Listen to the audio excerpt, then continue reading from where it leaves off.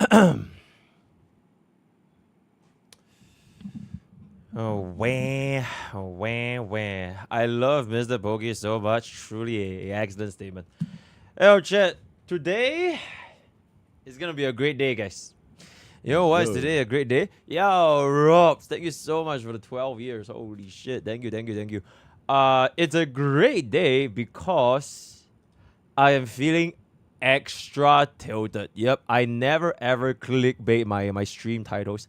I am in fact feeling extra tilted. Why? Why am I feeling extra? Okay, chat. Does anyone want to make a guess? Why am I feeling extra tilted? Please make a guess, guys. Please make a guess. Please make a guess. You're gone, buddy. Probably leak. Cause I'm here. Leak. War. Gotta be war. I drank. I have a feeling it's leak. Am I gonna what? Is it just me or do I hear something? Oh, is the ad? Okay, yep. Yeah, chat. Unfortunately, first of all, everyone who said leak, every one of you guys who said leak, you're absolutely fucking right, guys. I've never seen such a fucking degenerate dog shit team in my entire life. Like, these two games, holy shit, bro. Like, legit, holy shit. I could have done nothing. I'm literally filling for support role. Twice I got support back to back. And I was like literally carrying my entire team while being my all role, by the way. And we still lost. Which is crazy. Which is, and then this one, I'm gonna keep it about. I was running it down, right? To be completely fair, because I was so goddamn tilted by these two games, I was completely running it down. And I told myself, if I can't log in for one more game, I'm not gonna stream today. Thank God I actually logged in and managed to get a 10-5, which explains why I'm tilted. If not for this win right here, MVP double kill unstoppable. If not for this win right here, holy shit, man. Holy shit. I don't know, man. I don't know what I would have done, right? I don't know what I've done, but I'm glad that it didn't happen, right? Because I'm bro, these two games, I swear, people play like degenerate brain dead. Okay, I'm not gonna go too hard, brother. Yeah, so that's basically why I am tilted today. But that aside, chat, that aside, take it out on Mimi. You know what? You absolutely got them right. Woo! Okay, but take it out. That aside, right? Take it out, right? Today we're gonna be going through three different things, right? Three different things, right? Three different. A fresh supply of D just dropped. We're gonna going through three different things. First things first. I'm gonna fix Memory of Chaos. We are gonna be cooking up this video called Memory of Chaos needs a rework. Absolute cinema. And I'm really starting to beat the allegations of like me just not criticizing Honky Starbucks. We just cooked them the ever living shit out of Sunday. Right, the Sunday situation is crazy. We're gonna cook them again, this time with Memory of Chaos needs a rework. I have done the thinking. I've cooked up what the sentiments are, as well as looking through at what the community felt. Which is actually I really started cooking this idea. I think like almost 1 week back, where I asked. Okay, not really 1 week, but 6 days back. Basically on Monday or Tuesday, if I'm not mistaken. Let me try to find the poll real quick. It's something before Globalpassive. Oh man, I really post way too much on Twitter. There was this post somewhere here.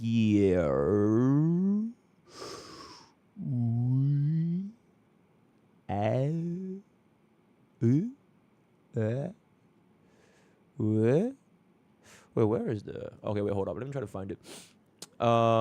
This casterisk.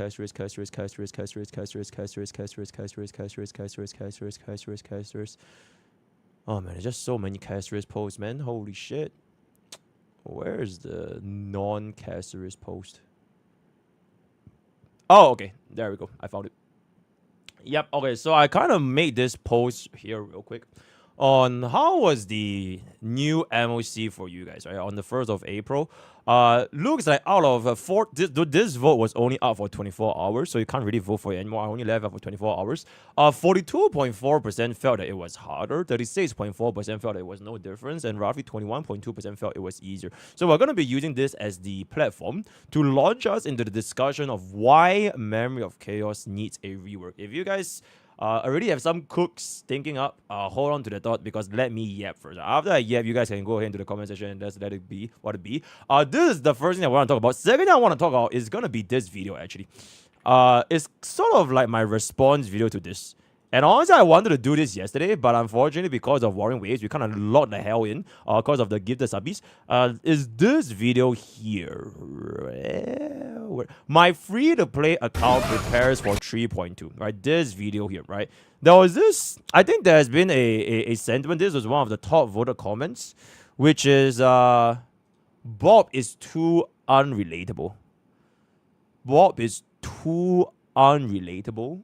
He's too lucky. Sniping a E1 3B in 20 pools and an E0 mining in 10 pools. And it completely ruins the experience for the viewers that want to watch Bob for being Bob. Yo, thank you so much for the gift, right? So we are going to be talking about I forgot what it was. It was something along the lines of, am I playing my free-to-play account wrong? Question mark. Or it was like, did I break my free-to-play account? Something like that. So we're just gonna go through that as well. And then after these two, we're gonna be playing 10 games of League until Diamond. No, I'm just kidding. After these two, I do want to showcase you guys, as you guys see from the title, my favorite version 2 DPS, chat. My favorite version 2 DPS, which is gonna be this thingy right here. Every single time after I end stream, I'm always overworking, chat. I'm always overworking. And I was cooking this up during my demon hours. I think like 5 a.m. or some shit. Oh yeah, okay. Oh my god. Yeah, we have this right here. Right, this right here. My favorite version 2 DPS. Ying Li, ladies and gentlemen. Ying Li. And today we are gonna be going through a Ying Li showcase. We are going to be going through to a Ying Li showcase. You know how we did a Quadra Zero cycle on Caceres? We're going to be doing a Quadra Zero cycle on Ying Li. And I think this is probably one of the best MOCs to show Ying Li a little bit more appreciation, especially since she is one of the 2 banners which I skipped on launch because I was locked into Warring Waves and Center Zone 0. Right? So it's time for a little bit more of a Ying Li appreciation. And maybe after this video, we can sort of use this as also like a platform to launch into whether or not it's okay that a DPS in Honkai Starbucks is or is not tier 0. And I think it's going to be quite interesting to see what the community thinks. So these are the 3 topics that I want to go through. And then tomorrow is going to be a current review. And other than that, if we have enough League Oilers, guys. If we have some League Oilers today, bro, I'm locked in. Bro, I'm so locked in. I am hitting Masters, guys. I want to get that 100 gifted subs from Long Domi. So I'm going to be hitting Masters, right? By hook or by crook. So help me God, this is going to be Master, right? Absolutely. So chat, how was your day? How was your Saturday, guys? Today is going to be a Saturday right here in sunny. Oh, right. It was raining when I was running home. So I was like completely goddamn drenched. War. Oh, yeah. I think Tedon is completely fine, right? Yeah, I was like chilling in stream yesterday. It was like a very chill stream. I don't think there was even anything, man. Right, he loves his son, right? Holy dad, right? He loves love, peace, and happiness. Love, peace, and happiness. Caceres new. All right, we're gonna take a look at Caceres new trailer. Absolutely. Right, eating wonton for dinner. Sweaty. My day is ruined. Just another day waiting for Caceres. I'm not ready to. Oh right, chat. Actually, I want to go through this as well. Oh wait. Yo, wait. Bun. You bring up an excellent point. I think today is also a pretty good day to get this out of the way, right? Because I think we have like about 50 questions. The fuck? Yeah, we have like about 50 questions that kind of want to just go through this. This should be like roughly a 20-ish, 25. If you have any last minute questions you want to ask regarding Globalpassive, ask them now, chat. Ask them now. Once we get this video out, then we're just gonna be closing this, right? Because I want to get this before the actual cast is released. So if you are interested in popping by this thread, hop on over to our Discord at discord.gg/Pokes Village, right? We do this kind of mega threads every single time. Didn't do it for my day because I was back for Japan, but yeah, if you have any questions regarding Caceres, Globalpassive, what the heal do, speed tuning, Sunday or Mimi, 3B, what team con should you put for her, should you not put for her, how does she pair version 3 DPS, all that kind of stuff, yada. Just ask them over here and we'll just go through this today, right? I'll answer every single one of these today, and then that's gonna be that, right? Okay, so that's pretty much it. Can she touch me? Absolutely not. You will die, right? You will die, right? I am Globalpassive, right? Okay, chat, not gonna stall any longer. We're just gonna gun through down this daily village, right? Very good. The 1% man. Okay, excellent. This me? Insane. What do you...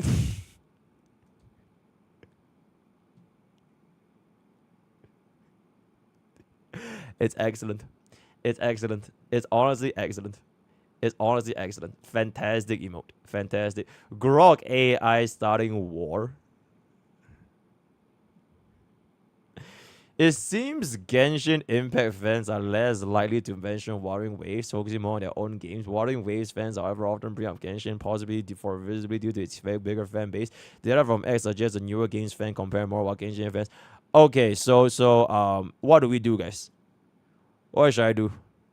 Here's 3 big booms. Boom, boom, boom. Perhaps consider getting a global passive, and then can reduce the drama. Absolutely. Yep. Very, very good. Very, very nice. Let me know when this happens to Honkai Starbucks. Then I will defend Honkai Starbucks. Absolutely. For the non-subbers, I made it white and it looks much better than the 1x1 Twitch emote size.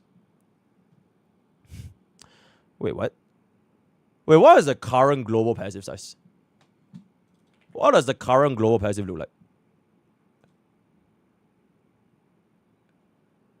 Oh, that is the Twitch emote. Oh, right, it's only for subbers. Oh, this is only for subbers. Then this is for the poor people, essentially. Yo, chat, should the poor people get this? Should the poor people get this? No. Pay to win? Pay to win? Hell no. Hell no. Alright, great. People deciding what to hate or debate about. Okay, chat, I'ma keep it like $1.250, right? This weakness implant thingy, if it doesn't have the res down, right, it's honestly nothing crazy. Like, so what if you have the weakness implant? You get what I'm saying? Like, unless you're running a Nexa for like fucking super break so that you have to break the enemy, if it doesn't have the res down, it doesn't really even amplify or damage that much. I still don't even know what the hell Nexa does because, you know, I don't look at leaks. So when the creator server comes out, we'll see how strong his damage amplification is. But from where it stands right now, if it's just gonna be like a boot hill or a firefly witness implant, it legit changes nothing. Especially if we're gonna be using him with D-Herda, which honestly at this point it doesn't really matter that much. At the end of the day, it's always gonna be damage in versus damage out. We need global passive on YouTube. Wait, Kazusa, you're okay. Wait, Kazusa, remind me in the stream shot. I'll add global passive for the YouTube vlogs. Absolutely. Mizuki therapy. Nobody cares. Absolute cinema. Let's see. We'll take a look at this afterwards. Right, absolutely. I still haven't watched it. Oh, the better version as well. Very, very good. Better version. So we get this here. How it feels like to run sustain with the standard banner units. Huh? I don't really get this information. If HSR Mail have butt jiggle physics, I'll post it on Twitter. Wow.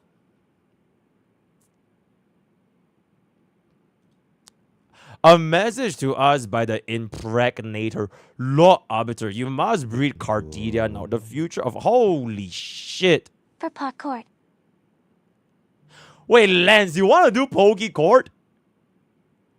Ah, damn. Okay. I will see you next week. I'll see you next Tuesday. Thank you so much, Lens, for the $25 tip. Yippee! Yeah, check exclamation code if you want me to get cooked by your account, right? Yeah, absolutely. For years, the product. Okay, yeah, absolutely. TLDR, yeah, absolutely. Blue Lock XHSR fan art. Whoa. Okay, looking. What anime is this? When dogs get more bitches than chat combined. That's crazy. Can you rate my outro begging? Hey. Wait, what's this? What's this? What's this? Wait, what's this?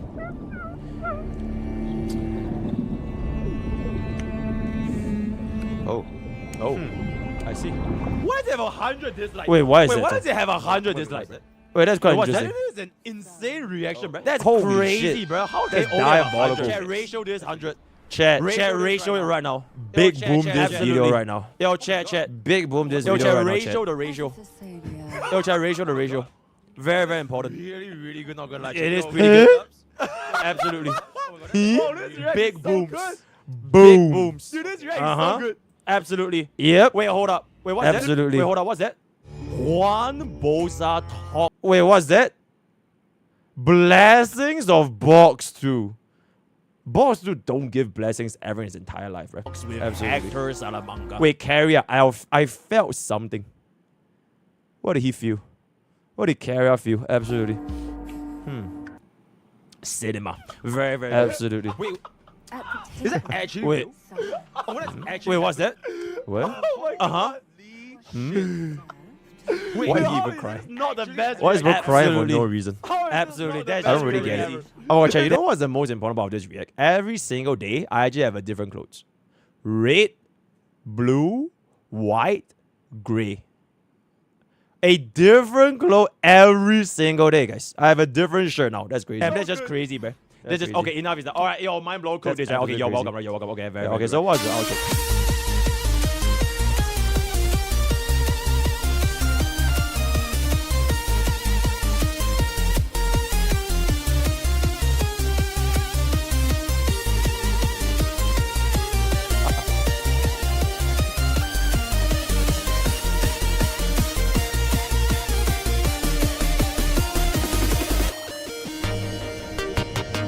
I was forced to be here. I was forced to be here by goodness. You have combed your last comb, my man. You have combed your last comb, my man. All right, yo, mind blower, cool this up, right? Yo, okay, that outro was pretty good. That outro was pretty good, right? Thank you. Peace, love, and trigger.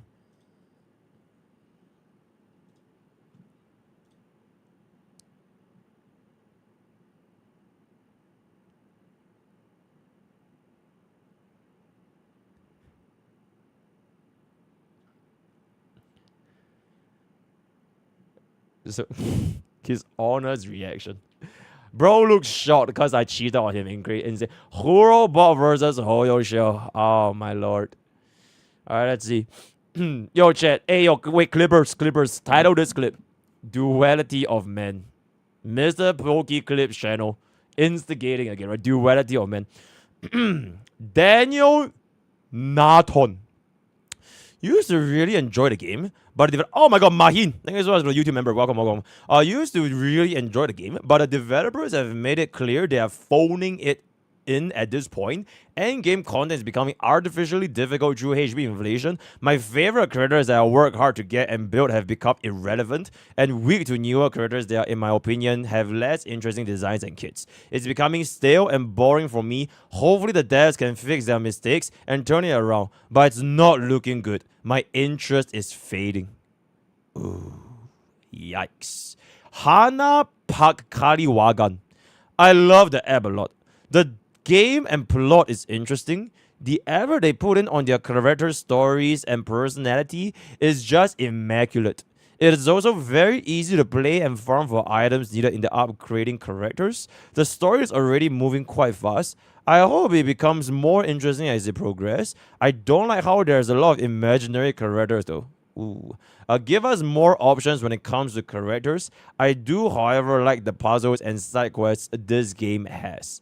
W. Hail that way, right? So let me know what you guys think in your thoughts below. Me personally, I think this game just needs more global passive, right? Yeah, that's pretty much it. Okay, that's gonna be it. Ship clip and ship it. Infernal riding crownless is crazy. Insanely hard and difficult event in Water Waves right now is better than the end game. This event changes everything. Hand. Oh. Prototype shows Port City of Guizhou. Yo, Rajukai, thank you so much for the price. It's not even. Is it good? It's actually fun. It's a very good event. It's pretty fun. Okay, if we have enough time after all of my HSR stuff, then we'll take a look, right? If we have enough time, absolutely. Okay, aside from that, I'll QQ all of it. Yeah, I really left my comment here, absolutely, right? Bro, I got power. She really do be looking like Fern. Okay, no spoiler for the thing. I'm gonna watch it later. Pause.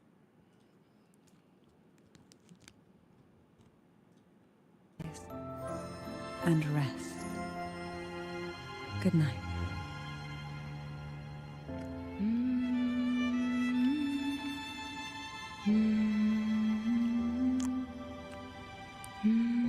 Oh no, the black screen. It better change the fucking bedroom right now. Oh my god, literally unplayable. Cancelled. What the hell did I say? Why would I want a weak woman? A weak wife. All I can She do needs is to get sit stronger, bruh.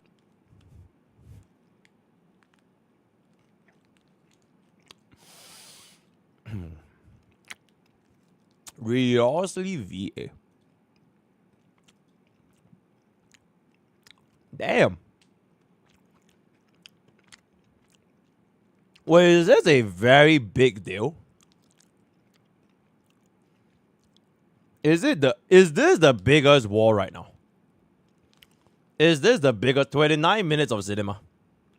Okay, we'll probably watch this for dinner, guys. We'll probably watch this for dinner. Right? I was watching like how Dave became the one-arm bending while I was eating my lunch just now. Yeah, we'll check it out. We'll check it out. We'll actually check it out. This is done. This is done. We watch this. We watch this. We watch this. We watch this. This is done. Grok あなた online. は彼女のために Oh my god. 待ってください. Official Zelda Zone 0 Starlight Night. Okay, clip channel, y'all can take this. Holy shit!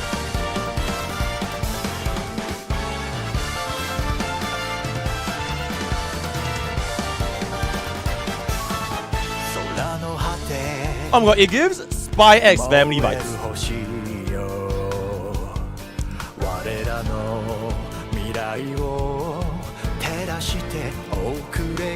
The music, the music.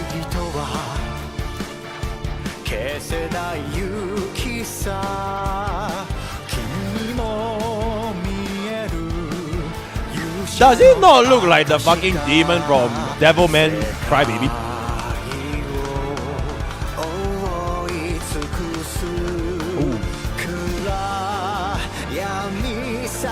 You know that the guy from Devilman Crybaby, no?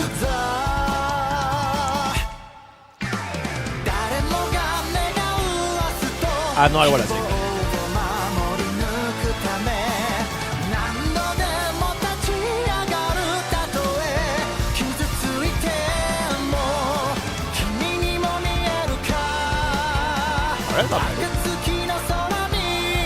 Oh shit, there is. My bad.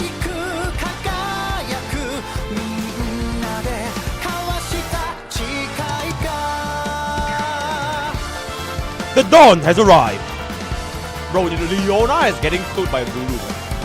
Lulu is like so good right now. It's crazy.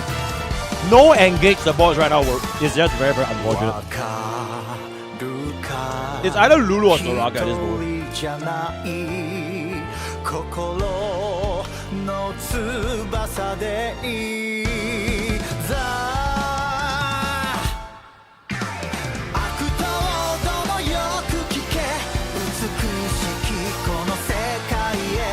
I've never seen a single Alistair for my past 20 games. Zero Alistair.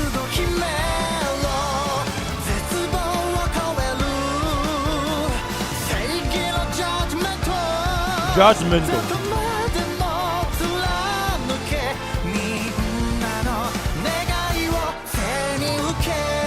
Did they just say the word? Okay, enough is enough. W song, W cinema, absolute W. Yippee! Very, very. This will make you sad.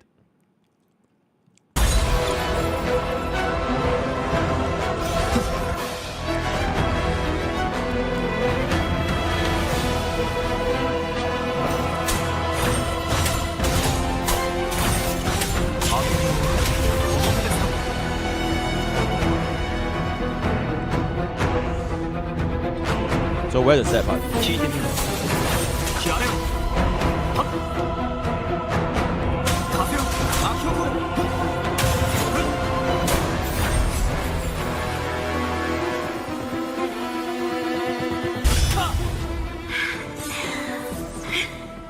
Oh.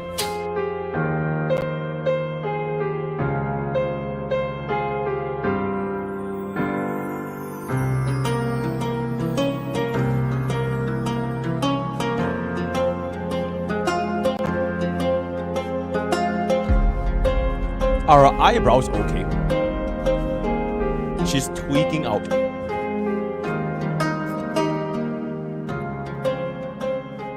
Very, very unfortunate. Very, very unfortunate. Alright, shit, clip it and ship it. Sad Peep. Oh no. This is when Peep gets power crap, guys. This is her look on the face if you skipped Peep. Anyone here skipped Peep? Who skipped Pete here? Just oh my god, mods, kill that guy. Who skipped Pete here? Me? Y'all skip? That's crazy. How the hell can y'all skip Pete? All in Pete, bruh. Is Pete not the best DPS ever? Is Pete not the best DPS ever? I boot. You were close to skipping Pete. Okay, you know what? That's true. I almost skip peep. Yeah, to be fair. Twitch share whatever Kandra makes some mysterious drink. Absolutely. Right? Our Rogator is based. Holy shit. Okay, the MCA music, but that's absolutely apple. Two sides. 3, 2, 1, fight! I'm gonna jump. Literally free elo. Wait, shit, I need this. I'm perma-freezing top. Look, he comes back top. Watch. He is pushed out. He sits in the bush. Wait, he's zoned. He's not even playing the game. He hasn't played the game for a minute straight. He's 11 CS. Watch. He sits in the bush. He dances for 2 minutes. He dances for 2 minutes in this bush, and he goes down 100 CS. And you know what? It's 100 to 10 CS, and I lose the game. And I lose. He I lost? lose, Nick. I lose. Oh my god. He dies again. I take a full turret. He just stands. Okay, I feel like this video truly just shows top is a inconsequential role, bruh. Like, you could literally be like 10-0 top and it doesn't even matter. Like, if your mid jungle and like bot lane, if they collapse, it's like you can do nothing. You literally can do nothing. It's just so unfortunate. Big W Rover, CTO game banana. Holy mod, that's crazy. He is back. We're done. It's over. Box has legit just said that he's a mindless shill and that global passes are good and he's going to pull anyways. So, Box is low-key owning it, as far as I'm concerned. Box just says, yep, you're right. I'm a mindless consumer. Oh, well. MrPokke, I have no idea what MrPokke has said and or done. I have no idea. Last time we had a conversation, he told me that he doesn't want me watching. Ain't no way the editor is using Pokey's village. That's crazy. His clips. He doesn't want me reacting to his clips. And I said, oh. I didn't say that, by the way. I didn't say that. I said he's free to do whatever he wants. You know, because it's his stream. It's his stream. Okay. I haven't watched his stream. I haven't seen any of his clips. We broke I have him muted on Twitter. Right? Because I like MrPokke.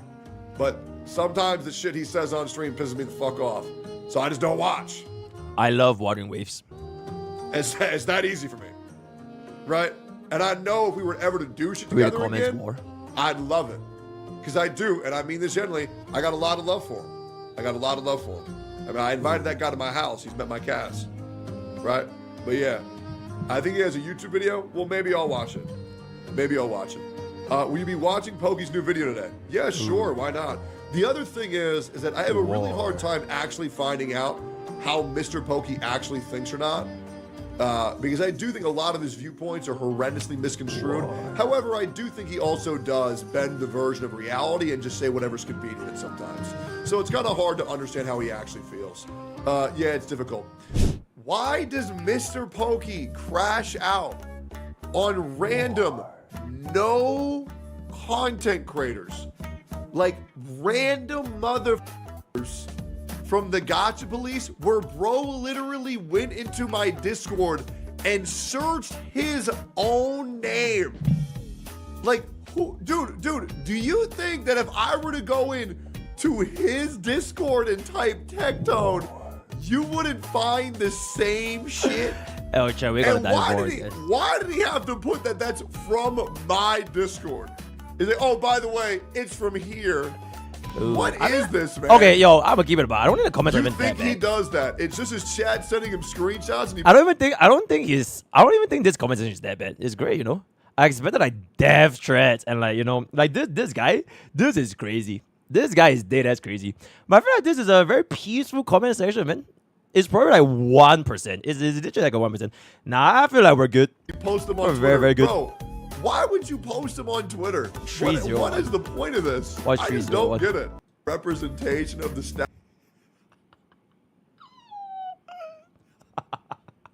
Wait, this guy did as things that I told you guys to mass report this guy. It's crazy, bro. Like, you know, just things I told you guys to mass report this guy. Nobody wants to join the guy. Is that a Thanos? I don't even know who you are, man. Like, holy Nobody shit. wants to join that. All right, come on. Leave it alone, man. Leave it alone. Not a Tectone fan?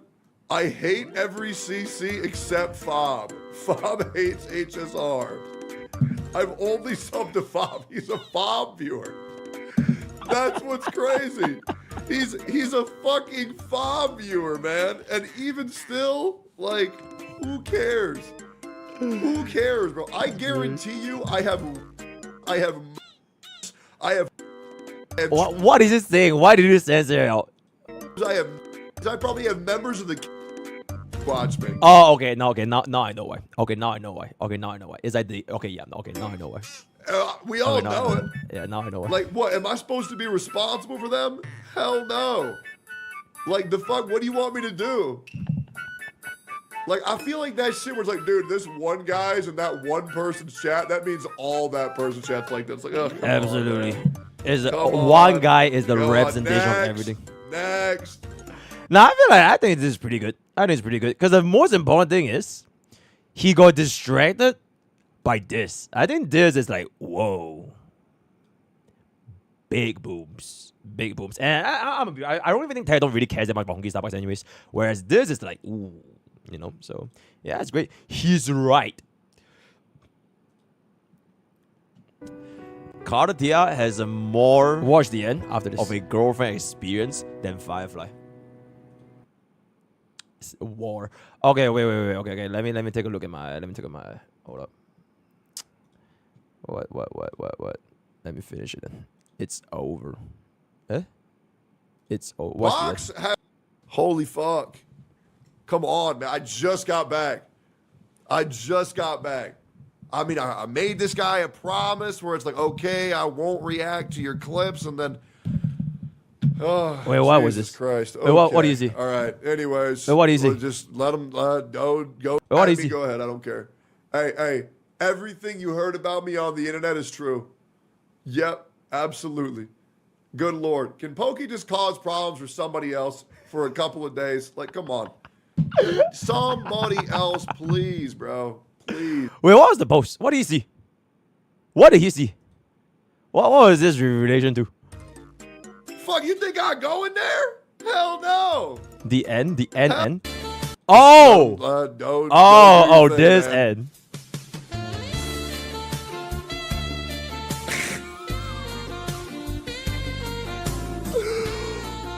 What the is that? That's crazy. Bro, AI is honestly crazy, bro. AI is legit crazy nowadays. It's kind of crazy. -1 wife. Ooh. A knight. Yes, perhaps I'll be a knight errant. She becomes our knight errant. But truthfully, so much of this world feels unfamiliar to me now. Will you be there to guide me? Will you be there to Should I guide need me? Yo, you gotta beg for it more, little bro. Beg for it more. I'll find my own What way the then. fuck? Wait, you missed the part when I was like, wait, come back. Bro, you need to go like another 5 more seconds after that. You need to go another 5 more seconds after that. Find my own What way the then. fuck? Come back. Yeah, you need to include this part. Okay, but that was pretty funny. Not gonna lie. Both, please. Damn, that's crazy. He's literally solo leveling. That's crazy. A very important video. Yippee! A big red. Giantess. Characteristics beyond global passive.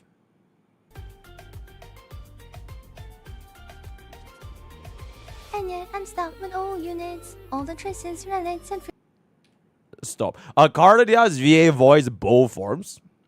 Damn, that's crazy. 11 SP seen it before. Most Gunner games seen it before. It's a sign from Huan Huan. Epic 7. Bro, I was literally just saying in like, I think yesterday or the day before. Yo, what if we play Epic 7? It's pretty much the turn-based gacha game with like PvP and like, you know, all in, pay to win, all that, right? Why if we gave Epic 7 a shot? You know what I'm saying? We just try. We just give it a try. Epic 7. Also, this guy is crazy. You put Sunday for characters, I put Sunday for king, and we are not the same. Epic 7. I'll put it in my list, guys. I'll put it in my list. Wait, they just updated it today. They just updated it. UI overhaul right after big update. It's a good time to start Epic 7. New season is coming. Okay, chat, how the hell would I ever compete with players that play? Because it's like a 10-year-old game, right? I'm never gonna catch up, bro. I need to like literally like buy like a $10,000 account to like play PvP. Ever. They also have a PvP and there's a big event. Okay, isn't Epic 7 you wouldn't? But it's possible. They give you a lot of free stuff. Okay, so if I were to log into the game, I can still play. Like, I can still experience PvP without getting cooked by the entire server. Is that how it works? Because there's like a ELO. I'm assuming there's like ELO and rankings, right? For like PvP. There's a thing called 15%. It's a speed diff thingy, right? You speed roll or some shit. Just don't be greedy and stupid. Account managers got this. I'm getting cooked. Chat, I've played Epic 7 before. Like super long ago. Like, I think like less than 1 day. And then, you know, it just kind of didn't click. Borrow Jenna Z's account. Alright, you know what? We'll give this a shot, guys. We'll give this a shot. We will actually give this a shot. 1 day. 1 day. Not lying, by the way. I will play Epic 7 1 day. That day is coming. W mod. Nah, I think she needs to keep the tights. I think the tights are way better instead of like shorts. Wife Gather emote. Nah, I'm chilling. Classic MrPokke. Kill Kafka. Episode. Who is mentally stronger? Okay, chat. With that, we kind of come to the end, right? Because the rest are from the daily videos that we skipped. All right, very, very good. Very, very nice. Okay, ask Pokey, and then we're gonna be doing straight plagiarism. No credit to the original author. Cite your sources. Okay, remind me. I will do this, chat. I will do this. I put Sunday E1 S0, Turda E1 S0, E0 S0 3. I don't have Eglia, but we're giving guidance. What the hell should I do? I don't have a chance to prove on my day, but I don't know. Should I have cool or casual future best stuff? So what are we doing in my place? Okay, don't need my day. Give Bubbin to D Herta. Pull for Castrius. Then you run E3B with Castrius as well as RMC. For not Aglia, sorry. Then for your for your DRR team, just run your Bubbin E1, and then eventually if you want to get a Nexa, see if you can get a Nexa. Otherwise, you're kind of chilling. Sunday E1 S0. I don't know. Maybe Finon becomes good, right? Maybe Finon becomes good, right? It's not that bad of a, because it's not like this is gonna be the last most right DPS anyway. So maybe it's not the end of the world, right? I have an E2 aggro with no Jiao Chu. I'm pulling for cash race, 1 copy of cash race skill, but I don't know who to pull. The Jiao Chu or easy. Okay, chat. When in doubt. If you are an Acheron player, right? Clip this, by the way. Clip it for YouTube shorts. If you are an Acheron player and you're wondering to yourself, should I pull E2 Acheron or Jiao Chu? Should I pull Signature Light or Jiao Chu? Should I pull E6 Acheron or Jiao Chu? Should I skip Jiao Chu for Cypher? Should I skip? No. The answer is always Jiao Chu. Whatever your question is, if you are an Acheron player and you do not have Jiao Chu, the answer is Jiao Chu. He is the Lord Jesus Savior Gacha God Hand for all Acheron teams, right? So pull Jiao Chu today. Done. Yeah. Alright. Solution for Globalpassive. Alright, if you hate men, then just don't pull it, right? Absolutely. Solution for Globalpassive, make it only 1 active at a time. Yep, that's great. But I love money. So I want to get them all. Absolutely. What is the requirement for a creditor to be marked as your favorite on main account? Her name is called Face Xiao. That's pretty much it. I haven't played through Simulated blah blah blah. How many? Like 1 billion. I made a 16-page Google document about the in-depth problems. Yeah, I ain't reading all that. Why is it always ask Pokey but never answer Pokey? That's a great question, mind blower. What would the DPS increase beside between S1 and S5 characters? Probably every single S1 and S5 is always like per dupe is like less than 5%. Per dupe. Yeah, less than 5%. What would you choose? Keep casters, Globalpassive, or change the passive to cause greater damage for casters?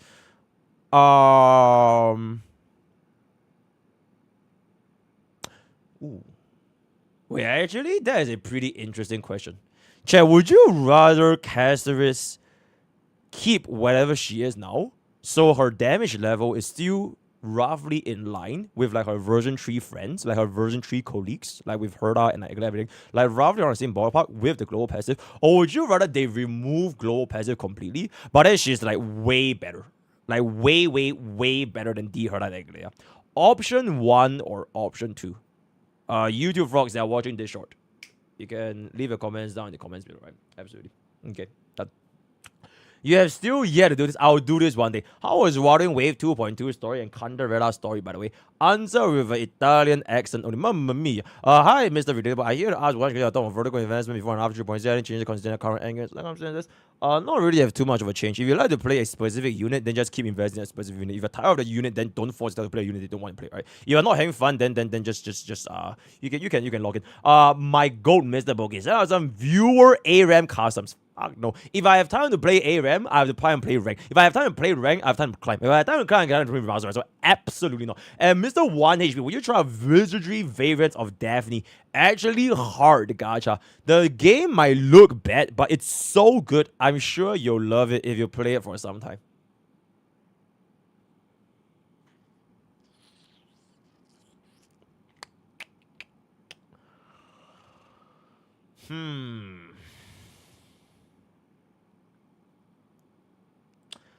I will consider it.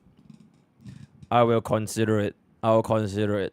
I will consider it. Yep, I'll consider it. Meta-wise, should I pull casuals or try to get Aglia rerun? No way. Meta-wise, you have every single harmony, right?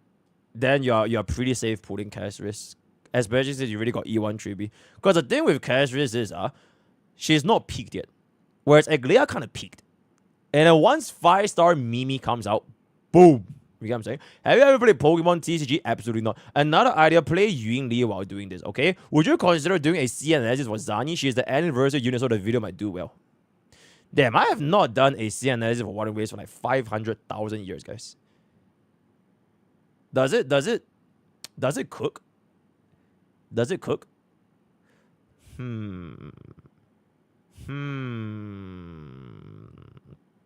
I'll put a pin on it. When is Zani coming out again? 25 days. That's 1 month, right? Okay, we have enough time. We can take a look at what's up. If we have enough time, how much do you pay Zed for his medical advice on your constipation? $0. Okay, chat. You know, like before I started stream, right? I told my YouTube vlogs, y'all weren't there. I told my Twitch chat, like, cause Twitch chat we have offline stream. So every single time before I start stream, I will tell my Twitch vlogs like when I'm going live. So like before I went live today, I was like, oh my god, chat, I'm having this nuclear constipation. I've been on like, the toilet bowl for the past 15 minutes. And then I think Zedjon saw my message in the offline chat, and then he pinged me in the VIP lounge, and I was like, yo, Pokke, you know I'm a general like GP, right? Which is like a doctor for like this kind of stuff. Then I told him like, nah, I'm good. I just logged in. Like I genuinely, all I did to fix the constipation was I logged in and I squeezed like super hard, and the thing just came out, right? So honestly, just brute force that shit, right? Absolutely. How much you mentioned? Are you planning on taking on? Yes, absolutely one by the Messiah Pokke 5 of 4, right? So if that will come to the end of Daily Village, very big W. Ooh, what is this? Absolutely a W. What is this video? What is this video? Oh my god, wait, this video is up. Oh shit. This video is up.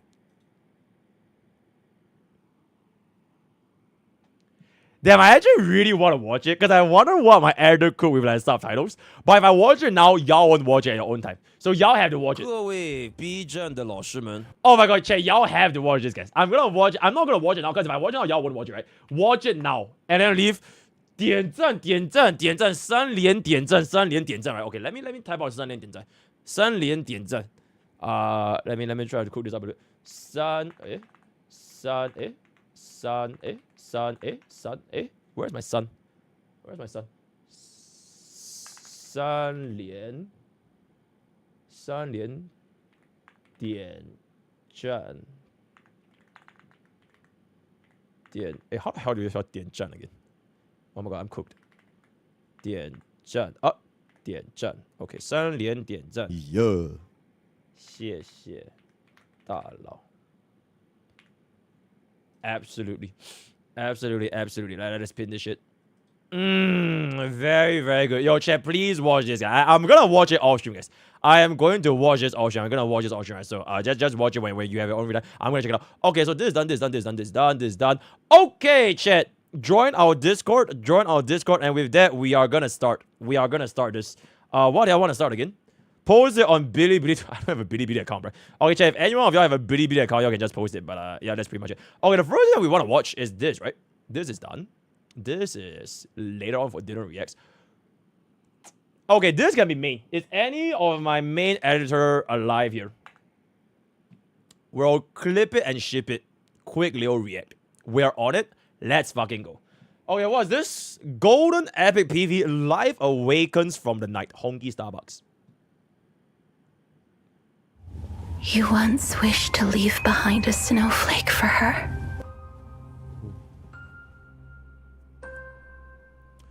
I beg of you, please. Oh my But god. your hands that's didn't so know fast. how to draw the shape of life.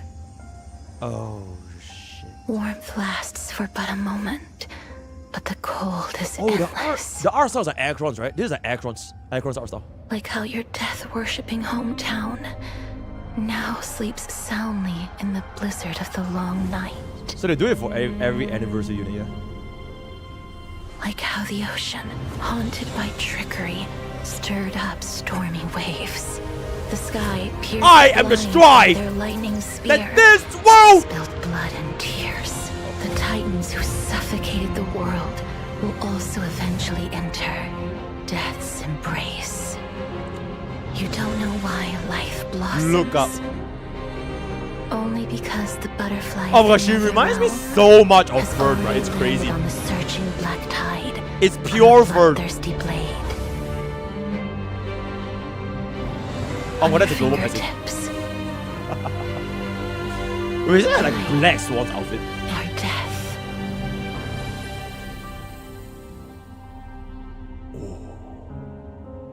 So, in the land of death, I dare not look at the garden of life.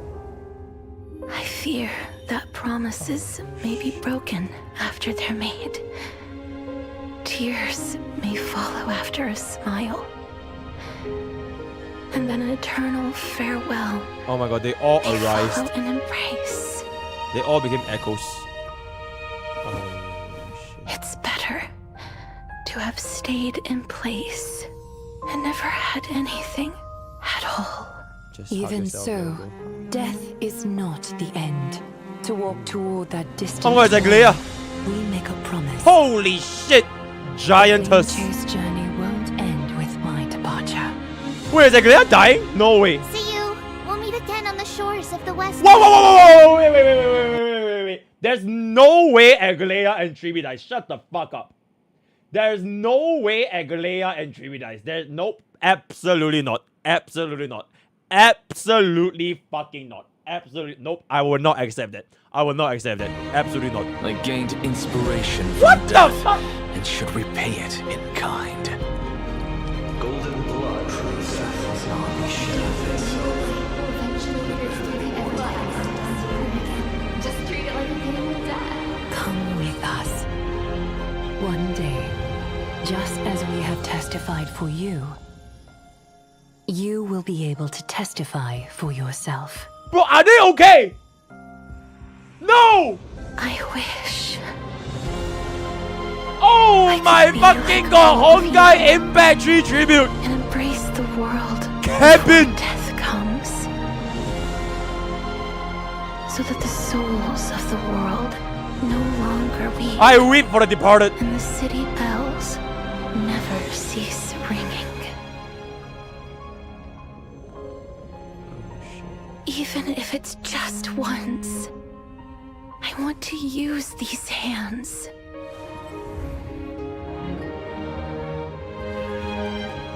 Oh my god, it's canon! Give a wilted flower Holy shit, it's new canon! life. We officially anti-R Firefly. Yo, mods, this is going to be the thumbnail. This is going to... We officially anti-R the ever-living fuck out of Firefly. Right? Nobody knows who she is anymore. She can stay rotten in Pentagon for all we care. You know, she's done. Alright? It's over, buddy. Right? Our literal abobas, our literal heart is getting touched by another woman. Another woman is quite literally touching our hearts. When's the last time Firefly touched our hearts? Oh wait, the only thing she touches is our goddamn wallet, right? So it is what it is. Even if the snow eventually melts, I hope you will leave behind a snowflake for me. Holy shit. Absolute cinema. Absolute cinema. Okay, wait, so wait. Before we watch the better version, there's a JP version, right?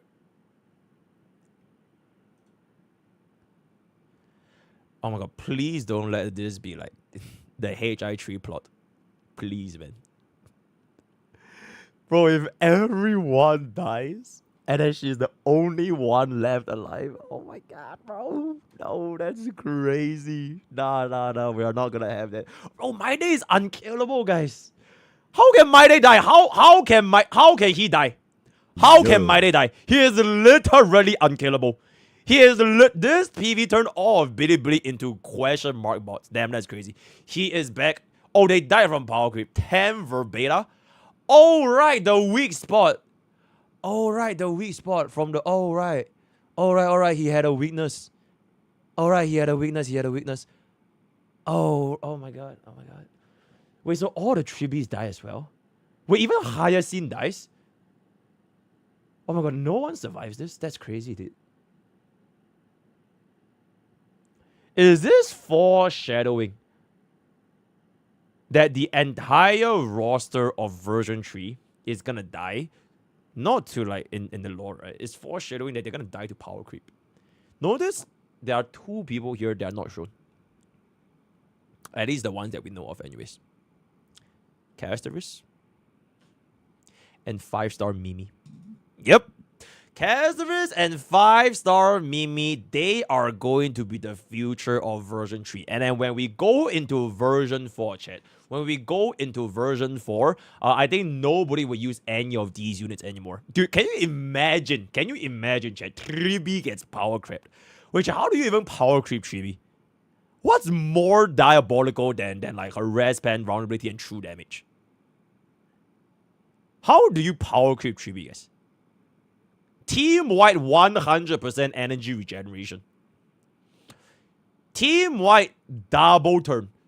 So instead of Bubbin giving a 100% action value advance, you give the entire team a 100% action value advance and a bonus turn after the action value advance. And then Bubbin can just die in the ditch.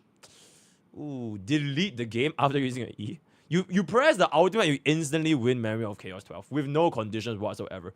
5-star Mimi is gonna come out at the end of 3.x. How is she gonna be meta for 3.x? Yeah, as in like, not say the meta for 3.x, as in like, which of the 3.x rosters can still remain relevant as we go into version 4? Because the later the unit comes out, the longer they're going to be remaining relevant, right? So this is, I don't know if this is a short foreshadowing. So nobody here is relevant. So DOT died before they could fly off. Nobody here, I don't think. Oh, right, there's a violent girl, guys. Wait, there's a violent girl that they did. Wait. Is DOT gonna be the meta for version 4? Because the violent girl is not here. Check. Okay, stop saying leakers. We literally saw the violent girl, guys. We literally saw the violent girl in like the DU where her whole gimmick is bleed DOT. Right? So DOT might be the new direction back into the past, and DOT becomes the main meta for version 4. Yeah. Oh my god, wait, that's how they power creep 3B. Wait, that's how they power. They introduce the Genshin Impact collab. They bring in Cassandre, and everybody's Cassandre gets a free E2. And then they make DOT crit. And then DOT will be the next meta for version 4. Oh my god, guys. I feel like I'm cooking hella hard. And nobody Hyper Carry is dead, follow-up is dead, Duo Deep, none of those matter anymore, right? So that's gonna be my cook. Alright? Okay, the better version, let's go. あなたは彼女のために石化を残そうとしました。Onegai, I beg of you. I don't beg of you, Onegai. ですがその両手は命の描き方を知らなかったのです。ぬくもりはつかの間で、冷たさはいつまでも続く。死をあがめる都市が今や最悪の長夜で風雪の中に眠っているように、海洋が技術の策略で荒波を起こすように。Chat, does anyone have the JP version of Nikado Avocado? Where he said, I am the stripe that this road needs! Does anyone have that? Because I think EN really slayed, guys. EN absolutely slayed Nikado Avocado. Does anyone have the JP voice of this guy? EN is better? Okay, then that's great. EN is actually the best. That's great. 血の涙を流すように。しかし、天地を揺るがすタイタンですら、やがては死へと向かいます。あなたはなぜ命が花開くのかを知りませんでした。それは Mods, can we get a fern emote? Because we have Freyren, right? We need a fern aboba emote. You know the angle where Freyren looks into the sky and all she says are like Fern's tits? Yeah, can we get that absolutely? Oh wait, we have it? Damn! Fern pathetic. That's the one. Can we just rename that to Fern? Yo, Mods, rename to Fern. Thank you, thank you. Globalpassive. あなたの指先に止まっていたから私が死です。死です。I am deaf. だから私は死の影から命の花園を眺める勇気がありません。怖いのです。約束は破られ、笑みが涙に変わり、抱擁が永遠の別れとなるのか。Arise. ならいっそ何も持たない方がいい。死は終わりではありません。明日へ向かうために約束しましょう。日追いは私の退場で終わることはないと。Actually, you know what? Wait. Yo, Mods, I take it back. Yo, editor, don't use the NTR scene as the title. Use this as the thumbnail. Yeah, use this as the thumbnail. This scene, and then title this video. Everyone is gone? Question mark. Everyone is gone? Question mark. Yeah, just use it. To the west, man. 力得た着想に報いましょう。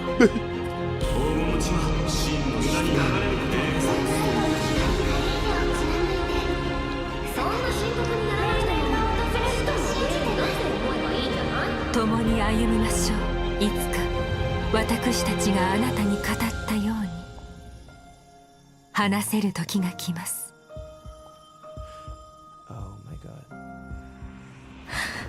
私も Oh my god. 皆さんのように死が訪れる前に世界と The 抱擁 fall し of たい。 Amphorius. 魂たちの洞窟を沈め、都市国家の鐘が Oh 鳴り my 止まない god, 日を man. I 守りたい。 can't, man. The fall of Amphorius. 一度でいい。 Oh my god. 私はこの両手で Oh, that's a literal heart. I really just saw it. 散りゆく花に Ooh! 神聖をもたらしてみたい。 Holy shit! Okay, you know what? I take it back, Mods. Okay, I'm so sorry. Okay, use this thumbnail as a thumbnail test. But the title can still be Everyone is Gone. So thumbnail test this one frame and then thumbnail test the other frame. Gunnar title versus the... Gunnar thumbnail versus the non-Gunnar thumbnail. Right, okay. Yeah. 雪が雪に溶けようとも God damn, bro. 私のためにひとひらの石化を残してほしい。 Damn, absolute cinema. Alright, so that is going to be the Golden Epic PV. Life Awakens from the Night. Our word of the day is going to be...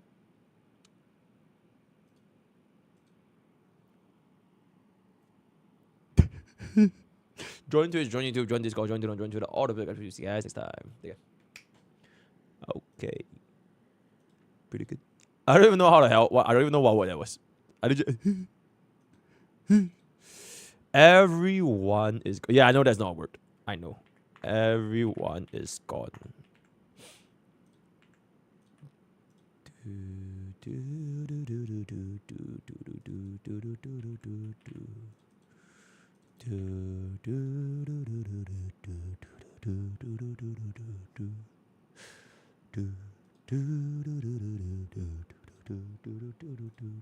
Okay, this is done. This we are gonna watch it in a little bit. This is done. This is done. This is okay. We'll save this for a little bit. This is done. This is we're gonna cook these up in a while. Okay, then this is going to power create video, Ying Li video, free to play video. Then this is for the dinner. Okay, so that's gonna be the schedule to the right. Okay, chat. Let me boot up the actual game first. They're all gonna be revived by the Globalpassive. Okay, chat. Imagine this, chat. Imagine this. Wait, chat. Hear me out, chat. Hear me out. What if they make the story have 2 different endings. Hear me out. They make the story have 2 different endings. One ending for the players that did pull for Cassius. If you did pull for Cassius, everyone lives and Forrest is safe. Happy ending. If you did not pull for Cassius, everyone dies. You killed Forrest. It warmed from aliens once. Ooh, that would be really, really good. Global ending. Bro, I feel like I'm cooking, guys. I feel like I'm cooking. Alright? Hey, better pay up for the good ending, Lil Pup. Right? Better pay up for the good ending. Right? Yeah, if you're not gonna it's a joke, by the way. Alright, in case you guys can't tell, that was absolutely that was absolutely a joke, right? That was absolutely, where the hell is my game? Alright. Let me jump into, where is the, okay, wait, let me mute this volume. We're gonna start off with the MOC discussion video first, because I think that's very, very nice. We're gonna start with the MOC discussion video first. MOC, Memory of Chaos, needs a rework. Let me take a piss, I'll be right back, and then we'll log in, right? I'll stare at Bubbin.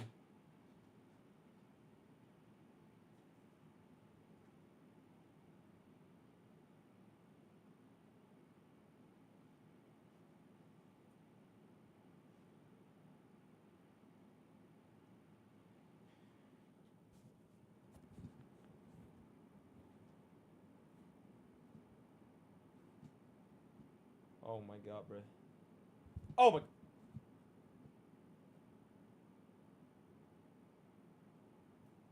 stay there. Stay there.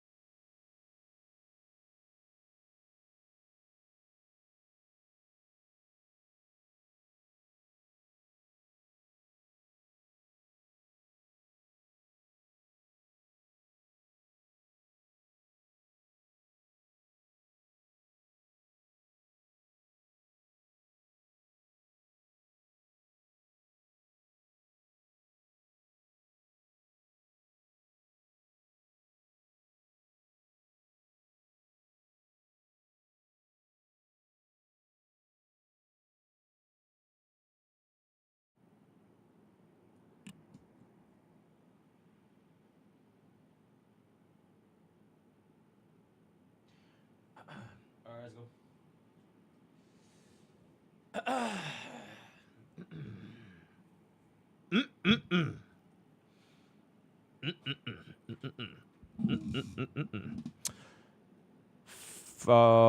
I'm gonna start recording in 5, 4, 3, 2. Okay, editor, for this video, don't really need to. Nah, there really isn't too much to edit. You can just crop out my face and chat's face, and then just insert random B-rolls if it gets like too monotonous, because this should be the background. But I'm gonna be jumping around in the actual A roll of the footage. Also, I'm gonna be like bouncing in the screens here and there, so it's not that static. But if it gets too static, then just insert random B-rolls for the combat, right? Okay, absolutely. Right. Alright, so chat, today the topic of discussion in this video is going to be, as you guys have seen from the title, Memory of Chaos needs a rework. I feel like I'm starting to go into my constructive criticism arc of Honkai Starbucks ever since Globalpassive, and also, you know, considering that we just had a pretty interesting discussion topic about the Sunday situation, I think this is also pretty, in the words of Tectone, apropos, right? It's pretty apropos to start this, if I can say so myself. So the reason why I wanted to bring up this discussion is because the 1st of April, I started this poll on my Twitter. If you guys follow my Twitter, just follow my hand over here. How was the new Memory of Chaos for you? All right, so we have a 21.2% easier, 36.4% no difference, as well as a 42.4% it got harder, right? So you can see that the percentage that felt that it got harder is quite literally the double, right? Double of people that felt that it was easier. I'm going to give you 5 seconds to type down how it felt for you as a player right now.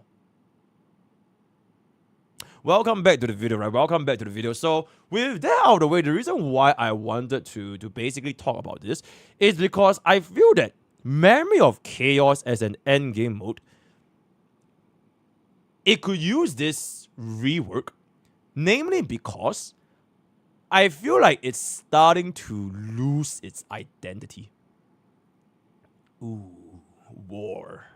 Instigate. I feel like Memory of Chaos is starting to lose its identity. And the reason why I say this is because for our current endgame content in Honkai Starbucks, there are 3, right? We have MOC, we have Pure Fiction, and we have Epoch Shadows. So to first examine what exactly is the problem that I want to bring up, especially because of this Memory of Chaos, is because there are 2 main things. First thing, ding, ding, ding. Yo, argue. Thank you so much for 2 months. Poke Kuru. Thank you. First things first, memory turbulence. I think memory turbulence as a concept, it worked very, very well, especially at like sort of the first couple of versions in Honkai Starbucks early days. I'm not sure if you guys still remember, like even in version 1.0 of the game itself, we already had specific buffs that shields the specific rate up unit, right? So for the OGs, for the unks that are still playing Honkai Starbucks to this day, you remember that the 1.0 buff was gonna be if your unit was a hunt or erudition, they get a free turn at the start of every wave, which allows Silla and Jingyuan to perform exceptionally well, right? And this has sort of been going on for like, I would say the entire 2 years, where this specific buff is always tailored to make the new rate up unit perform a lot better than how they were gonna be performing without this buff. But the issue starts to arise, especially with, I would say, the last one. I think Nikado Avocado is going to be a pretty big check for the last one as well as this one, because I think that it's not just the turbulence buff anymore. It's more so to the point where the buffs themselves, they offer a much, much greater degree of success in tandem with the enemies, in tandem with the boss units. This is what I feel is the reason why this is going to be a lot prevalent, and which is why I also think that 42% of people thought that it was a little bit, or maybe not a little bit, but basically think that it was harder, right? Because back then, whether or not you were able to fully utilize the Memory of Chaos buff, okay, we're gonna exclude like 1.0 and 1.1 because those were like the super early days where you guys probably still haven't built up your teams yet, especially for free pure light spender. Only the big boys, they just went all in level 80 and actually cleared the first few versions of Memory. But after like 1.0, 1.1, where they start to introduce more units and you players had a lot more time to build up their teams, I think the clear rate it starts to get not so much tied to whether or not you can make full use of the buffs, because the enemies themselves, they don't really have such a dedicated mechanic shielding. What I mean by mechanic shielding is essentially, for example, let's just go into this thingy right here over here. The first instance of, I would say, is a very, very strong mechanic shielding is going to be Nikado Avocado, right? The Giver, Master of Legions, Lance of Fury. This mechanic, it was really just a matter of, do you have enough either joint attacks or follow-up attacks or ways to deal with the spears? Because if you could not deal with them, you were gonna be at a substantially much harder time clearing this. Even if you had the Memory of Chaos buff, right, or if you didn't have the Memory of Chaos buff, the mechanic of the boss itself, it required a lot more narrowed down, not as a team, but like the specific unit right? The specific rate up unit. So for example, when this was launched, it was with Aglaia, but I'm sure you guys have also seen a lot of other clearance units. For example, like you can use Akron, you can use D-Herda, you can use like, it is still quite clearable, but the thing is, if you were able to combine both at the same time, it was a matter of huge difference whether you could not even say 0 cycle, but like whether you could 3-star or you could not 3-star. And sometimes this mechanic, it is also tied to your speed. So if your units were not fast enough, right, you didn't have enough turns, or if your supports didn't deal damage themselves. So for example, if you for whatever reason you're not using Gallagher, you're using like a support or a sustain that literally just don't hit the enemy, you're gonna have a much harder time breaking wall armor or breaking the spears. And the problem with this is, this guy's the spears, right? I believe the percentage was 14.5%, if I'm not mistaken. Or was it, I can't remember, but it was like more than 10% of his max HP. And for every time you break wall armor, it's 10% of his max HP. And then after the wall armor broke, every time you dealt damage, it was 1% of his max HP. So like, this enemy as a design, if you can make use of both the Memory of Chaos buff, which back then it was energy regeneration, right, as well as the Mimo Sprite thingy, you had a much easier time breaking the wall armor, right? The effective HP of Nikado Avocado, it was actually very, very low, because as long as you clear all the spears, you break all the wall armor, and you can like, do additional damage when the wall armor is broken, he's actually not that hard, right? Especially when you compare to the first wave, which is True Swarm, which I would say that it is a lot more restrictive since it's gonna be an old unit that just got like HP inflated up to like a billion, right? Fast forward to this day, in this current of Memory of Chaos 12, which is going to be the Flame Reaver as well as Kafka. I think this is kind of reminiscent of like the last MOC as well, where your Flame Reaver is somewhat like Nikado Avocado, where if you can play to his mechanics, you're gonna have a much easier time. So for example, if you didn't play to his mechanics, he has a 40% damage reduction. If you couldn't kill the clones, he not only doesn't receive damage from the clones when they die, he also dealt a substantially higher damage to your entire team, which is often at times the matter of whether or not you could clear or could not even clear, or like your team dies or like they explode, right? And then Kafka is sort of reminiscent of, in my opinion, the previous MOC 12 True Swarm, or like the True Sting, which is she's like an old unit, but it is raised really. Thank you 8 months for the prime. Yep, thank you 8 months for the prime, right? Where it is somewhat like you can still use your old units to clear, but you'll notice that the difficulty is gonna be a lot more substantial. Not really because of Kafka herself this time, right? For maybe the last MOC 12, the True Swarm, it was a pretty beefy ass guy. It was cause of these, but the bitch ass bitches. 160 toughness bar, by the way. 160 toughness bar. Bitch is beefier than Kafka herself. So if you could not dispel the mark, right? The oral Nyx mark, it dealt like a kabillion damage. Straight up.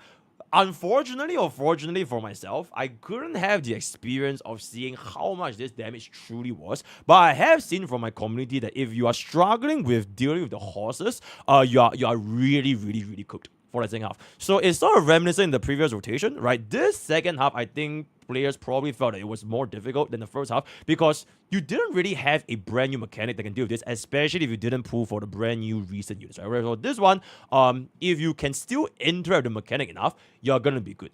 Which sort of brings us to the point right now, and why I say specifically Memory of Chaos 12 needs a rework, right?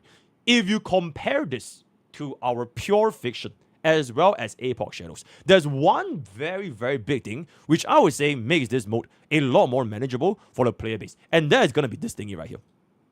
You had the option of choosing 3 different buffs which can benefit 3 different distinct archetypes, right? On top of the global buff that this has, this ability right here, right? This selection, this choice right here, it allowed the player base to have a much, much easier time to deal with the end game, specifically tailored to whatever team they are running. Right, so maybe if you're somebody that if you didn't use your skill, right, if you didn't pull a full up, right, maybe you're somebody that wanted to, let's just say you're playing Super Break, right, this buff is gonna help Super Break players, right, maybe if you didn't play Super Break, you can run My Day, right, if you're running My Day, then this is gonna be able to help My Day, right, sometimes even the buff itself, it also shields the rate up unit. For example, Sanity is meant to shield My Day, but these 2 other buffs also help you with your other units back in the past, where it's not a very black and white matter of, okay, if you didn't have this, you're cooked, and you have this, you're not cooked, right? So I really, really like this idea, and this is not just for pure fiction, right? Even in Epoch Shadows, right? Even in Epoch Shadows, if you take a look over here in Epoch Shadows, bada boom, bada bing, bada bang, you also had the option of choosing 3 different buffs. So I do feel like at this point of time of the game, if Memory of Chaos 12, or not even just Memory of Chaos in general, if they had the option of doing this, right? So you still have the normal 2-team content, but at least give this added edge where different players that not necessarily procured the rate up or the recent units, they can still have a way to make the other units not really the best in slot, but at least keep up and not have that much of a difficulty spike compared to the other team comps that are going to be compared to the rate up, right? So that is going to be my very, very first suggestion on the rework that is going to be in MOC. I feel like the bottom line, it doesn't really affect that much for the players that can already clear, no problem whatsoever, right? If you can already clear the Memory of Chaos Trial without this, you are not really target audience. The target audience is more like the viewers that literally they cannot clear, guys. I'm not sure if you guys have seen the past 2 videos. Our Jingliu, by the way, Jingliu with, I believe it was a Sunday plus a Sustainless Ramen and Pella, we were getting cooked. It was like 7 cycle on all 3 of a sustain. And at the Sustainless run, I feel like the Sustainless run is definitely doable, but it definitely needs a lot more effort to time your mimis and all that kind of stuff, right? So, that is going to be the target audience. And I feel like it helps the player base that are struggling in the end game a lot more, while not really affecting the bottom line of players that are already aiming to pull for the sake of pulling, right? Like if you're already pulling for meta, you're pulling for 0 cycling, right? You want to clear the best possible units, the best possible team, then whether or not this thing exists, it doesn't matter because they're going to pull anyways. And then for players that are not able to do these things, right? They can't pull because of whatever they're saving for final, they're saving for fake or whatever. At least they also have like this quality of life that can help their experiences in the end game a lot more manageable, right? So that is going to be my first proposed buff to the Memory of Chaos 12 that we're going to be experiencing right here, right? Another thing that I want to talk about, which is going to be, actually, since we're running A-Box Shadows, I kind of want to take a look over here, right? Notice how the reward system is manufactured over here.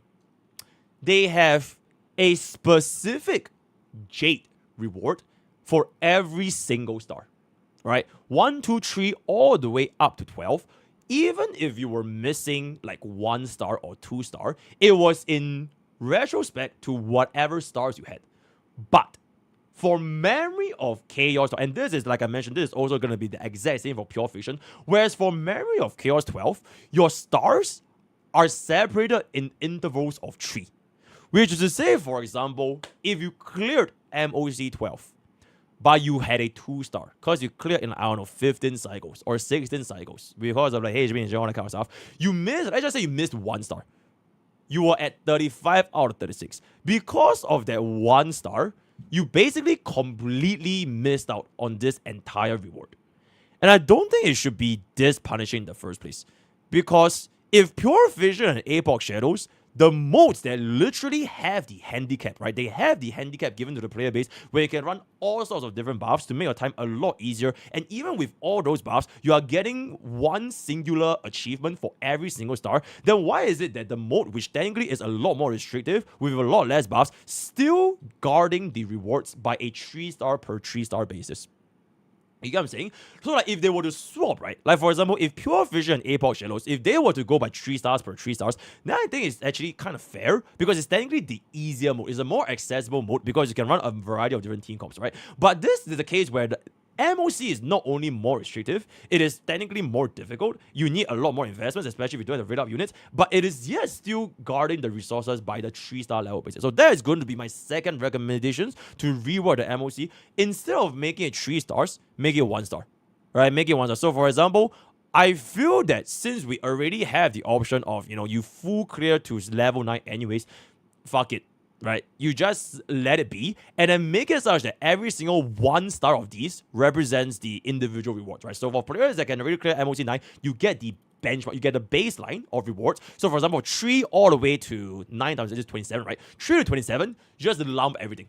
You lump everything together, maybe not this concentrated, you can make it split a little bit more, and then from 27 to 36, you make it such that it's 28, 29, 30, 31, and you kind of split this evenly, so that even for players that were missing 1 star, in whichever status it might be, they can still get a potential to make them feel that their efforts were not wasted. So for example, one thing I want to say why this is the case, this MOC, MOC 10 or MOC 11, I would say that sometimes players would find it even more difficult than the MOC 12.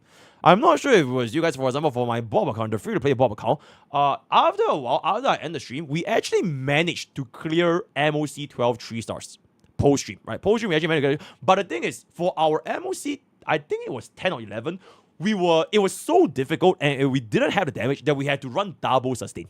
We legit had to run double sustain off stream and do like I don't know how many cycles it took, but we still cleared it eventually, right? So sometimes just because the later stages is like later doesn't really mean that it's gonna be more difficult, which is why I feel that having this individual star levels, it will make things a lot more appealing for the player. So that is going to be my second rework recommendations. I have one last rework recommendations, and this is technically not really a new thing because I kind of said this in the past back then. This is it might not be a very black and white take where everybody will agree or everybody will disagree. 3-team content.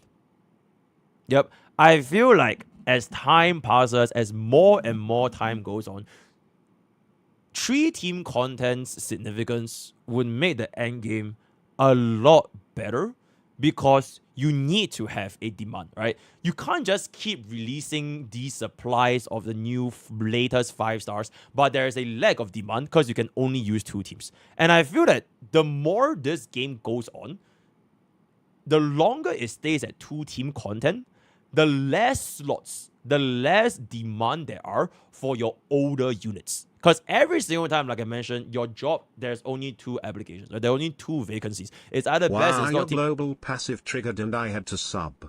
Yo, Chris, thank you so much for the 5 months. The global passive, everything. Right? So right now, as for instance, our demand is Team 1 and Team 2. If you don't have it, especially with a mode as restrictive as it is right now in Memory of Chaos, having 3-team content, it will make it a lot more encouraging for players that actually have this multitude of team comps. Especially, we are still in version 3. Imagine version 4, version 5, versions that like all these like 3 or 4 years down the road, it's still 2 teams. And we just have no supply, or rather no demand, to make use of any of the older units. Which is why players will even feel that these brand new units, it power creeps their old units because there isn't a scenario where I would rather use my old units anyways. Because there isn't a demand for them, right? And if this goes on, for like, even if they were to continue up with like global passives, insane multipliers, it doesn't really change the fact that you can still only use 2 teams. Right, I can still only use it. I know the other side of the argument where if they make 3-team content, the argument where 3-team content is bad is that it's bad for, I guess, free plays and like low spenders who couldn't afford to build all these units, right? And then it's gonna penalize them. It's gonna penalize them for not being able to procure 3 teams in the first place. Especially if we were to have 3 teams, and if this MOC buff was already this restrictive for 2 teams, imagine having 3 different teams that also need to suit to the condition of Memory of Chaos. So my solution, which is gonna be combining both the first and second, then you introduce a 3rd team. So now you have 3 different teams with 3 different ways that you can apply 3 different buffs. 3, right? 3B, right? So now you have all 3 teams, each of them respectively have a buff that most likely, best of the case, is that they can benefit them, right? Even though it might be restrictive, you still now have the degree of freedom as well as the demand to actually make use of the teams that you previously did not use last time because you only had 2 banned slot teams with no other buffs, at least for Memory of Chaos 12. I feel like this sentiment of like power creep and like this endgame steward is not really that prevalent for Pure Fiction as well as Epoch Shadows, mainly because these 2 other modes, the way the rewards are structured as well as the fact that you have access to these 3 different buffs, it makes it more accessible to a larger audience of players. Whereas for majority of the complaints for like HP inflation, power creep, and like difficulty, most of them, they are still tied to Memory of Chaos. And I feel that these 3 reasons are why Memory of Chaos needs a rework. And these are my rework suggestions. These are the problems. Let me know what you guys think of in the comments below, right? Yep, we are criticizing HSR every single day. Yippee! I hate HSR. I hate it. I hate Globe. That's pretty much it. Let me know what you guys think in the comments below. The word of the day is going to be... Shit, chat. What should be the word of the day be? Black pepper chicken chopper, guys. I think that's my dinner later, right? So join Twitch, join YouTube, join Discord, join Twitter, and join Twitter. All the best. So I catch up with you. I'll see you guys next time. Take care. Hell yeah, bro. I think that was a banger video, guys.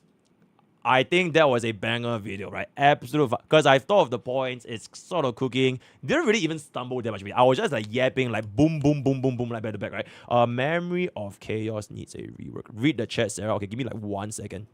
Give me like 1 second. Memory of Chaos needs a rework. Yeah, sure. Okay, the reason why I don't read chat is because I don't want to get like a stun lock, right? So now we can read chat a little bit. Actually, wait, editor, include this part, right? Let me from the watch time. Okay, now that I have yapped my point, I'm going to read chat. All right, chat, what the hell do you guys have to say? What the hell do you guys have to say? Okay, let me just scroll this up a little bit, right? Boom, boom. All right, come here, guys, come here. We are calling them wife. Okay, absolutely. Deal, hyper carry, blah, blah, blah, blah, blah, carry cope with survival. Okay, global shouldn't be an ability. Nobody is talking about global. Oh, read Sarah. Here is Bob's clear. Hold up. Here is Bob's clear. This is Bob's clear.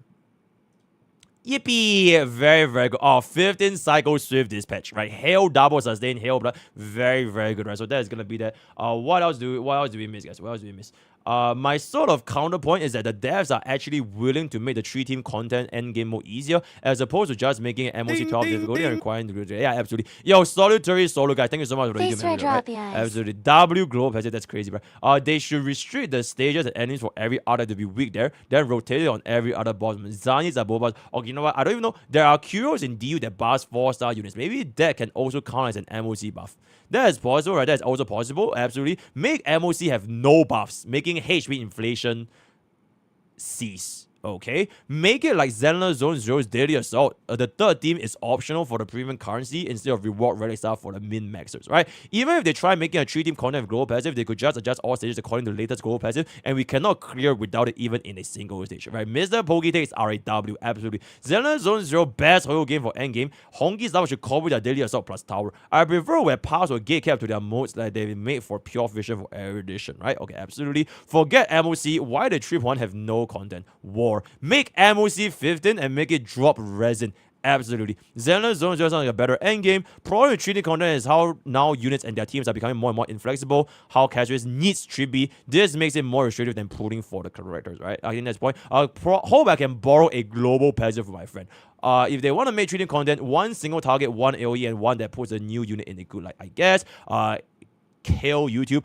Treating content will be susceptible to power creep. HSR itself is a game that incentivizes power creep. War. I want to reward MOC to have a set. Okay, you know what? I think that is gonna be our chat discussion. I don't think there was anything too big of a value over here if I say so myself. Right? So editor just step in for our bonus chat segment. Yippee. Okay. Man, that was a complete waste of like my 5 minutes. Okay, maybe a little bit, some constructive, interesting viewpoints. How are you guys just saying global passive? How are you guys just saying sex? So like, I don't even know what's the point. MOC rework chat. Okay, chat. This is done. This is done. Okay, let me put you guys here. That is video 2. That's video 2. Everyone already said it while I was recording. Or say it louder. Say it louder. I feel like 3-team content will be a struggle for people who are free to play.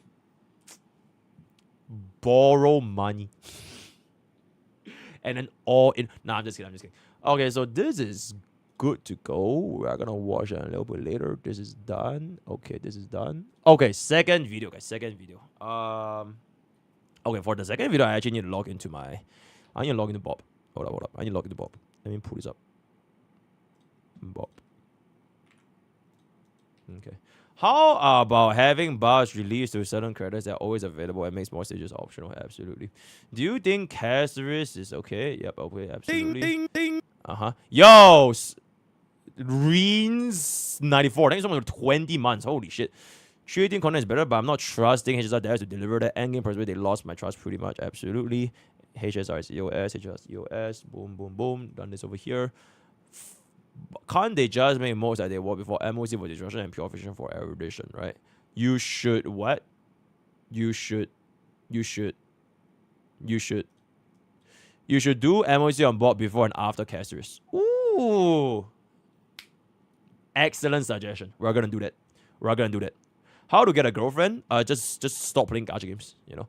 Devs won't listen. Bob is better than Glow Passive? Absolutely. Okay, hold up. We're now in Bob's account. Okay. I don't think we need music for this as well. I'm just gonna be yapping. Hold up. Let me come here. I'm curious, can Fei Xiao do the new boss Pollux? We'll find out on the live server. We'll find out on the live server. How many stars will Bob get? Oh my god. Oh, what the hell? This is randomly black screened me. That's crazy. Hold up.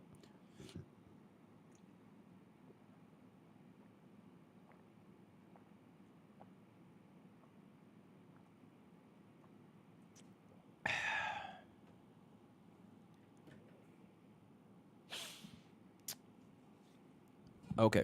What's the next video? You're about to find out right now. In 3, 2. Okay, editor, similar thing like the previous one. I don't think you need to edit too much because I was like, I'm gonna be schizoing around and ADHD and I'm showing all of the units and stuff. I don't need any edits. But if any images that are too static, then you can just slap on some random bureaus, right? So that's gonna be that, right? Okay, so today's topic, which I'm not sure which day it's gonna be. Is it the same day as Power Creep or the MOC Reaver? I don't know. But today's topic is going to be pertaining to this right here, right? And yes, in fact, I read my YouTube vlogs, I read my comments, I read my chat. So this is going to be my free-to-play account prepares for 3.2, where I basically sort of broke it down for you guys, the update for how Bob was doing, right? In case you guys kind of forgot how Bob was doing, my brand new free-to-play account that I started in, I think around the 1st of, it's actually on the 3.0 banner. That being said, I think I want to use this opportunity to address some of the sentiments that has been brewing up, because I know that there have been these sentiments brewing up for like a good while now. I think ever since Bob's account got created, there has been a lot of sentiments sort of surrounding whether this project is worthless, whether it has like zero purpose, whether it's like relatable, what's the point of Bob in the first place. So I kind of want to use this to just address everything. The first thing that I kind of want to address is going to be this comment over here. Me personally, I enjoyed watching when you were doing SU for the first time and struggling, and also Pure Vision, but when you don't log into your free-to-play account and the executive command just do all the work of grinding, there's no purpose of watching only when you do poor quests. That's only my opinion. I only enjoy the grinding and doing SU modes and doing the relic farming and rolling relics on stream, or preferably videos where we all get excited when you get a god roll. I know you're overworking and don't have time for it all, but Bob would have been way more cinema than this. I was so happy when you announced free-to-play account and I enjoyed it by the first update, but it was a quick down for me. So TLDR, I think this is one of the sentiments where people wanna see me actually grind through the events, the SU, the DU, the relic farming on Bob's account, and that would be the content that they want to see. I feel that this is good. This is good, right? We do all our story and our end game for Bob's account. So every single time whenever we have a new end game refresh, we'll always do it one on Bob. And then every single time a story refreshes, we'll always do one on Bob. But then this comes to the question. The process of Bob itself rolling for relics, rolling for or playing DU and SU, right? I feel like, at least for me personally, the Bob project as a whole, it's not really to show, oh shit, I need to get cooked on my relics. I miss my god rolls. I'm getting cooked by a similar universe. It is more so, at least my project's intention is how a free-to-play account can plan its pools and try to keep up with the endgame content in Honkai Starbucks. That is sort of like the entire purpose. Because what started this Bob project was that free-to-plays cannot keep up with the endgame. And unfortunately, this answer, the answer to whether or not a free-to-play account like Bob can keep up with the endgame, is not going to be known, honestly, within 2025. Because the thing is, Bob started in 3.0. Just like how old players, right? Old free-to-play players, they started playing Honkai Starbucks in like 1.0 or 1.1.2.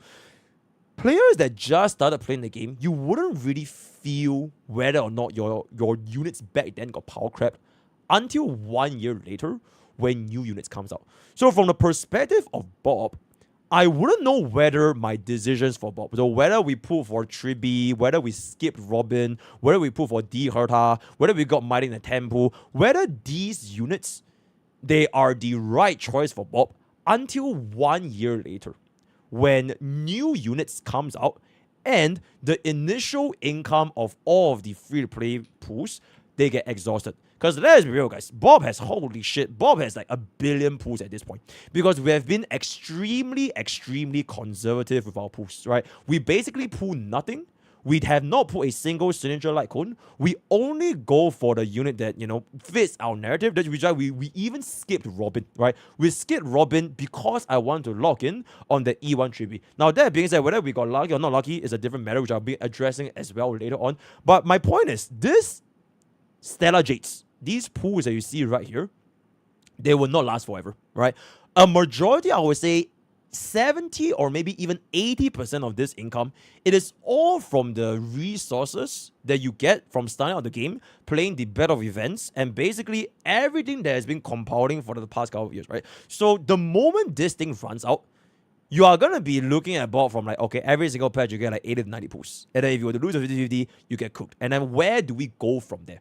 That is how, or rather the main objective of Bob is not really to showcase how Bob is gonna be getting cooked by SU, because Bob did not pull for a single unit, right? Because back then when I was showcasing Bob with SU, we literally pulled for a single unit as D Herda, and then that was basically that, right? We had no other limited 5 stars. And very speaking, there are a lot more different accounts that I feel that can showcase this, which are basically mainly no pool accounts, right? No pool accounts, or players that are just completely didn't want to use a specific, or like those challenge runs. I feel like that's more representative. Bob as an account as a whole is more or less how I share with you guys my thought process to a free-to-play account. Maybe it's no longer available to players that start in version 1, because let's be real, I can't go back in time 2 years ago, right? Bob can't go back in time 2 years ago and see how it's going to shape out. At least for version 3 going forward, this is my thought process for how I put on Bob, and this is how the impact is going to be for this account. And then 1 year later, I'm thinking at least 1 year by version 4, we'll see if, because let's be real, guys, if there's going to be power creep in version 3, there sure as hell is going to be power creep in version 4, right? Power creep in a gacha game, it will never go away. So I do want to see how this account is going to be looking like 1 year later when we go into 4.0, etc., etc. So hopefully that answers the question. Secondly, there have been quite a bit of complaints on whether Bob is even relatable, right? So the context to this story can be seen from this screen right here, right? Is Bob relatable? So, unfortunately or fortunately, we got a My Day in 10 pool. And then we got a E1 Tribi in 20 pools. So, I would say this amount of luck for this account is unprecedented. It is probably the top 1 percentile of luck. Not to mention, this happened to a free-to-play account. So in comparison, right, the amount of pools it took Bob to get a E1 Tribi plus a E0 My Day is what a unlucky free-to-play would get if they went hard pity for a single E0. But you know what's the unfortunate reality of this situation? There's nothing you can do about it. It is quite literally a warm situation. Because at the end of the day, right, a account, not just a free-to-play account, by the way, any account in any gacha games, none of them will truly be relatable. None of them will ever match to your perception of what a account would look like. So maybe you're a player, right? You are a player that you are free-to-play, and you went hard pity from 1.0 all the way to 1.3. You lost every single 50-50 as a free-to-play, and you're absolutely cooked. And then on the other end of the spectrum, you're the guy that gets like 3 5 stars in a single 10 pool, or like 20 pools, or something like that, right? But they're both free-to-plays. The thing is, these two examples, they are like the extreme spectrum of whatever the standard bell curve distribution is going to be for anyone procuring a gacha unit in the 5-star. Because let's be real, guys, this is a fucking gambling game. Alright? And in a gambling game, there are winners. There are winners. Where the fuck is my pool history? There are winners. And there are losers. And that is the unfortunate reality for any form of gacha game in the world, right? So, as much as I want to showcase what a free-to-play account can look like, it is frankly speaking beyond my control to make sure that this account is representative of every single account.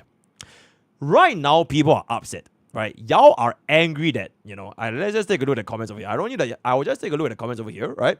Y'all are angry that, where is this? Free to play experience. D Herta E1 Tribly Mighty getting E0 S1 Cassius and next up potentially higher scene. Bob never considers losing 50-50. It took me 170 to get a character, 160 to get a light cone. That's what happened to me. Warm bomb, big booms, rest in peace, free to play. If Bob suffers, he is relatable. If he is lucky, he is greedy and stupid, right? So my bottom line is these are the sentiments that people are like, because Bob has been, okay, let's just be honest, Bob's gacha luck is ridiculously lucky. But what if the flip side happened? What if Bob was just the unluckiest free to play in the world? And we went 160 pools for Herta, Tribi, and all that. Do you think Bob will gain any sympathy? Oh my god, Bob is so... Oh my god, he should get more booze, man. Oh my god, Dawei. Please give Bob more booze. He's so unlucky. Oh my god, he's just like me, for real. He's just like me. Oh my god, please. No. Y'all won't give a shit. Y'all won't give two flying fucks. Y'all will start spamming the wahaha emote. Oh my god, get fucked, warm bomb, greedy and stupid, you lost. People would never care if Bob lost, but people would make a fuss if Bob won. And that is just tell me I'm wrong. I sort of put up this statement over here, right? You don't really want Bob to be relatable. You want Bob to be unlucky so that you can relate Bob to yourself. Because you are someone that has gotten unlucky. Because think about it, for the players that have been lucky in the first place, would you be upset that someone else is lucky as well? No. Because you are also lucky, right? So like, oh my god, this guy is lucky, yippee! But for players that are unlucky, would you wish that others would also be as unlucky as you? Yes, because they want you to feel your pain, your misery, your god horrible experience in the gacha, because you want to empathize. You want someone to empathize with your lack of luck in the gacha, right? So you want Bob to be in the predicament where, oh shit, he failed everything, therefore he is now relatable. But do consider it is only relatable because he lost. But he will never be relatable if he won. Even though there might be also, anomalies that keep winning the free to play, especially for free to play. It's not like free to plays can't win a 5-star gacha, right? Which brings us to the next point. The next allegation that Bob has. Why the fuck did Bob pull for a E1 Tribi? Holy shit, that is absolutely unacceptable. No free to plays would pull an Eidolon. Alright, how dare Bob pull a E1 Tribi? He is now completely unrateable. He is completely cool. No single clear from Bob will have any semblance of achievement because Tribi E1 has been secured, which, as you guys know from now, it is one of, if not the best items in the entire game, which is going to be addressed right here. You basically don't want Bob to pull Eidolons. You want Bob to be greedy and stupid, right?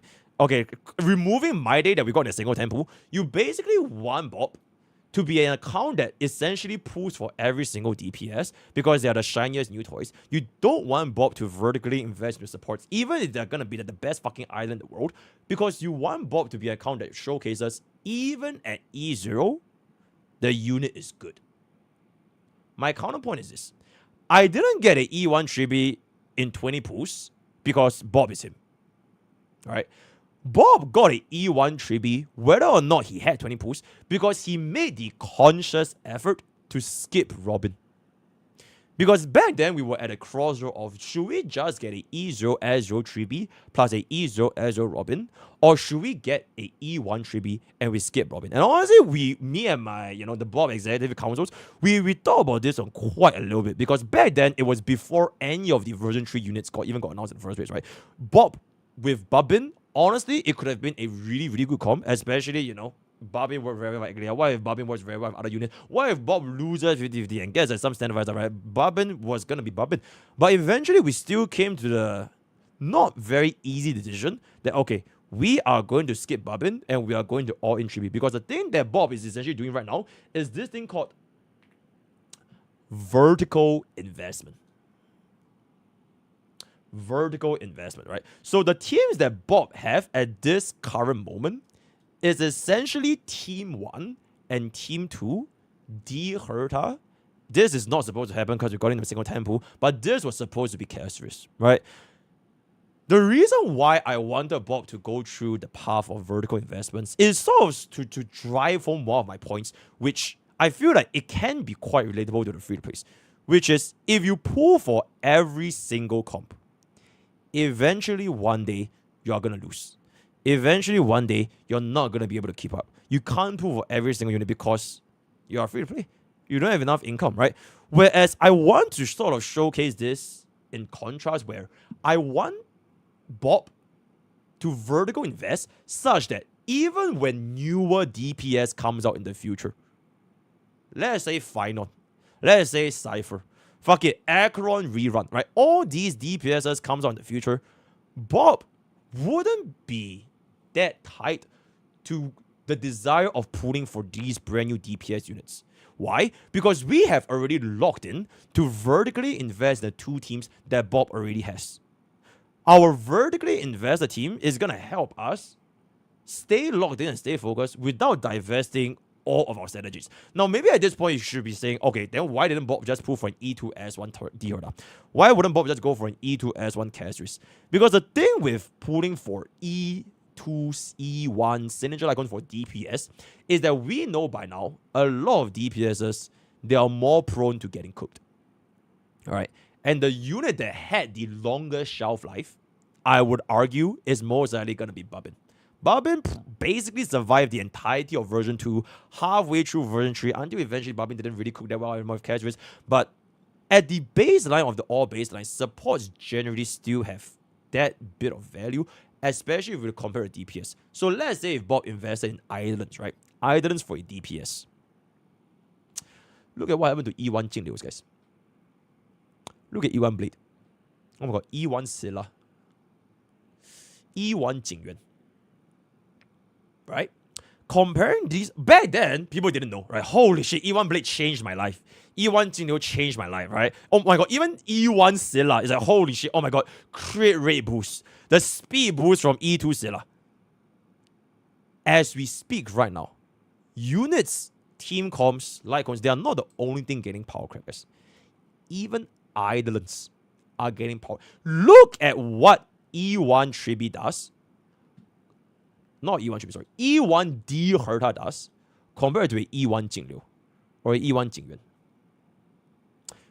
I would say that because of this, eventually by version 4, version 5, when all these units comes out next time, who is to say that what we know right now would pale in comparison once again? But I do know one thing. At least Tribi, Tasante, right?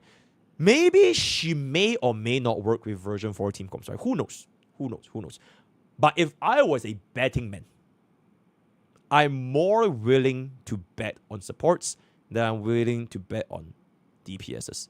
And at the end of the day, these are all just speculations. Nobody knows what the hell is coming in version 4, but I can only make use of what information is available to me right now to make the best and most informed decision on my free-to-play account in order to try my best and reduce the impacts of power creep, HP inflation, all the shiny new DPSs, and be less greedy and stupid to get tempted into feeling, oh shit, I need this brand new E0, I need this brand new E0, I need this brand new E0. So that is gonna be the reason why we decided to get E1 Tribi. Now, unfortunately, we got her in 20 pulls, which, like I mentioned previously, is never gonna be relatable, right? Eventually, I feel that, okay, for all the Bob haters, you hate Bob, Bob should die now, right? For all the Bob haters thinking that Bob, he's just been ridiculously lucky, he's gonna lose. There's always going to be a law of large numbers. It might not be today, it might not be tomorrow, but eventually, somewhere down the road, Bob is going to start losing. Because this amount of pools that we have, it is not a infinite resource, right? The income is much lower than our expense, especially the moment we hit a hard 50-50. And I feel like that's going to happen eventually. It's just a matter of when, right? So when that day happens, right, by the time Bob plays this game long enough, the Bob haters can rejoice because now she's going to be a little bit more readable, right? I do feel that 风水轮流转, right? The shifts and the balance of the yin and the yang eventually is going to return. So Bob haters, worry not. We are going to hit 160 for Caceres. We're going to get cooked on the bro, we're going to hit 160 for Caceres E0, and then we're going to get 160 for Caceres S1. We're going to spend 320 fools for Caceres. Wouldn't this age quite well if we get Caceres in a single tempo? Yo, editor, clip this part. In case you get Caceres in a single tempo, we can laugh out this, right? So that is basically why Bob decided to get E1 3B. One more allegation that I kind of want to address with Bob, and then before we move on, I want to take a couple of questions from chat, right, essentially. So, why does Bob... Yo, the Zest. Thank you so much for 2 months. What if Bob is actually blessed by Tawi and never loses? Stop!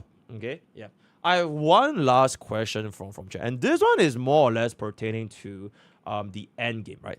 There have been these sentiments, which is what is it? I'm not sure if I can find it. Which is I've seen a comment where, why can Bob take his own sweet time clearing endgame? Because Bob has been around with us for I think 3 months by now. Why can Bob slowly clear endgame? Basically with shitty ass relics, his account quality honestly is still really, really bad. Like, if you want to take a look at my relics right now, it is honestly kind of cooked, right? It is kind of cooked. Maybe it's not as bad as it was, but it was still hella cooked, right? You can take a look at our stats here. It is pretty bad. So why is Bob allowed to not have a time limit when it comes to endgame? Why should there be one? And I think this is a mindset that can honestly help quite a lot of free plays. You feel like, oh shit, I can't clear MOC right now. Yo, Ron Daniel, thank you so much for the 7 months. The best gacha streamer here at MrPokke. Absolutely right. I feel like this is a mentality that a lot of free players may have, which is they feel the FOMO, right? You feel the FOMO of not getting the max stars. Because if you can't get max stars, you are losing money. You are losing strategies, right? Oh my god, if I were to miss this strategy from this endgame rotation, they are gone forever. My account would permanently lose the strategies that I would have gotten if I were to get a clear. I hope that this, or at least why Bob doesn't feel like there's such a rush. First of all, he has a shit ton of stash, which not really the main thing. But the second of all is, don't break too many eggs just to cook up a mediocre omelet, right? In the process of getting max stars, right? I mean, we try our best, right? We try our absolute best to try to get it anyways. But you shouldn't be doing this just for the sake of 3-starring right now. For example, a single stamina refresh, right? A single stamina refresh right here. This is 50 strategies, guys. This is 50 strategies. Sure, you could have used this 50 strategies. You get a little bit more tracers. You level units a little bit faster. You get, but this is also a permanent 50 strategies that you're losing on your account. Worse. You pull a unit just for Memory of Chaos or just for endgame. You have the intention and desire to pull this without just for the sake of getting the maximum stars. For your information, a single tempo in this game is 1600 strategies. That's a single tempo, right? You don't even get a single tempo from full starring Memory of Chaos. So I hope that this never ever makes free-to-players, low spenders ever feel pressured that you need to clear this ASAP, because otherwise you're losing strategies by not clearing. Because in the process of getting to your destination, you're losing yourself. You're losing your strategies. You're losing the reason why you even wanted the strategies in the first place. You didn't realize that you just spent 70 pulls to get 36 stars out of 36 stars, and then, you know, you didn't invest in the 5-star that you pull for, and then you want to pull for the next 5-star, and the next 5-star, and the next 5-star, just for the sake of 36, and then you lose on 50-50 one day. I'm like, oh shit, my account is fucked, right? So hopefully this can help players realize that honestly, there's no rush. It's a PvE game, guys. There's no challenger rank. There's no elo reason. There's no elo reset, right? There isn't any competitive elements. You want to clear this as fast as possible, especially in the mindset of a free-to-play that wants to get there, right? So, and I have one last allegation that I want to address. And I honestly have addressed this before, which is Bob account has executive account managers. Therefore, he is not a free-to-play. I saved the best for last, guys. So this is probably one of the most interesting allegations I've seen, which is because of the use of executive account managers. Bob is no longer free-to-play because he's basically doing the events, clearing the story 24/7, and he caught up to all of the backlogs, right? So here's my response. Do you guys know the events and stories in HSR, in SU, in DU, they have no time limit, guys. You can just do them. Every single event and every single story, they last forever. They quite literally last forever. Maybe there's like the limited time rewards where if you didn't clear it fast enough, you lose it. But it's like pales in comparison to the ridiculous amount of stellar jades that we have gotten. For example, right, if you want to go ahead and explore DU right now, right, all these curios, right, all these things, right, all these, right, the gallery of possibilities and everything, there actually is no time limit. You can get them whenever you want, wherever you want, and when you get them, it's a permanent increase to the stellar jade counts, right? So here's the situation. Unfortunately, right, as much as I would, grind this 24/7 on stream and everything, I still do want to make a lot of content for HSR. My entire channel's purpose is not Bob, which honestly is sort of similar to the very first comment over here, where they want to see the process, right? You guys want to see the process of Bob suffering and grinding through SU, which is why you don't really want to have executive managers. You want me to do all of it by hand, right? But unfortunately, I do have a lot of content to do, right? Also, on top of streaming this, it sounds like an excuse, but it's just genuinely me explaining why we're not doing this everything 24/7 live.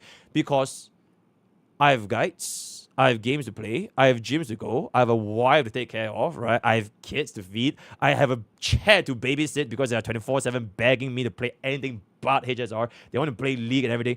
So at the end of the day, as much as I would like to just be a complete normal free-to-play player, such as you guys that are not doing content creations, you do not have 2 accounts, you are like somebody that's commuting from work day in and day out, you probably play this 5 minutes. As much as I want to do this, I can't. Or rather, I won't. Because there are more things that I feel that is going to be serving a greater purpose for my channel, for my viewers, and for yourself that's going to be watching this video right now, right? But that is me personally.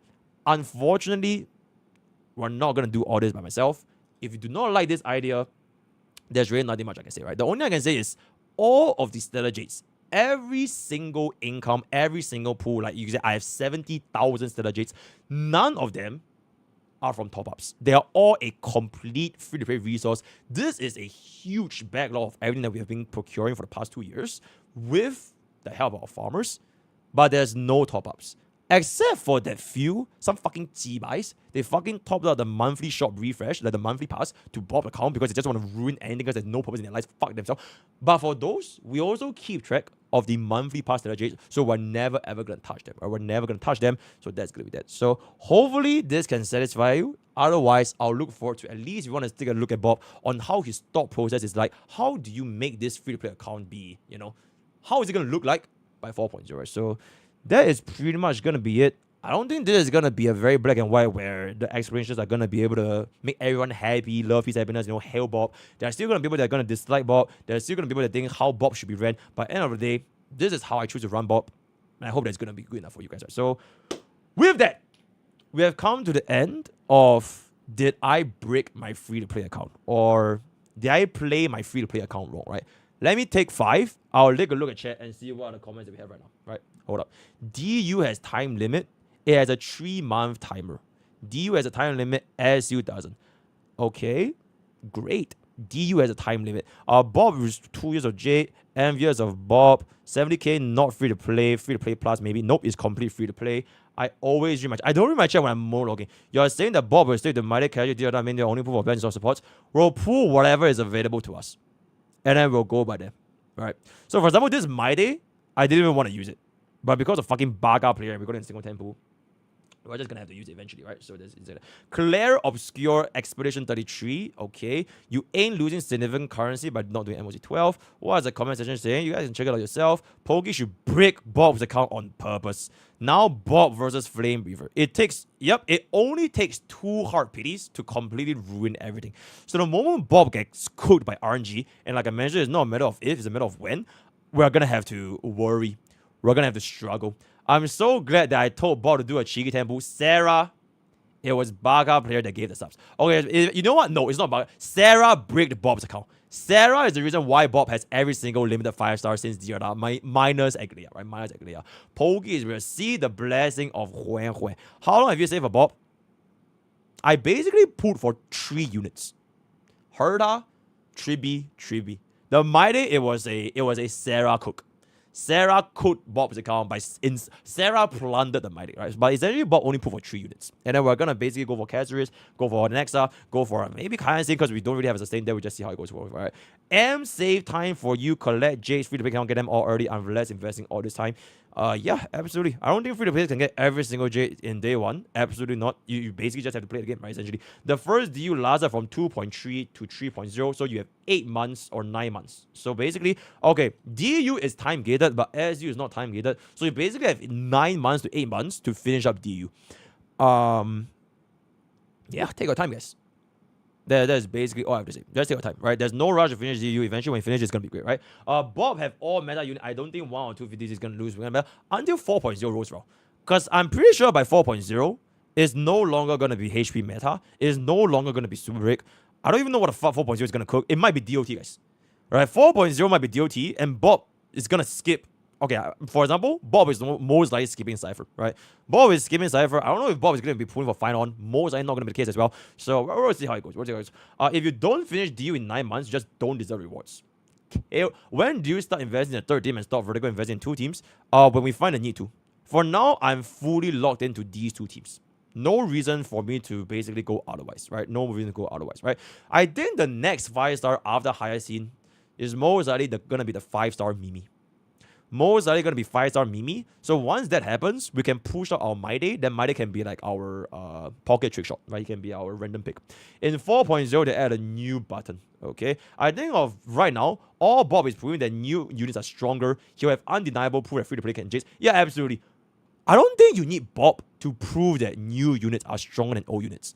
And I hope that chat or like the viewers that are watching this video, you don't think that Bob is to showcase that new units are not good. Because it definitely is good, right? Bob started on this patch, just like how back then, your accounts that started in version 1 and version 2, all the new units that you start on, they will always be good. Like, literally no one is questioning this. It's just a matter of later down the roads. When I already pulled for these new units, can they still keep up when even newer units comes out? Which is why I say, as of right now, Bob can't really show anything, right? He can't show whether or not power creep exists or doesn't exist, because they are at the tip top of their prime. They are peaking right now. They are rising right now, right? Eventually, when they do fall off, is when we can start to see whether power creep is going to be a problem for Bob, right? So that's going to be that, right? Absolutely. Can Bob tank 3 hard pity of Caceres and next time higher seed? Nope. I'll be completely honest, guys. If Bob goes 3 hard pities for both Caceres and next and okay, 3 with higher seed, I think Bob might have to consider skipping either a next or higher scene. Either a Nexa or higher scene. One of them has got to go. Right? I feel like it might most likely be a Nexa, just because Bob has no sustain, guys. Bob has 0 limited 5-star sustains. Yeah. You know, so I think we're most likely going to be skipping Nexa, because we really need Nexa. Because Gallagher is getting old, guys. He's wholly overworking. And our side 2 is we need help, right? As much as we all love, very, very good, excellent sustain, all that, she needs to retire, right? And Gallagher can't keep going on carrying the entire team on his goddamn back, right? So I do think the highest is gonna be more of a priority there next time, essentially, right? Trust me, Gallagher will fight till the end of a service. Yeah, chat. It's year 2030. Gallagher is still tier 0 of the sustained tier list. Cinema, right? No one loves Bailu. Okay, mods kill, yes, but right.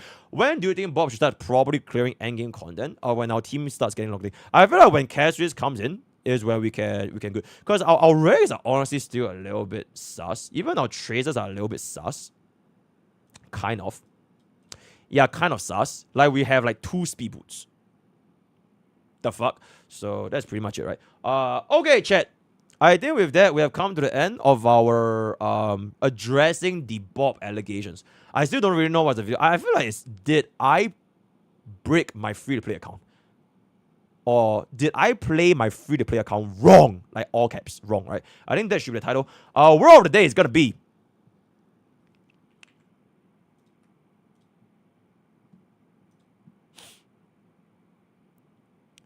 suffer. Suffer. Join Twitch, join YouTube, join Discord, join Twitter. All the best for Gacha Push. See you guys next time. Take care. Okay. Good, yep. Good, yep. Did suffer. Did my free-to-play account. Did I break my free-to-play account? I think that's the best. Break my free-to-play account. Is Bob cooked? Nobody knows on the YouTube algorithm what the hell is a Bob. Right? Nobody knows what is Bob. So yeah. And cooked, honestly, guys, it's getting a little bit over. It's getting as overused as crash out. Like everything is just cooked. Crash out. Is that, bro? We need a fucking like normalize, like don't spam this shit. Like when it's actually crash out, it's actually crash. When it's actually cooked, it's actually cooked. I mean, Bob is pretty close. It just have a single target weakness, actually. Imagine Bob put Sunday. Okay, thank fucking God Bob didn't. Oh, you know what? I'm not even gonna lie. I think if Bob pulled for Sunday. No, wait, I'm not even lying. I think if Option Bob pull for E6 cast race and deal. Nah, I'm good. I think if Bob pulled for Sunday, he might just skip Castris. Cause we got ourselves the lucky minded, right? We'll just skip Castris if we actually did start for Sunday, and then we'll just save all the way for final, or whichever the next crit DPS is gonna be. I think that will be our plan. Yeah, that will be our plan. Yeah, assuming that we actually did pull for Sunday, but now at this point it doesn't really matter, right? Okay, cool. So that is going to be the second video done. Or actually, that's the third video. Yep. Pull for 2 DPS that share the same support is stupid and greedy. Absolutely. Hold up. Skip Castris, skip Globalpassive. What's the end of the MOC? Do you think that the MOC needs to reboot? I have no idea, bro. I only know that the HP inflation thing, it was pretty talked about last time. So yeah. What's my plan for the Golden Companion Spirit? Nobody. Or maybe if we skip Hyacinth, we might get Luocha. Then we give Gallagher to Diola. But I hope that it doesn't come down to that. We'll just see what's up. Okay. Chat. Before I showcase the best version 2 DPS, it's dinner time, chat. It's dinner time and it's war time. Hold up. I do really want to watch. I feel like this is an excellent react, right? Because this is looking pretty contrasting. Let me grab my dinner. We're going to take a look at what the hell is going on with Genshin, man.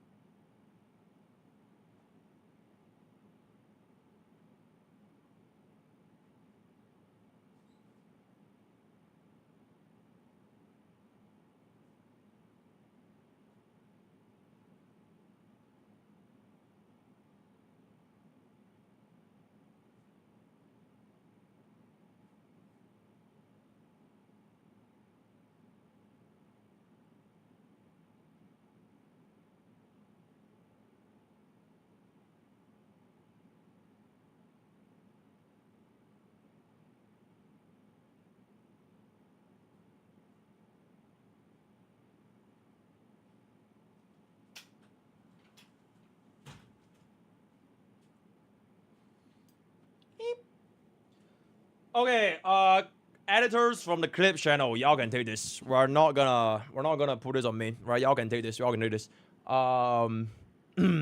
Genshin and the Suck After Strike. What you need to know?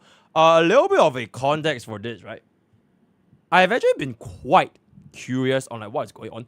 Even when I was in Japan, I asked this I'm not sure if I can find the screenshot in a little bit, which is gonna be, is this here?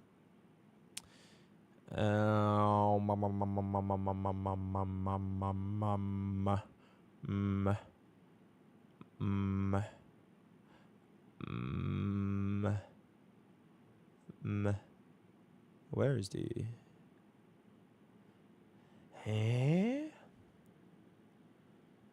Huh?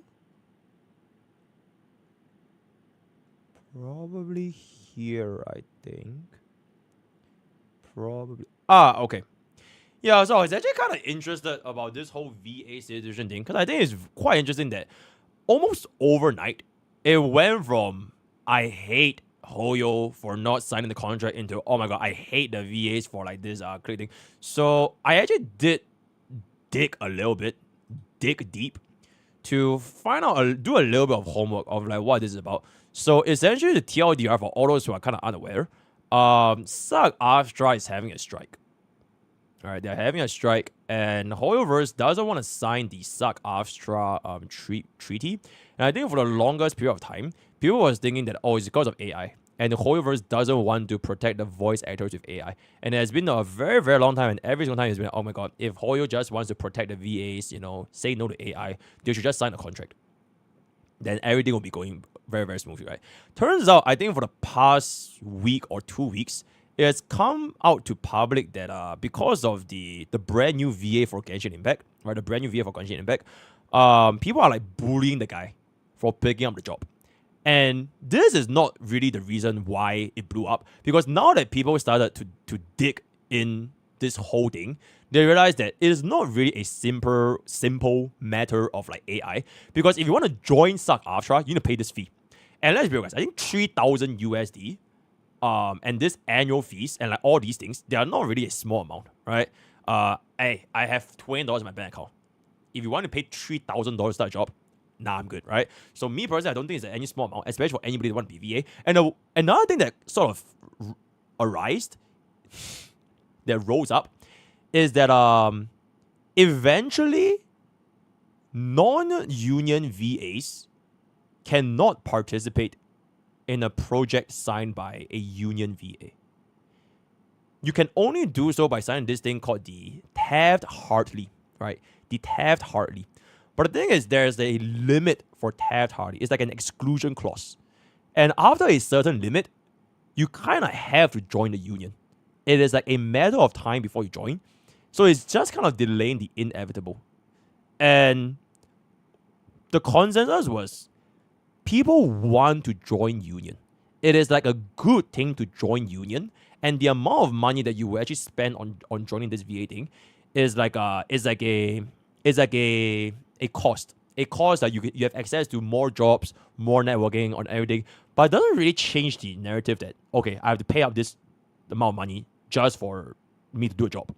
Because what happens is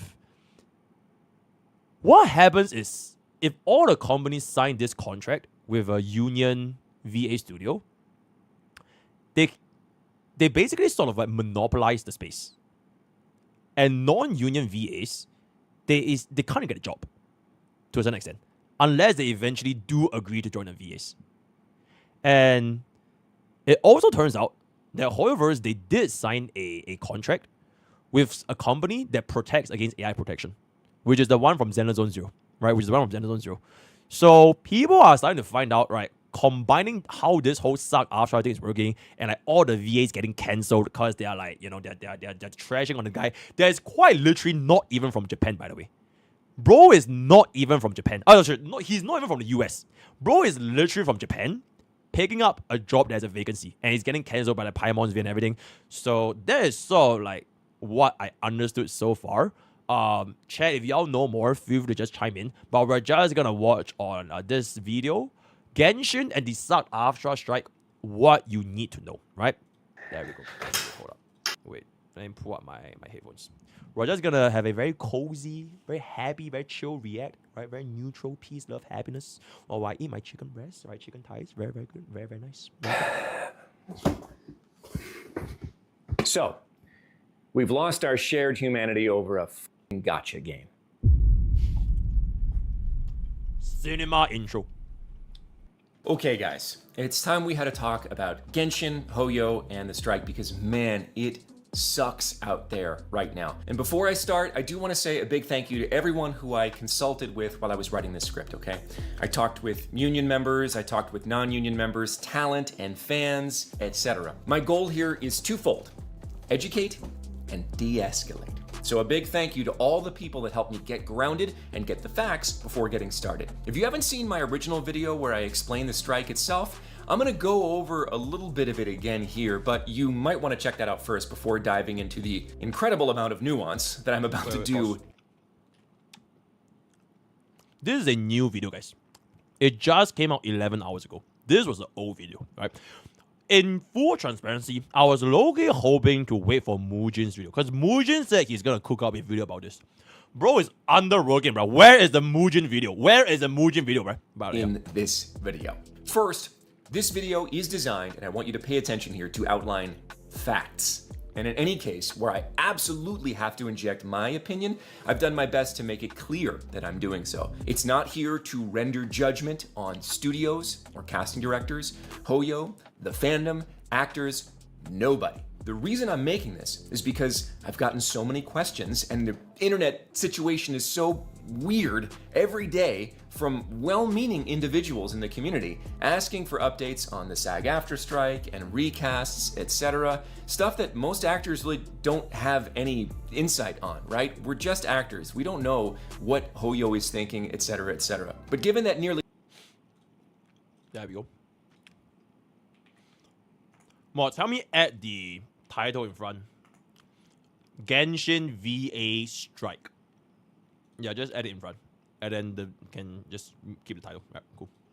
Every social media platform has become a powder keg. I'm getting a little tired of seeing our shared humanity deteriorate over a gacha game, okay? The social phenomenon that is Genshin Impact and its follow-on Hoyo games have changed the voice acting industry and fandom in many ways. It's very, very unique. Some ways that I don't think are that great. This is my attempt to bring us back to reality with some facts. If you're looking for more toxicity or someone like spilling the tea, you are absolutely in the wrong place on this video. The other thing that I want to say is that I don't speak for any individual other than myself, even though I did a lot of research and talking with a lot of people to come up with the script for this video. The things I'm presenting here are what I believe to be true based on years of working in this industry, conversations with other actors, agents, directors, studios, etc., etc.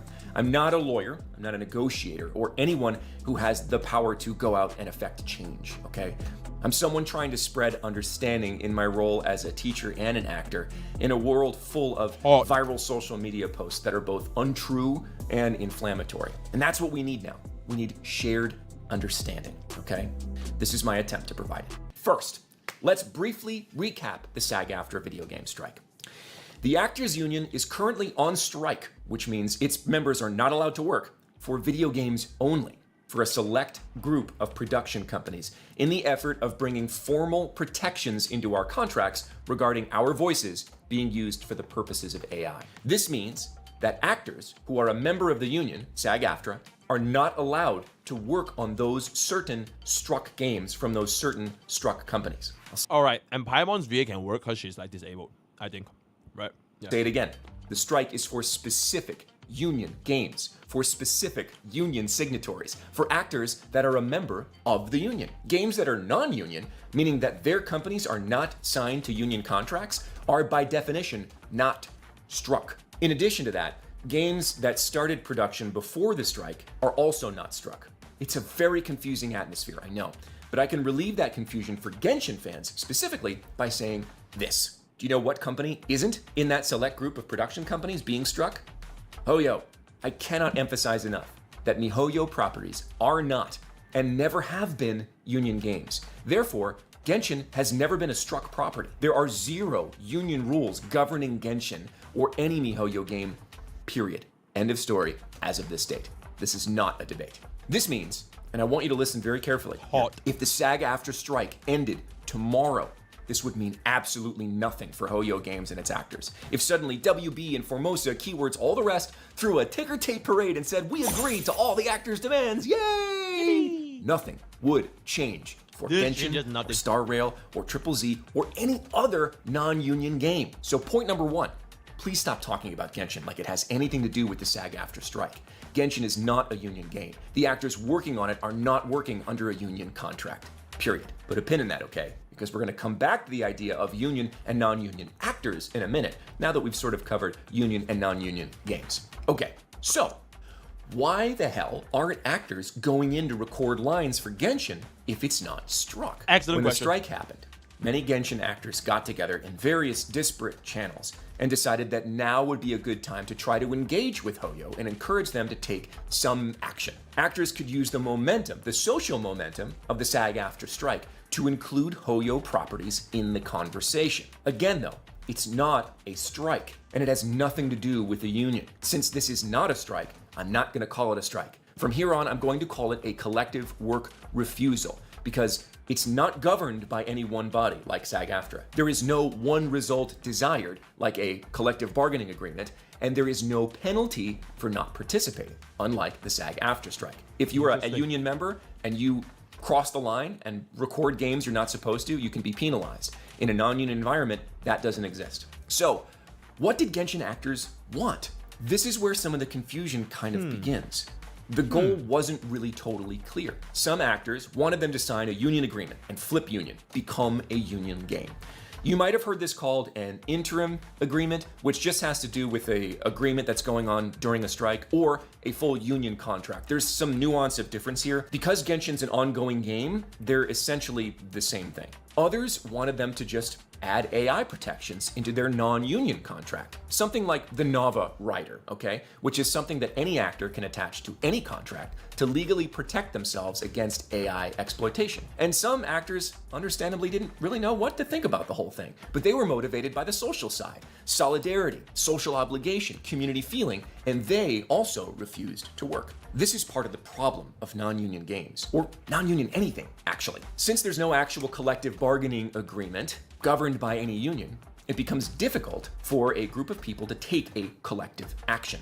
In social psychology, you call this a collective action problem. It's very complicated. So anytime a group of non-union actors tries to get together to achieve any result, it's hard. It's hard for us to communicate. It's hard for us to bargain. Since there are no rules in place, any actor is free to just disregard that collective effort at any time with no penalty, unlike, again, an actual strike where you can get fined or kicked out of the union for strike breaking. So, as a result, some actors simply kept working. Some actors stopped working and then went back to work after only a few weeks of refusing to come in. Some actors stuck it out and haven't been recast. Some actors stuck it out and have been recast. Ultimately, the decision to work or not to work has become a very individual and not a collective decision. So you can see how the waters are already very muddy here.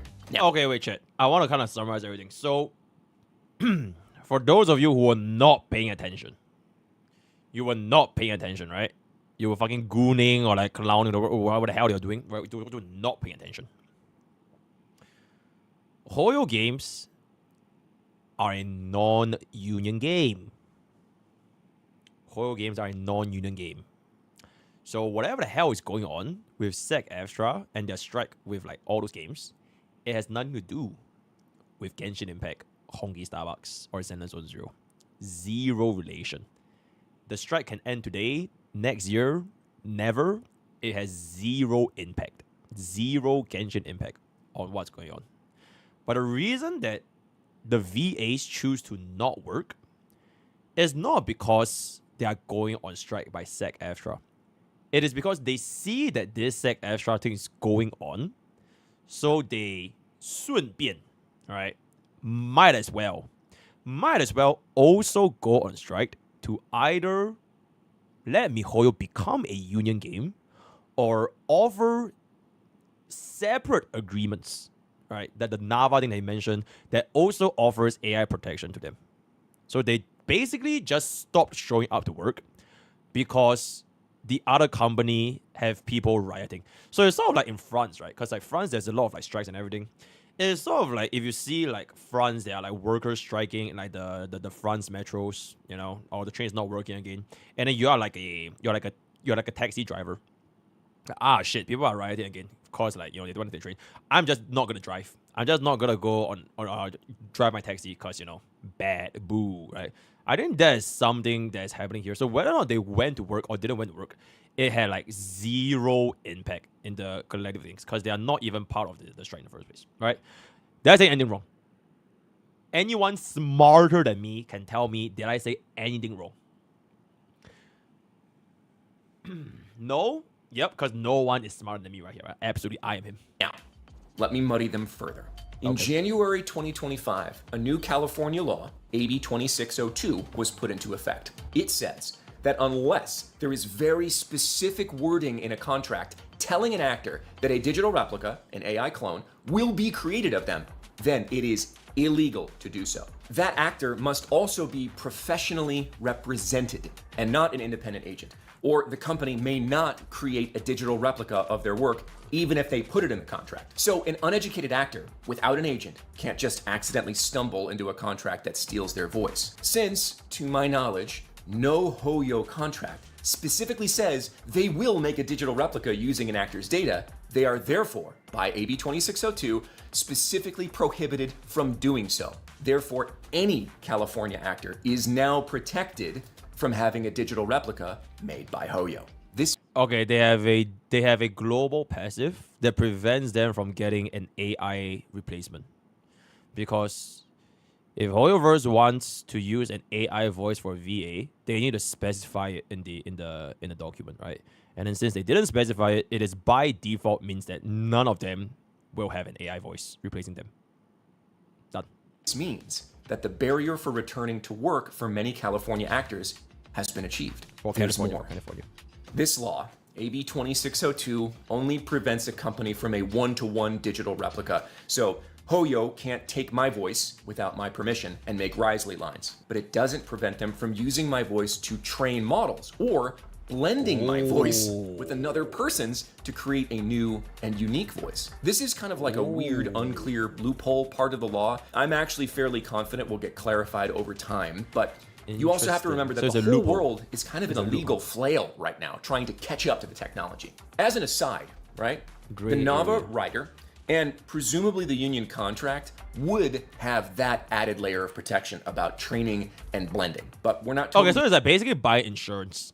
This Nava contract is basically an insurance to make sure that in case that gray area happens, it doesn't happen. So there's an insurance. Sure, right now on the there's a global passive. The Nava contract is a global passive for the global passive strike. So we don't know what that final contract will contain. Genshin, being under a union contract, would also award the actors the added intended benefit of having the SAG-AFTRA legal team behind them. If Hoyo or any company decides to disregard the contract and make replicas anyway, it would be up to the individual actor to sue them in a non-union contract. A complicated, expensive thing to do for a single individual, to the point of, honestly, like near impossibility. I'm not gonna go toe-to-toe with Hoyo using my own legal team, which I don't have, but it's much easier for a union with 160,000 members in it to do so on an actor's behalf. Now, the historical effectiveness of SAG-AFTRA's legal team could be called into question here as to whether or not they would do the job or do a good job, but I'm trying to outline the principles here, okay? A union contract would afford an actor the protection if Hoyo or any other game company broke that contract. So, the non-union world has protection via the California law, yes, but not full protection. And if violated, it will be very difficult for a non-union actor to prosecute a billion-dollar company on their own. Okay, so non-union actors have this partial protection. It protects you against the black and white area, but it doesn't protect you against the gray area, unless you've signed the Nava. Nava is like a separate contract from the union, which gives you the protection from the gray area. But even if you were to get said protection, and let's just say you wanted to sue Hoyoverse, you're one guy.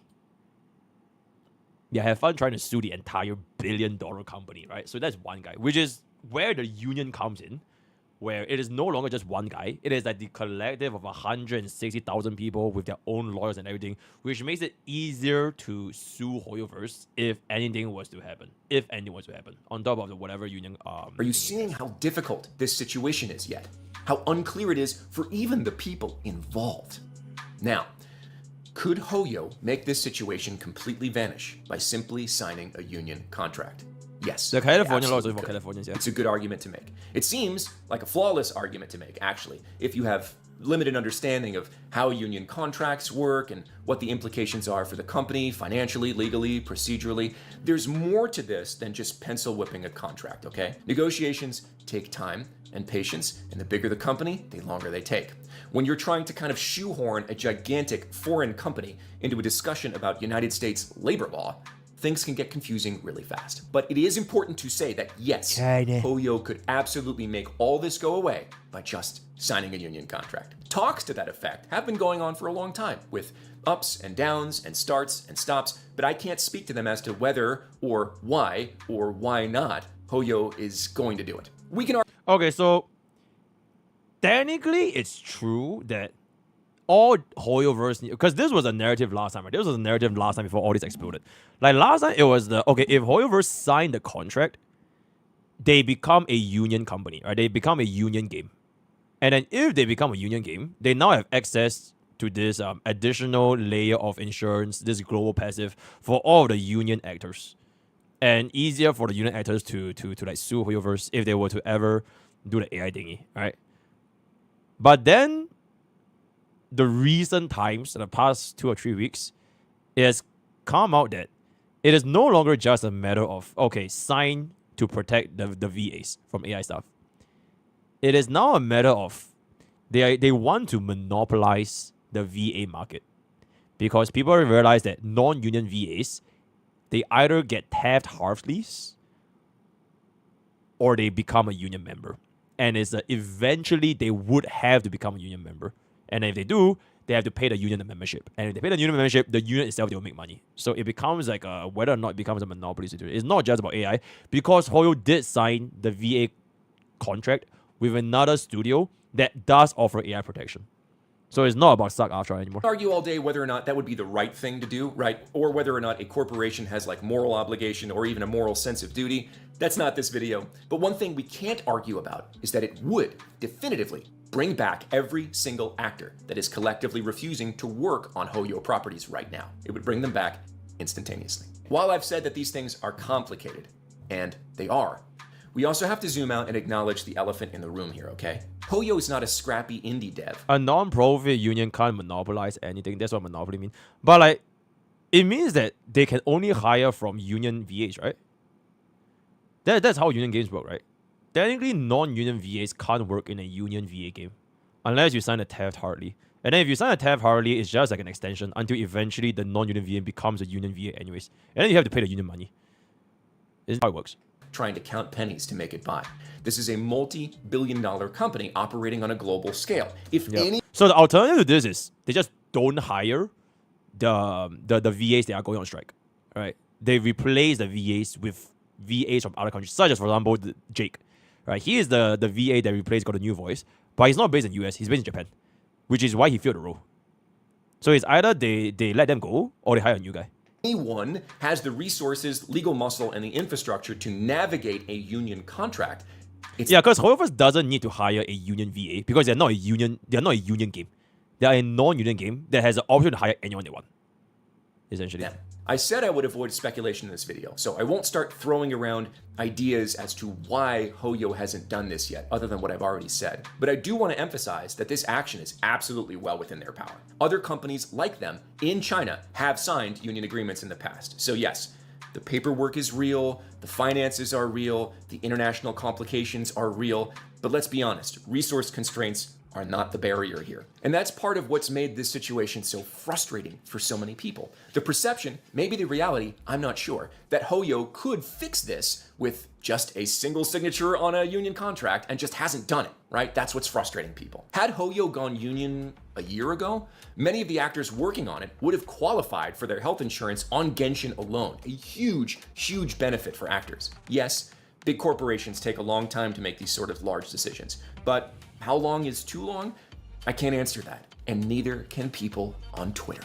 Let's talk about that decision to go. Oh my god, Twitter, and guys. how it affects more than Holy just Hoya. shit. Let's spin Twitter, it around and talk my about best source of actors information. and try my best to cover all the possibilities here. Wait, What speaking of Twitter, do you guys know that we do have a Twitter community right here? I'm not sure you guys are aware. Yeah, but if you do, can come over here real quick. If I can just bring your attention with this right here. We do have a Twitter gacha village, right? We have the gacha village right here.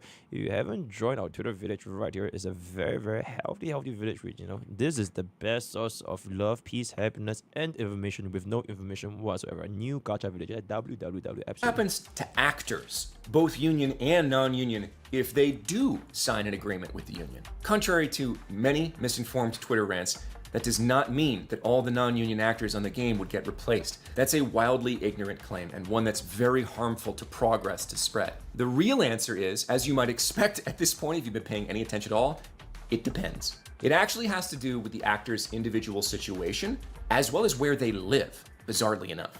Let me clarify. If the actor lives in a right-to-work state, such as Texas, then nothing happens at all. Right-to-work laws within states specifically prevent a union from stopping people from working if they're not a member of the union. They can continue working on Genshin forever. If the actor does not live in a right-to-work state, now we're getting murky. You might have heard the term Taft-Hartley thrown around. Yep, there's the one. There's the one. There's the one. There's the one. Yo, chat, log in. That's the one. This is like the one that kind of sparked everything. This is the one where basically, if you are not a union VA, you have to sign this to get this like extension, and then after the extension, you eventually have to be a union VA, right? The narrative, you have to be a union VA to work on union projects. So this is the good one. And I advise you, really, just don't look too deep into this because it's confusing. It's a piece of labor law that actually has nothing to do with SAG-AFTRA. It was written in 1947 and designed as a path to both protect people from being forced to join unions, but also offer them more flexible ways to join if they want to. For our only in the US, guys. Only in the US. So the new VA, Jake, he from Japan, he doesn't even give a flying fuck. Purposes, bringing it back to us.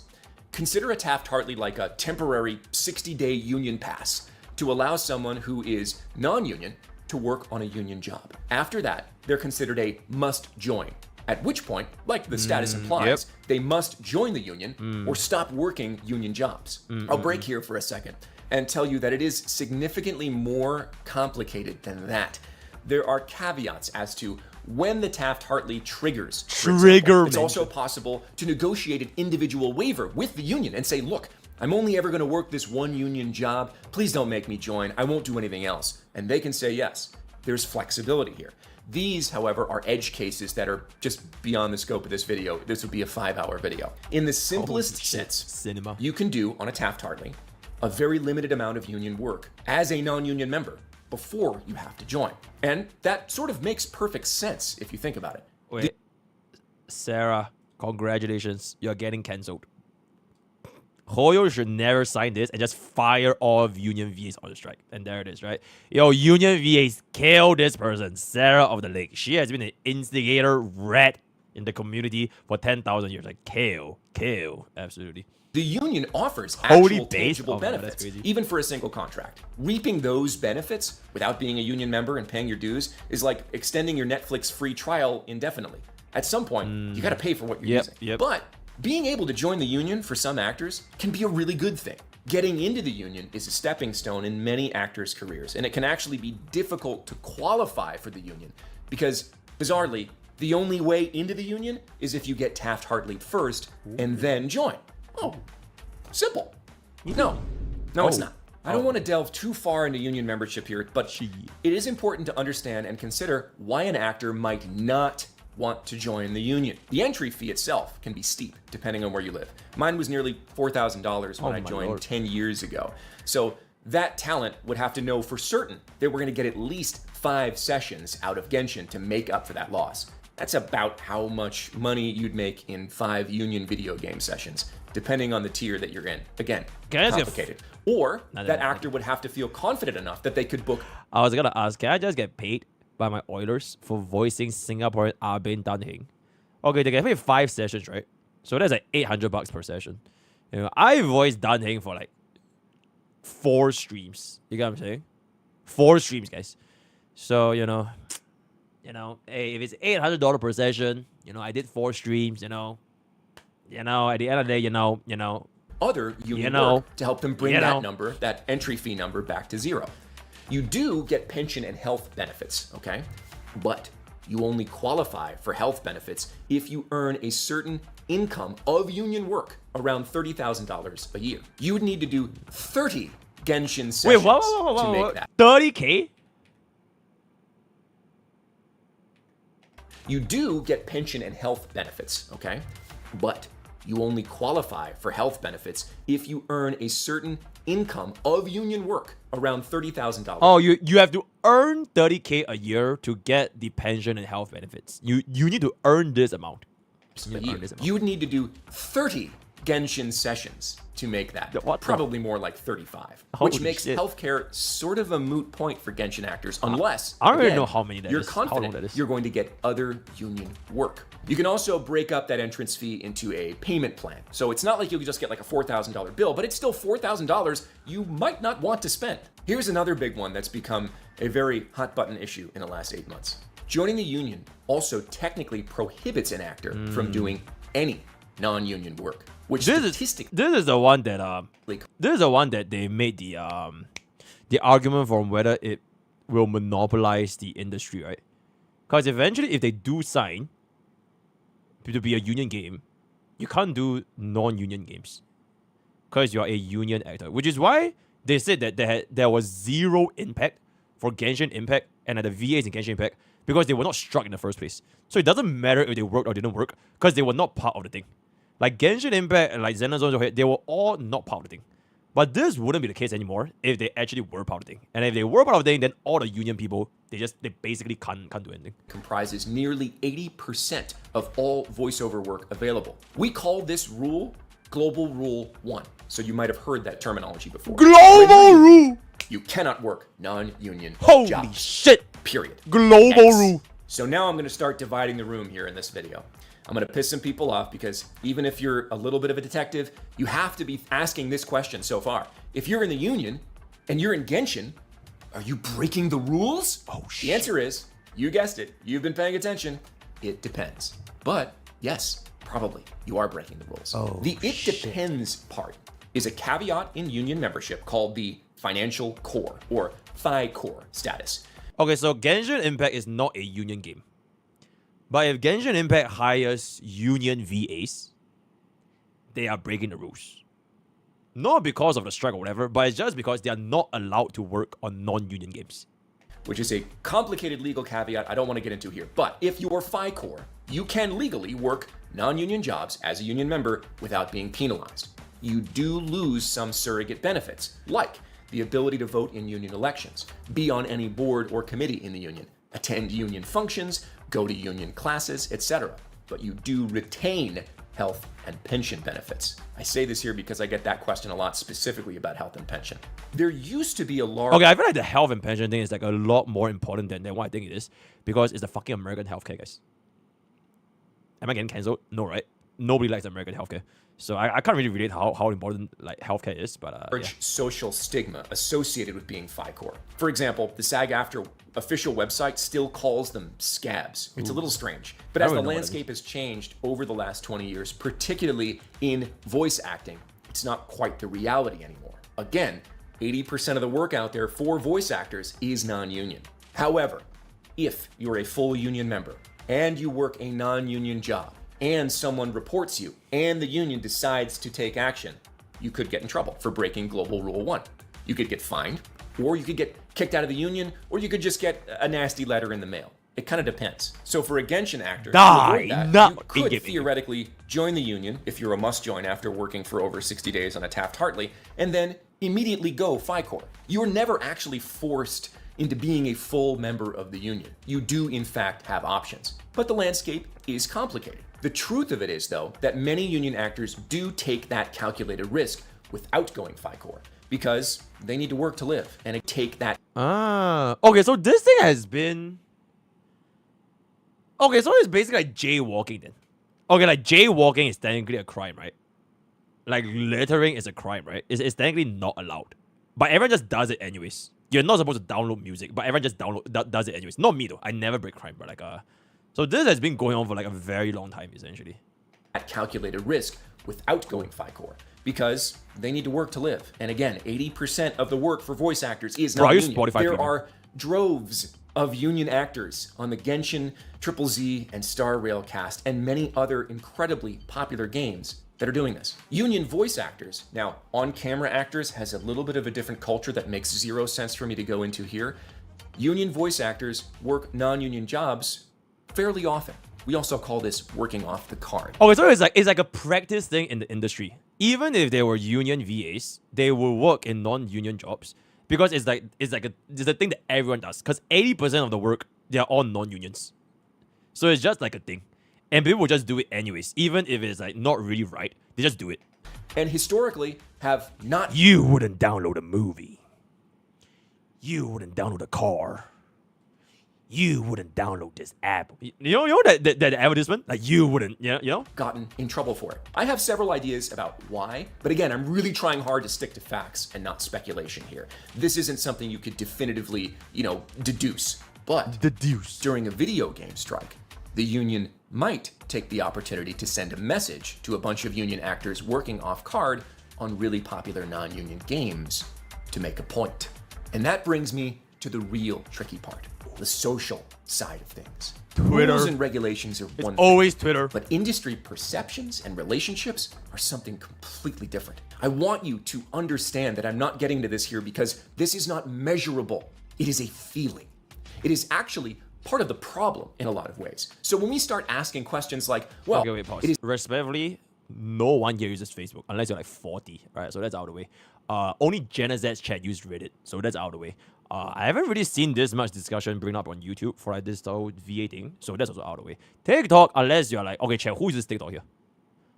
And there it is, right? So I would say it's probably is actually part of the problem in a lot of ways. So when we start asking questions like, well, why doesn't everyone just go FICOR? Or are people being blacklisted for working on non-union games during the strike?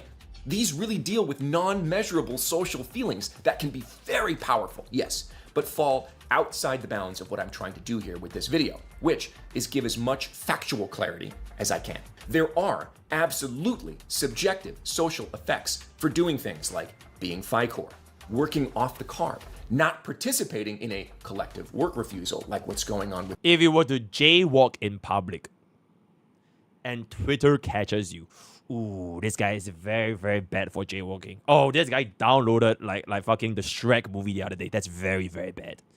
But people just do it anyways. Not me though, not me. With Genshin right now. There are also subjective social effects for doing things like reporting other actors who are breaking global. Oh my god, being a Sarah is, oh my god, you can be a Sarah in this industry.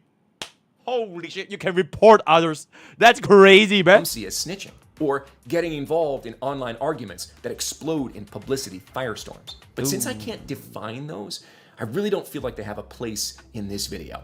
Yeah, anyone who says they have the facts on social repercussions during a time like this is certainly, definitively incorrect, because there is no such thing. But I bring it up here to let you know that actors, and I say actors here specifically because it's hard to define like a company's social influence. Okay, so technically, like what the Paimon VA did and like all the Genshin VA, technically them like bullying Jake is technically not law breaking, right? Like there's no law against bullying. It's just a bad look, but technically there's like no law there. Technically speaking, right? Technically you're not breaking the law for being a dick. Right? Hey, do you guys know that there's no law against cheating?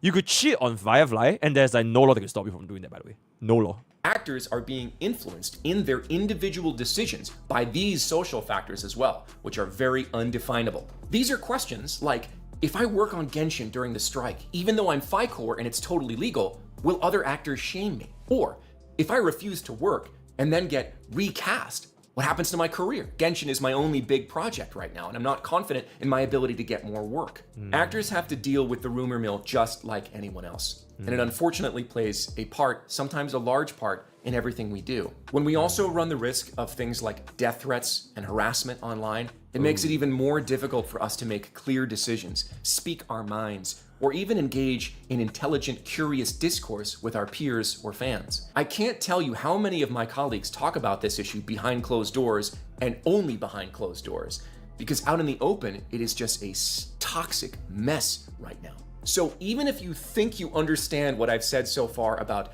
contracts and union membership and the strike, California law, and all of that, there's still the very unmeasurable and very powerful social element to consider. All of the above goes into the single decision of an actor to work or not work on not just Genshin, but many, many projects. I hope you're understanding how complicated this situation is. We're dealing with laws in multiple states, multiple countries. We're dealing with the union. We're dealing with non-union independent contracts. We're dealing with fragmented AI protections, some of which are full, some of which are not. And worst of all, we're dealing with an insanely popular game with a very enthusiastic base of both actors and fans who are consistently, but not necessarily intentionally, injecting misinformation into this massive, depressing, toxic gristmill that we call social media. Protected by the anonymity of a profile pic of a cucumber with sunglasses or whatever, people then feel free to take small nuggets of truth,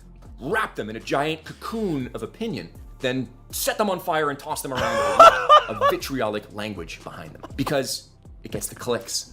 And we're all more concerned with dunking on each other than learning about It's each about other. getting the booms. In some ways, this It's is about a very getting the human dubs. reaction. We don't want to operate Big in a booms gray and big area. We dubs. want things to be simple and clean. We want good guys and bad guys. Will Hoyo go union? Will they add additional AI protections into non-union contracts instead? Will they simply recast everyone who's refusing to come in? I don't know.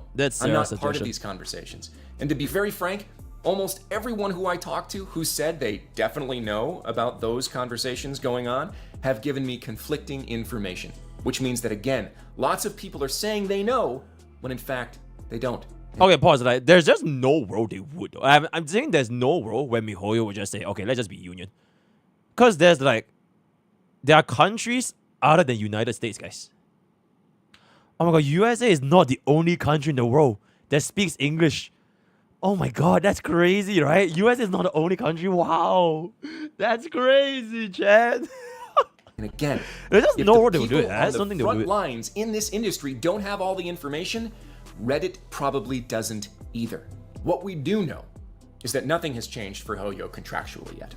And they have, in fact, recast actors who have refused to come in. They waited a while with their character silent before doing that. Okay, like for example, right, if you're basically like working for this company, and then you see your friends that are going on strike for another company, and then you're like, okay, shit, I might as well go on strike in my own company since they are going on strike. Let me just strike my own, and then you get a Pikachu short face when you get fired. You guys, I feel like that's like the vibes that I'm getting. What they're waiting for, I'm not totally sure. We do know that Chinese companies tend to not bend to the will of the masses. They don't respond well to mob rule on social media. But we also know that other large Chinese developers have signed union contracts with no problem. Should they protect their actors from AI exploitation? Yes, absolutely. No one will argue that. It's a difficult claim to make. Wait, why did the Lycon VA even leave though? Didn't they sign with Zenless Zone Zero, the studio that already offered AI protection? They did, right? So why did Lycon even went on strike? He was already protected.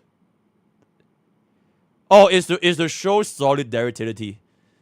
So it's basically the social aspect, like he mentioned, right? It's the social aspect. It's about standing up with your other colleagues that are going on strike. So even though bro was already protected by his VA studio, he just didn't go. Anyways, is that how it works? He never shows up. Scheduling issue. He just never shows up. Bro just dipped. Bro just goes AFK. I see. Interesting. Shouldn't have agency over their likeness. But will Hoyo do it without some sort of intervention law, like California AB 2602, to do it for them? I'm not sure. Will a collective work refusal push them to do it? Evidence right now is not saying so, no, but that could change. I'm not sure. I don't have a crystal ball on this. Will Hoyo fill those roles that it's recasting? We're seeing now that they likely will. They have in the past. They may continue to do so in the future. So actors need to decide individually what they're going to do with all of this data. As you can see, it's not easy. I'm trying very hard here not to comment on specific subsets of this issue about what's going on literally right now with individual people, because a semantic argument really helps nobody at this point. But I will say this. If you're finding yourself on an extreme side of this issue, one way or another, it's probably time to admit to yourself that it's because you don't have all the information. Because once you do have all the information, it's very hard to play this as black and white as social media wants us to play it. If I've done nothing else in this video, what I hope I've done is show you just how confusing this landscape is and how collective action problems can be very difficult to solve. Even when a collective bargaining organization is involved, like the union, you can see that since we're still 8 months into this strike, and we've had so many strikes over the last 10 years, it's still extremely difficult to solve this kind of problem. So, when you take a collective bargaining official organization out of the equation in the non-union world, and then make it up to a bunch of individual actors from wildly different walks of life, economic statuses, and personal opinions to try to chart a collective path forward, it gets even worse. So when you see well, I just realized it will just never end though. Because Genshin, Hoyoverse isn't even getting striked. It's like all these other companies that are getting striked. Right? It's all these other companies that are getting striked. So even if they want it to end faster, you will need every other company to sign the agreement. And even if they do sign an agreement, it doesn't mean that Hoyoverse will sign an agreement themselves. So it will just never end. The strike will just go on forever. It will literally just go on like for that. It doesn't even matter. Making individual decisions. Not matter, but like, how would it end? Because there was nothing to start in the first place. Because the strike wasn't against Hoyoverse, right? So at what point would it actually end? You get what I'm saying? Remember that they're individuals. No one is the villain in their own story. But you might be the villain in somebody else's. With the exception of my several rants about the danger of social media toxicity and mob rule in this video, something I feel very passionate about on the side, I also hope I have achieved my understanding. How did this video... You might have come here looking for the right answer. It's like almost 20% this time telling you that there might not be one. I'm not here to give you a best path forward. Other than that, I know that the toxic online discourse needs to stop immediately, and we need to spend a lot more time listening than talking. But on the bright side, this nebulous area is where we tend to thrive and make great progress as a society. We excel at taking imperfect circumstances and making the best of them, but only if we communicate, get educated, and engage each other with respect and understanding. Dude, this is like the most peace, love, happiness video I've seen in my entire life, bro. He's doing nothing but spitting facts and like bringing like information people don't know. How did this video get like, this is like 20%, right? 700 out of 4.2k is like, wait, is that more than 20% though? 6742 MrPokke. Oh my god, Lumi Venom, thanks for the $20 super chat. China already had laws against I don't read Chinese, so I can't find proof against it. Can our streamer find a proof? I have no idea I have no idea what's the law against air protection in China. I don't live in China, but like the thing is it's not just a matter of AI, because if it's just about AI, then Hoyoverse wouldn't have signed with the Zenless Zone Zero Studio. Because Zenless Zone Zero Studios already offer AI protection. And it's not about whether or not it's like covered by the company essentially. But like yeah, wait, it's like more than a 20% dislike ratio for a guy that just like saying facts. He was neutral, so the dislikes. Dislike triple Z. He was being neutral. Okay, wait. Let's take a look here. Pretty I feel like this is a very, very interesting that is kind of going on. My global one rule: don't bully on Twitter. Then just don't use Twitter, right? Union voice editors are bullying a non-union voice for getting work on a non-union game which isn't being struck by a union, and a non-union project that voice they shouldn't be working on. So it's okay for the union, but it's still non-union work, but a non-union. This is ridiculous. Absolutely. Okay, this might be the reason. This video doesn't address one of the most important concerns of the community. What about international ENVA? If Hoyo goes union, can those actors work freely on the game without having to worry about a US-based union? Can Hoyo freely hire non-US ENVAs? A US union should not monopolize overseas. I think that's very fair. Like whether or not they are under this US union thing, I don't think they have jurisdiction against like overseas, right? They only cover American VA. At least one union actor is fine. Overwatch is union and several VAs are based on other countries and are not based on union. Okay. So as long as they're not from the US, it doesn't matter to you. Is that it? Like they don't even need the Taft Hartley or like the trial period or anything. They can just work. Because they're not from the US. Ding, ding, ding. Yo, Ruba. Thanks for the 17 years. Why do you have so many Hell's Kitchen recommended? Bro, I love Hell's Kitchen. I literally watch that shit like almost every other day when I was like, eating dinner. Yeah. You have to respect the laws of your employee and contract. And they don't have the global debuff. US VAs can bully them. Yeah, then whether or not... Okay, I think they bullied the JP guy because he didn't stand with them, is what I'm getting at. Because even though the JP guy has the right to work it, because he's literally not from the US, he can work as he please, because he's like, he has his own freedom to work, right? Like, it's a free world, right? But it's like, if he fills the role of the VA that is currently on strike, it weakens. I think this is where the social aspect comes in, right? It's very, very not black and white, because it weakens the bargaining power of those that are actually on strike. It's like, if you go on a strike yourself, like I like to use the company analogy. So you're working on your company, and then your friends are going on strike on the other company. You decide to join your friends to go on strike as well, which does nothing to do with the actual strike itself, because your company is not getting strike, right? So in your absence, another guy from overseas come over and takes your job. Then now your friends are upset for you because your job got taken by the overseas guy because you went on strike, and the company decided, okay, you know what, bye-bye. I think that is like the way to put it, because it reduces the impact. So why would a company be willing to sign any contracts if they can just hire outside? And because some guy from outside is willing to get hired, they have this weakening of bargaining. Right? They can't bargain as much anymore because, oh shit, they can just hire VAs from outside. And then like, why would they ever sign it? It weakens the position. So yeah. Trial period, blah, blah, blah. So TLDR US doesn't really matter if you're not US. And Genshin is not stuff, so even US non-union can work. Other VAs. Okay, so for now USA non-union can work Genshin Impact. Even US, because they are not a union game. But if Genshin becomes a union game, then US can't anymore. But overseas still can, right? As long as you're overseas, you can still work the rule. So yeah. Interesting. This appears to be a very US-centric take on the situation. The way we talk about unions and work law completely ignored. This is not how unions operate in very developed countries. For example, in the EU, closed-shop policies barring non-union workers from working on union projects are illegal. As such, the interim agreement can be seen as archaic by international standards. Okay, this is a US issue. Okay. I could have been American myself. Absolutely. Interesting. It depends. Non-union VAs have the right to work. States like Texas, or the right to work. So specific states gives you the right to work.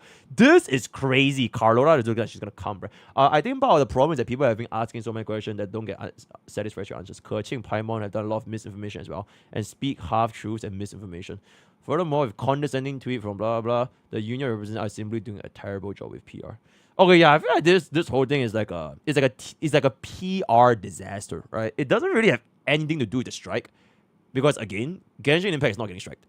It's just that the VAs that are saying these statements is not making it a good look. It's not making a good look. Why don't you talk about the interim agreement clauses? Oh, holy shit! Clause 6 about union security. Demand project partner to only hire union members. The interim project restricts MiHoYo to hire VAs outside of US or non-SEC VAs. They had to ask SEC permission as per Tefali. It's up to SAG to approve. Is that fair to you? It's literally closed shop where SEC Aftra have monopoly over all MiHoYo projects. Every union worker outside of US will laugh at SEC Aftra if they read the clause. SEC Aftra is not fighting for VAs. They are fighting for market exclusivity, like every Hollywood guild out there. So fuck the mother jibai. Ooh. Okay, Sarah, what do you say? Why is Sarah of the holy shit? Here is a top tier great American health plan in Texas, so you can get an idea of how it looks like.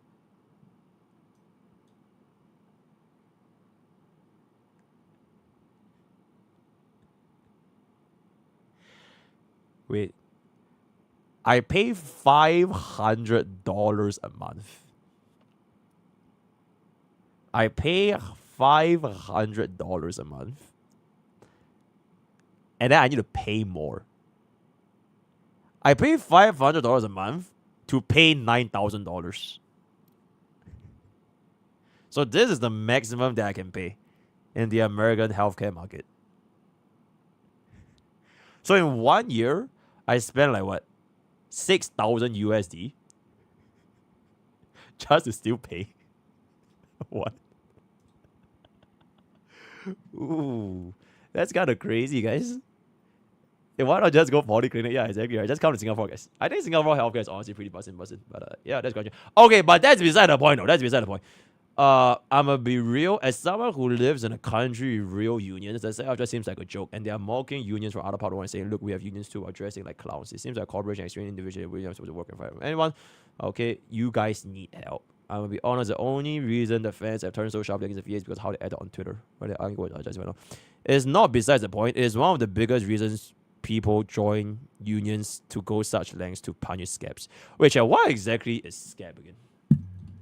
Union scab. You don't join a union. Oh, so it's like someone that doesn't believe in the union's clause. So it's like if a union is going on strike, a scab is someone that still goes to work. Is that how it is? Is that how it is? Yeah, so it reduces your bargaining power. Because if you're still going to work, then what are the rest of people going for strike for? Interesting.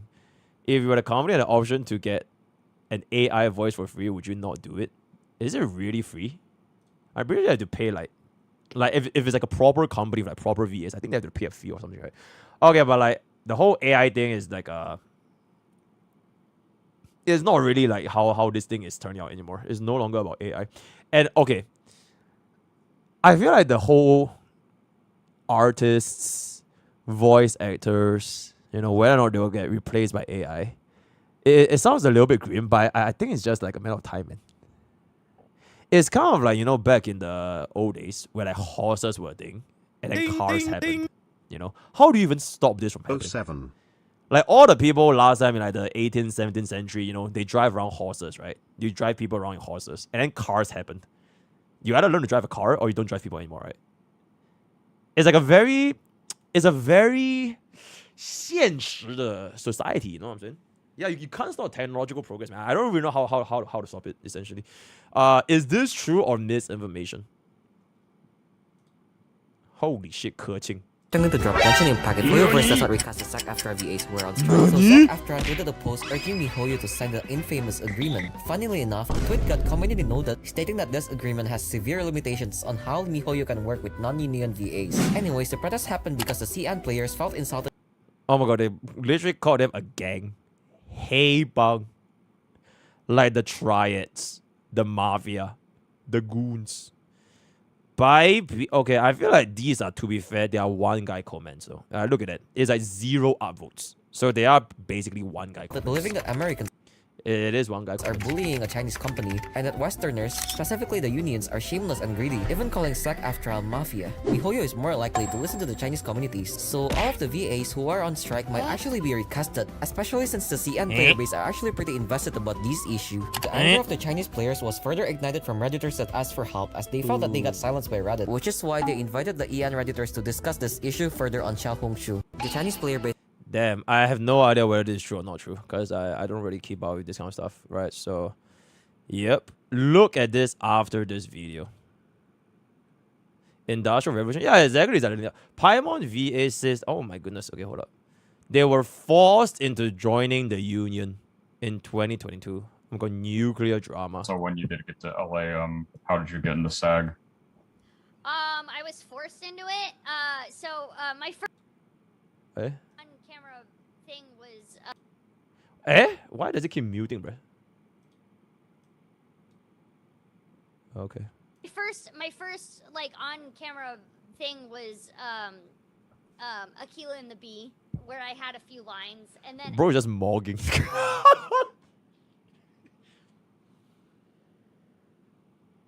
Bro, just mogging, bro. Actually, at that time, I was flying back and forth from Seattle to LA. And then I actually booked a movie in Seattle, and while I was on set for that movie was when I was what's called a must join, because it's when you work within SAG at some point,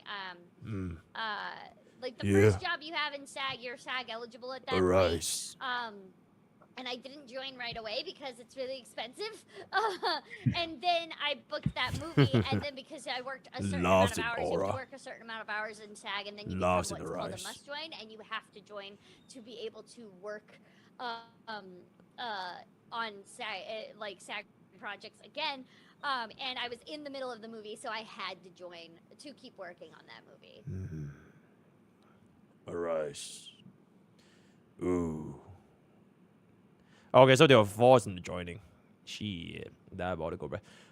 Wait, hold on. Let me cook a little more.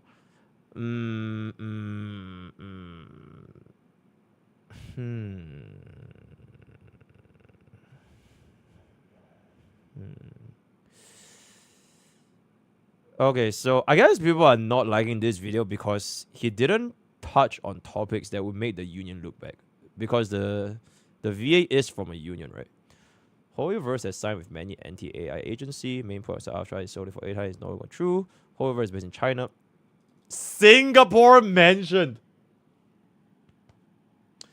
which has heavy regulations in terms of AI. This means that the entire argument for anti-AI doesn't affect Hoyoverse in the slightest, so surely Hoyo would have signed it in the heartbeat to solve it. Right, that's where most people are wrong.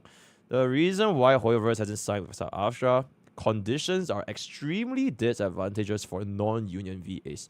You point out that theft hardly can be renegotiated. For most VAs, they would not have an excuse to prevent them from joining. The cost of entry is especially concerning. For most VAs in America, a few voice acting gigs will be enough to cover the cost. But for VAs in... Oh, right, there's the whole currency thing, right? Alright, because you get paid in your country's currency. So if you're like a USA guy, you get paid in your US currency, right? And then if you force like overseas people to join your US union, but they get paid in their local currency, oh, that would be so fucking cooked. Oh, that would be hella cooked, man. For Asian countries, it will take months to gather all the money rather than a few voice acting gigs. For most VA, paying that much money is simply unfeasible, so most non-American VA will leave. This will result in hundreds of empty positions, which SAG-AFTRA can monopolize because they can fill all of the positions with SAG-AFTRA. Oh my god. Oh my goodness, the horrors. Monopolizing all of the Hoyo games and gaining major influence in the gacha community. 5,400 SGD. Nah, I'm good, bro. There's also an issue with SAG-AFTRA currently partnered with Ito Vox, which is a company that's trying to revolutionize AI voice. What? Oh, this one I don't know if there's proof, but like that's quite funny. I'm not sure you're trying to be as unbiased, but the way you cover the information, interesting. Okay, so if MiHoYo signs SAG-AFTRA and they become a union game by their SAG-AFTRA terms, even non-Americans would have to join because it's now a union game. It is a SAG-AFTRA union game. Ooh, yeah, that sounds a little bit crazy, man. These voice actors are SAG-AFTRA. Oh, man. Damn.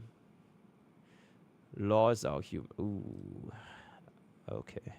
I think people don't really like this video because like bro is from the actual organizations, right? Oh, okay. I guess there were some points that like now that they brought it up, it's like it might not be fully neutral. Interesting. Oh god, I'm sorry for the Gordon Ramsay stuff, guys, but like I really love Gordon Ramsay so much. Oh, okay, interesting. All right, so that is I mean, it's not that bad. It did bring up some like pretty useful information, like the Californian laws and the Navas and everything, and what will happen. Absolutely. Does anyone else have a better one, a shorter one? Otherwise, we'll just wrap it up, and I want to wait for Mujin, because Mujin said that he's gonna cook up a video about this, right? Which honestly, I think is like, how is he gonna cook it up? Because Mujin is not a VA, right? He's not a VA, so like, if Mujin Hero Hey.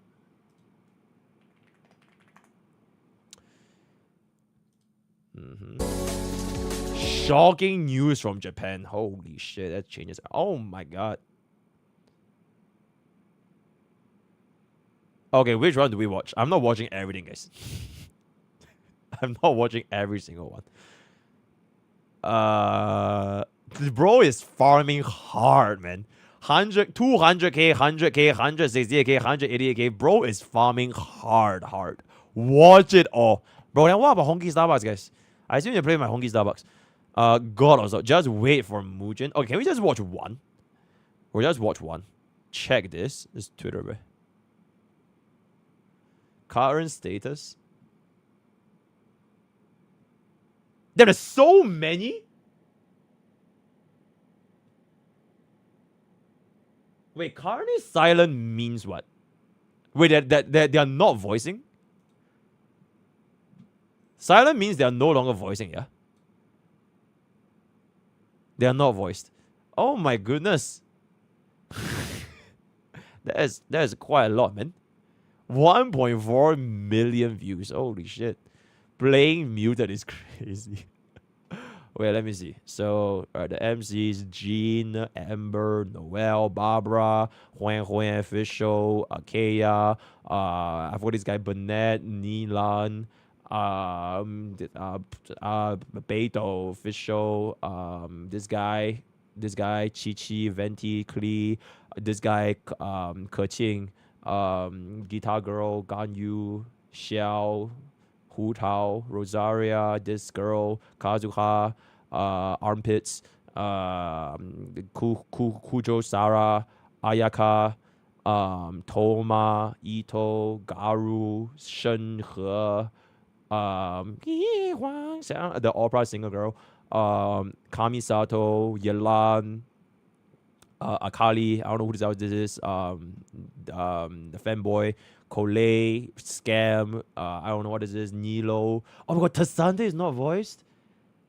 Cassante is not voiced. Ah, that's so sad, man. Cassante, Jellyfish Girl, Hasune Miku, Alhadium, Girl, Dea, Guy, Cat Girl, Pom Pom, Navia, Caitlin, Xian Yun, the gaming, Arlecchino, Chlorine, I forgot Shadwani, Lisa, Mona, I don't know what this guy's Alhadium, this guy, Rurosity, and Potion Girl, right? Absolutely. So that's gonna be the entirety of the Genshin Impact cast. They are currently silent as well as unknown. Absolutely, right? Absolutely. Okay, we get into the clip.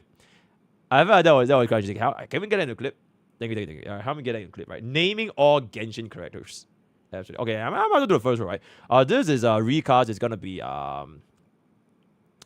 Silver Wolf, Razor, Guoba Certified, Yelan, Ayaka, Girl, Raiden Shogun, Yai Miko, Jingyuan, Wanderer, Baizi, Magician, Nervulet, Farina, Scissors, oh my god, what's her name again? Fuck, the Beyblade, Moalani, Silonen, Auroron, Chaska, Baba, Mavuika, Hasune, Varesa, and Yansan, right? Absolutely. All right, cool. Okay, so that's gonna be naming every single Genshin Impact character. Absolutely, absolutely, very, very good. All right.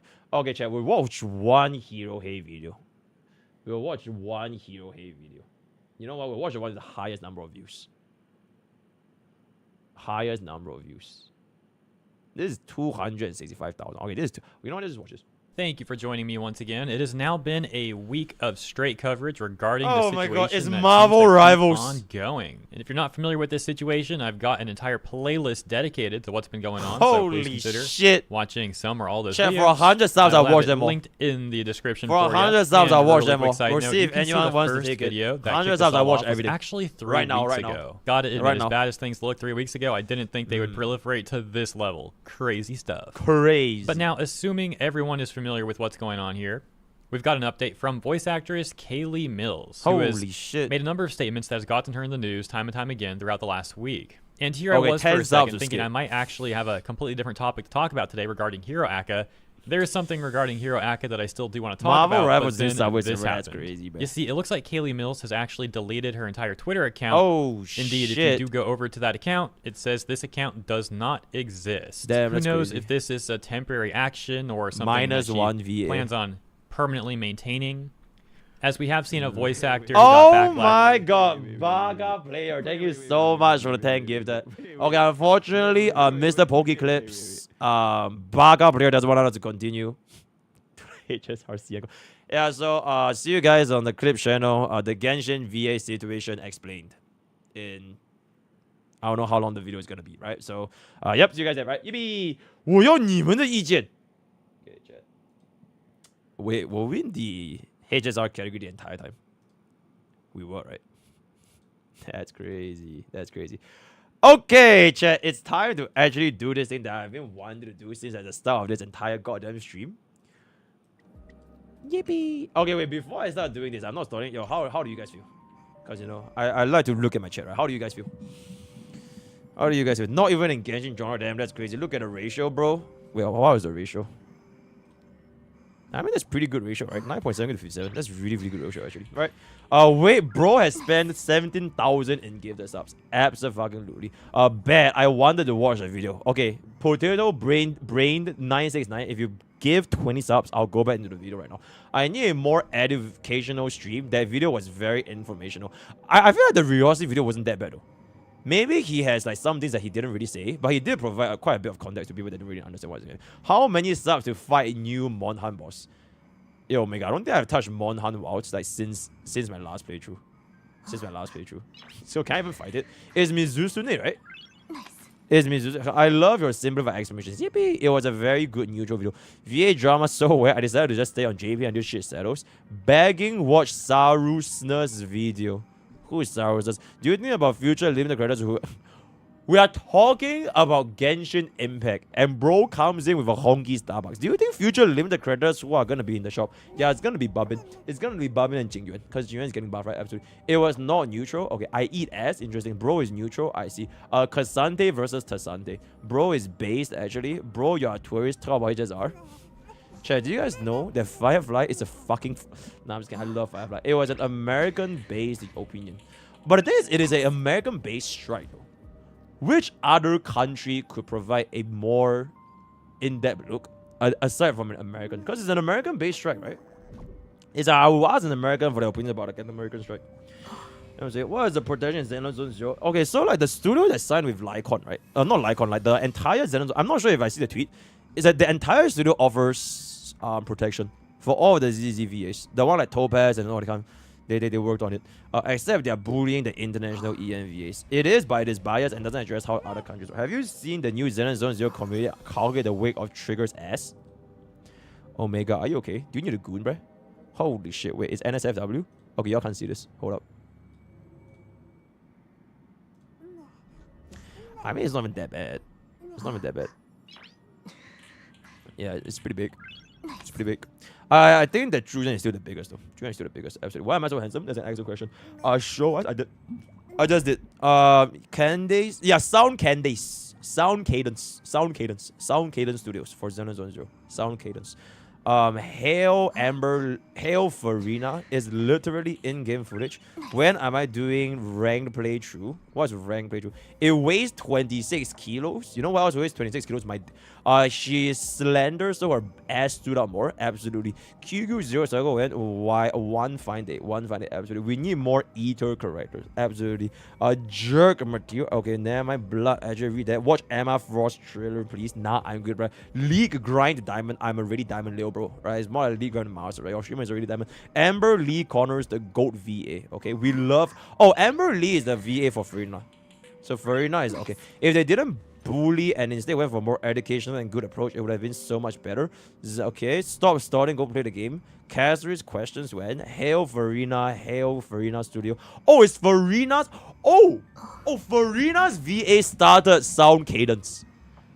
Okay, that makes sense now. Okay, yeah. Farina's VA started Sound Cadence. So Farina saved Xenon Zone 0. Crazy chat. Do you clear ammo down on a free break? We'll clear another day, right? Absolutely. W Farina. What is your opinion on the new Kanish VC? I think it's a little bit unjustified, right? Bro is not even from US, right? What will you do if Final doesn't have a Globalpassive? I don't give a damn. I'm pulling my main account no matter what. But for Bob, I think I'm kind of skipping Final, essentially. I need to go now. Bye-bye. That's why she's my wife. The goat. Fuck my life. Now he got it. Blood finding those masters. Let's go save Farina. Fuck. Okay, chat. We is good. Enough farming. This is gonna be a very, very interesting process. I have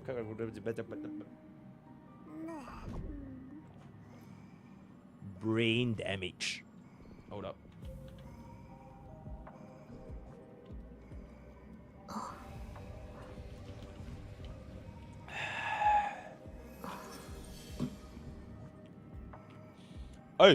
Hey, bye. Okay, there we go. Can you run more ads? Wait, that's an excellent point. I'm gonna run more ads right now. Actually, is in progress. Okay, anyways, let me find this real quick.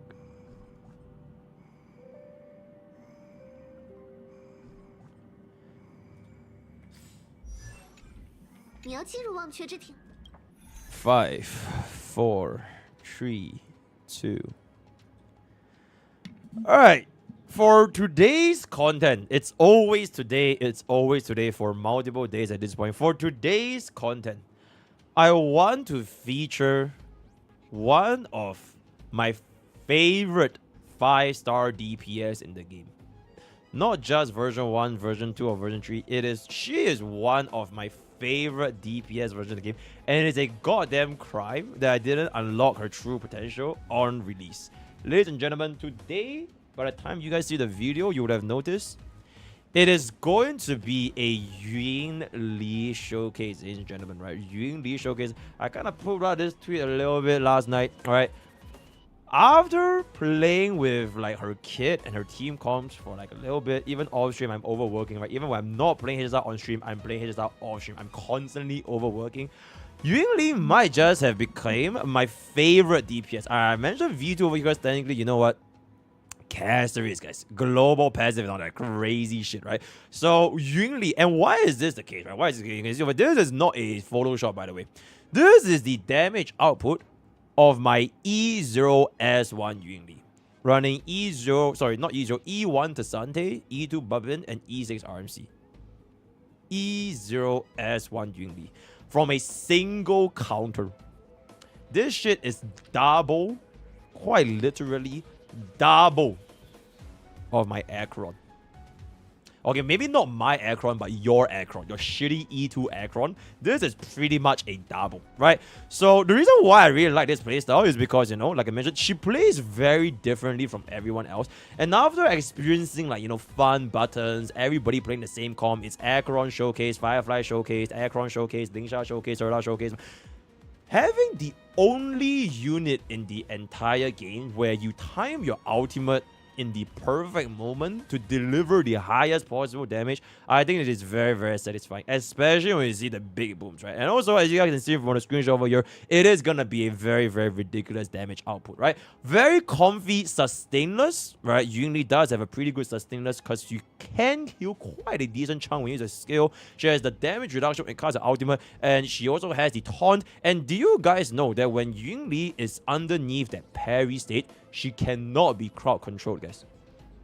Imagine having that for Jingyuan. Holy shit, broken as it. She can never be crowd controlled while under the parry state. Absolutely diabolical. And perhaps this is one of, if not the most important point, she can make use of intergenerational supports.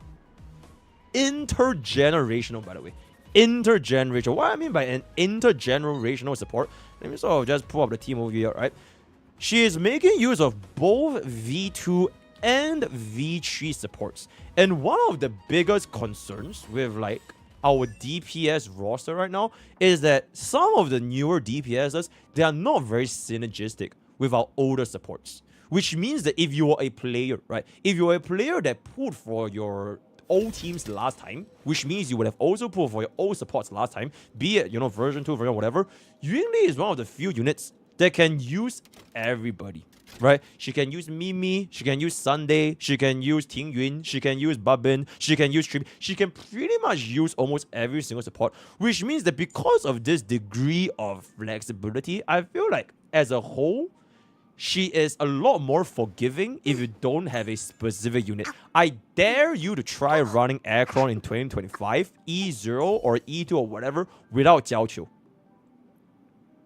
Yep, I dare you to try running Aglaia without Sunday. I mean, technically it's not that bad, it's still usable. But yeah, it gets to be a lot more annoying if they don't have that specific slot. Whether or not they are gonna be the absolute best DPS, tier 0 DPS, highest portable damage, doesn't really matter that much. Because the bottom line is she does provide you this degree of flexibility, right? This is not a Yunli glazing video. This is not a, you should pull Yunli now video, right? But it's just gonna be my experience where I have been playing Yunli for the past couple of times now. And lastly, it is, okay, this might not be very relatable to the free-to-plays, but if you were somebody that had the same mindset, for example, Bob, that you want to go for vertical investment, Yunli's vertical investment is really, really good, right? E1, S1, I feel like this is, okay, respectfully, this S1 is very important. E1 Yunli, your E1 to Sundays, your E1 Bubbins, all these are very, very accessible, really universal support slots that will not just buff your Yunli, but eventually, if you want to bring them to another team, you can still make use of them for this easy vertical investments. Imagine being a, what's an example, guys? What's an example? Kafka E1. Black Swan E1, which technically they're not too bad, right? They're not too bad, just the DOT is a little bit cooked. Yeah, that's pretty much it. So, let's go in today with my objective of Quadra 0 cycling both MOC 11 and MOC 12 using the exact same Yunli team. A Quadra 0 cycle viewer. So without further ado, let's go. Okay, so the team, it's completely cooked, right? We have a 4.5k attack Bubbin on 133 speed Signature Light Cone. Hail Bubbin. This is going to be, all our tracers. We have invested in our tracers very well. I have been considering to raise this up a little bit more because of like chemistry. You can heal a little bit, but that's for the future. Yunli also pretty much maxed out 99 speed with 97% crit, 144 crit damage. Honestly, this crit is a little bit overcapped because we do have a 10% crit rate for Mimi. But you know what? I can't be bothered to kind of find the perfect relic, so it is what it is. And then this is gonna be our Remembrance Trailblazer 166 speed. Actually, you know what? Let me take this off. Actually, no, I don't really think we need to take this off, right? So this is going to be fine. Victory in the Blink, 2200, blah, blah, blah. And then Tribute is going to be very, very good at E0 S1. We don't really need to make use of the Dungeons whatsoever because, like you guys know, Yunli doesn't really care that much about her own turns anyway. She only wants to get the energy, and as long as she gets the energy, she can let it go of the parry. It's going to be completely fine. So, yep, this is going to be our team. Hey,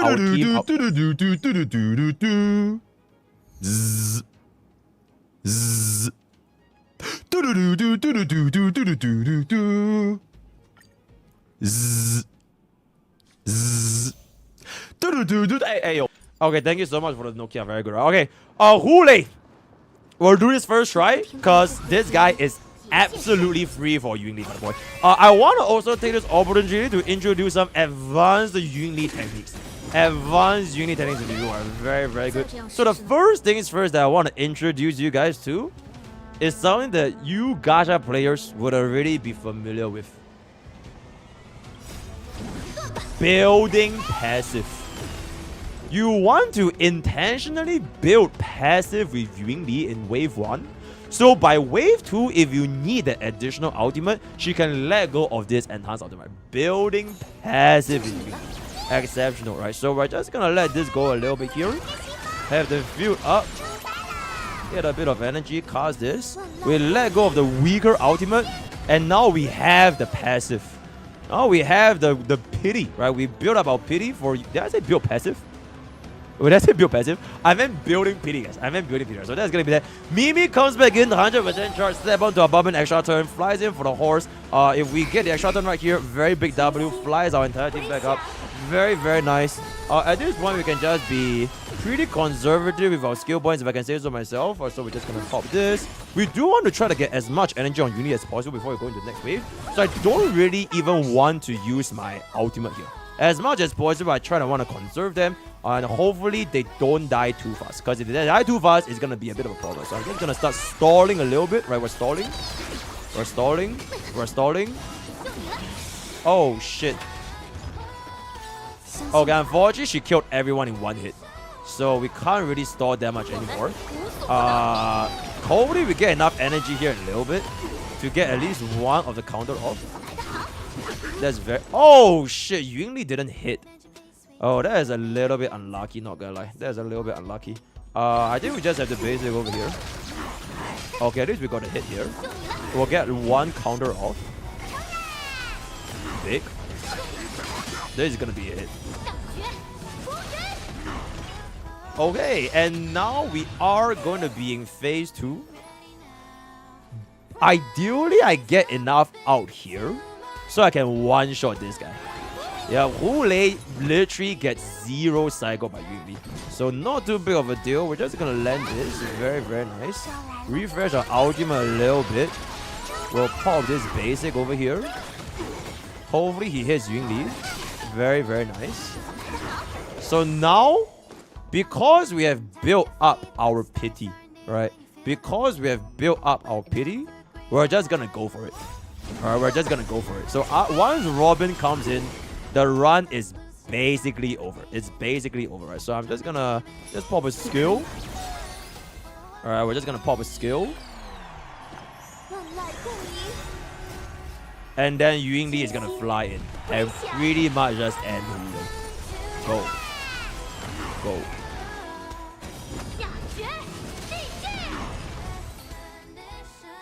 Very, very straightforward. Didn't really have too much to explain. Wholly over damage, overcooked, completely doable at E0 because we have way too much damage. So that is gonna be Hule. Very, very straightforward. Second half against Nikado Avocado. Don't think it should be as easy, but it should also still be fun, right? So I'm just gonna let the fun button over here take it in. Boom. Boom. You fucking casual. Castrius Lightgun has 12% AV when the Lightgun blows up, which makes her AV goes fast, and then we do a combo. So you casual, Buddhist casual. Fun fact, the Dragon Thunder just does not happen. It will still get messed up, but sure, you can go for it. You can go for it. We'll let Firefly just roll this. I'm pretty sure this should be a 3-0 cycle, right? Yeah. Sunday will just give us a shot. Why Sunday and Firefly? Oh, because we're doing a fun button. This is the fun button team.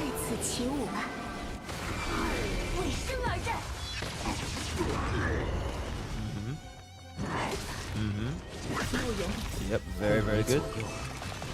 Big out. Extra turn. Hell. Yeah, this is my E2 S1 Firefly. Yeah, but that's gonna be the damage from my E2 S1 Firefly if I can see it to myself. Very, very good. Get a little bit here. Gonna pop this.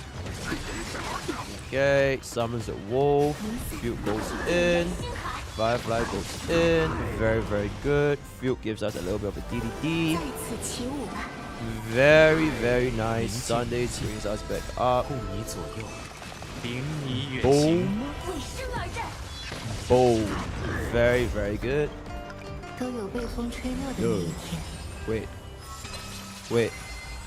Wait. Wait.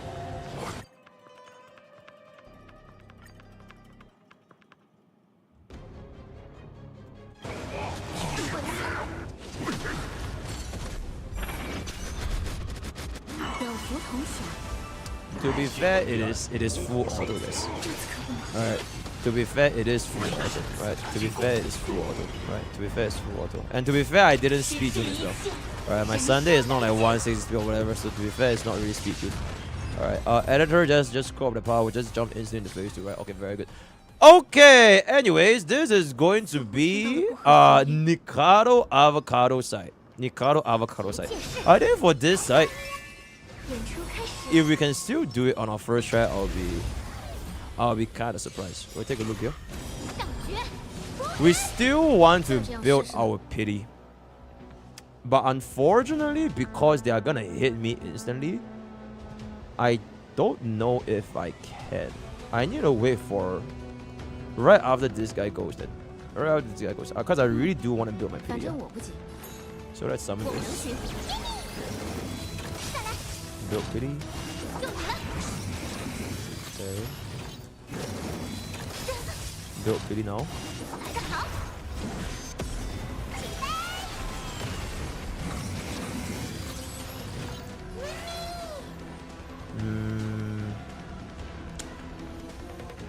I think we'll always have gotten 100%.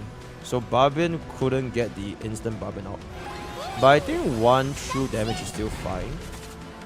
We'll build a little bit here. We'll pop off. I pressed the wrong fucking... Okay, you know what? I think it might not even be that bad. Okay, actually, it's really, really bad. Okay, I pressed the wrong fucking button, guys. My fingers are too fat, right? My fingers are too fucking fat. I pressed the wrong fucking button. It's that I couldn't even see, bro. I literally could not even see. I literally could not even see. Okay, why have I built this before roasted? Can I build pity here? Can I build pity here? I couldn't build pity if it's that way, huh? Yeah, no, I need to build pity. I have to build pity. I have to build pity. Because it will be very important against... Actually, to be fair, Nick... I don't know, we need to build pity. I was thinking because he always hits, right? He always hits. So maybe we don't need a pity. But the thing is, I need to activate this out on my own turn as well. Not just his action, but on my own action. So I need the pity. I need the pity.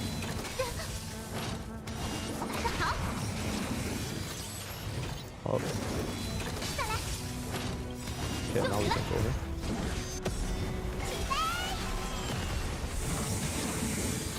Flies back. Honestly, ideally, I really wanted to give it to Barbin TBH. Of course, we can squeeze out the true damage, right? Okay, but this allows me to get one extra turn, so I think it's fine. Oh, it actually doesn't give us the extra turn, which is so slow. Shrevey got the break here. And we'll get hit. That's fine. I need a save. I need a save. I need to save. Can we get enough here? Shrevey is gonna go, right? Shrevey is gonna go. He's gonna start hitting though. He's gonna start hitting. Okay, I think we need this. So we can last one more. Okay.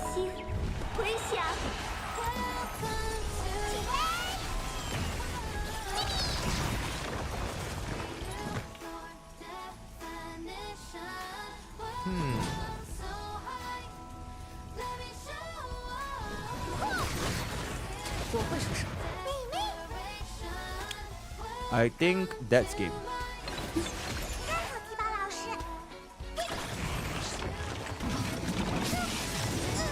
Fuck! Oh! Oh my god! Oh wait, the counter actually did it! Oh my god, the counter actually saved our 3v out! Okay, very good. Very good, very good, very good, very good. Very, very, very, very good. Okay, that is very, very good. The counter saves our 3v out.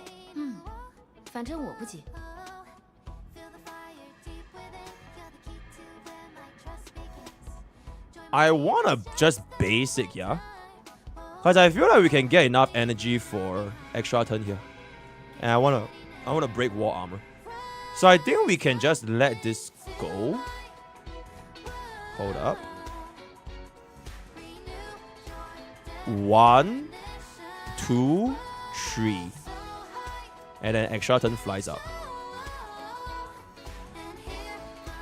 Yeah, I think that is the play. 1, 2, 3.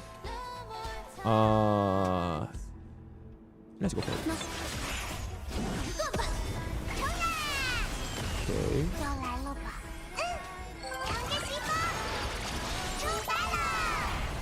Okay. Good, good, good. Another one.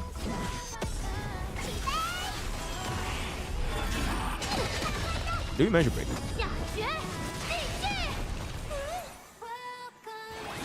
I think we broke, right? I actually can't tell if we break. I can't tell if we broke, but I think I think it does look like we broke. This is fine.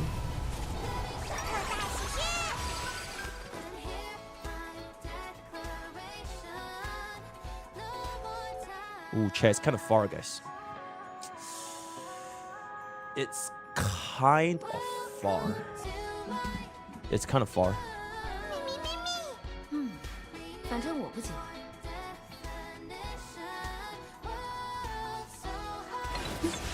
相信我吧，我们无所不能。冲啊！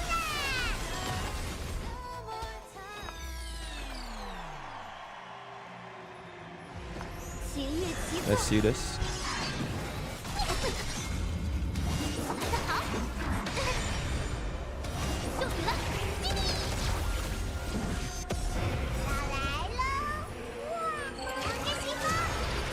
Hold up, hold up. Ah, I was thinking if we get to phase 2, we could have squeezed out Robin's ultimate. If we got to phase 2, we could have squeezed out Robin's ultimate. Ooh, if we got to phase 2. If we got to phase 2. Okay, wait, let's try this, let's try this.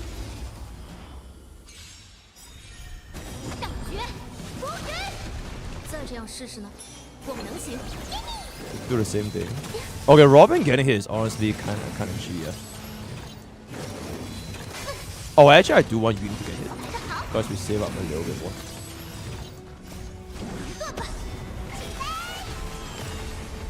Oh, this is actually kind of good though. We didn't get 100 immediately, and we built pity, so we can do this. Then we can do this. Then we can do this. Then we can do this. So now our Robin gets true damage buffs, which I think would have made a difference compared to just now.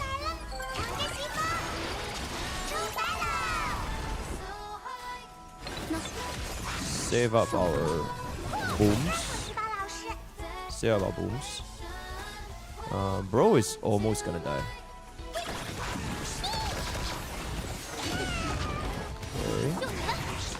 Okay. Yun Li is gonna take 2 hits to the face, which honestly is a little bit scary, no? Cause it's gonna be hella bleed. It will be a lot of bleed.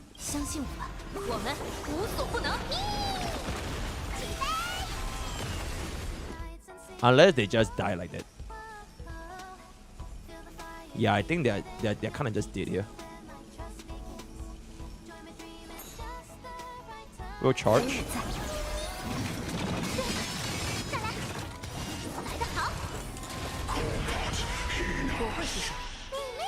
Okay, wait. I need a double skill here, so I have 100% AV advance. Ooh, scary, scary. Yeah, I don't think I'm ever breaking this here.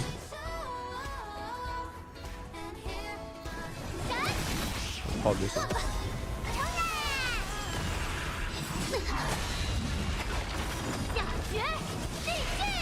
That's 2.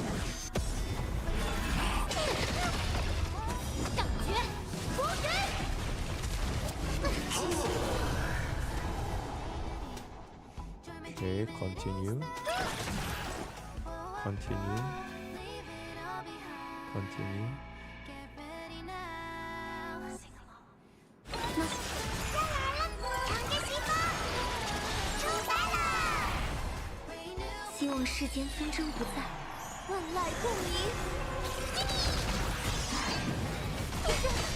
Okay.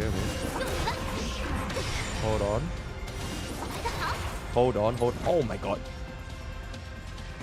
Hold on a while. Hold on. Okay. Okay. Wait.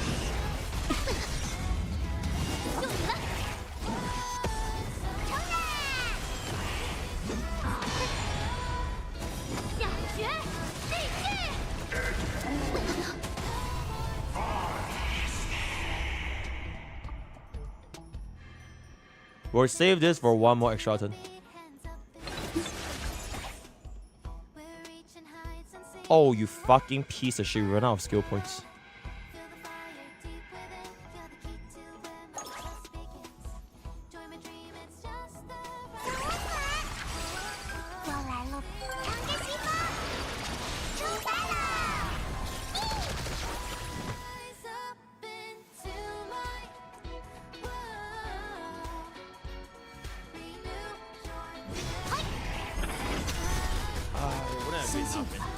We couldn't even prod the ultimate at the last one. We need a one more of the action thingy. Now, even we outed the out wouldn't even have proc, because we had no other turns left. We have no other turns left. Okay, we're not.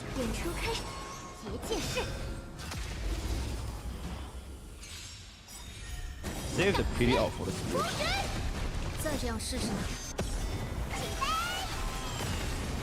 Okay, wait, hold up. Oh, wait. Why have I slowed down my wave 1? I don't activate tribute out immediately. I save my wave 1. I save my wave 1. You Sunday? Fuck no.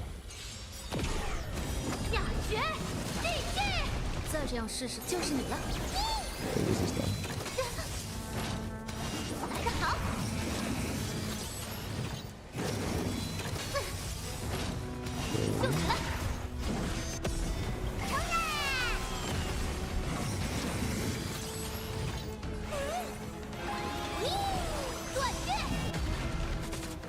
Okay, I slow it down. I slow this down. I don't out immediately.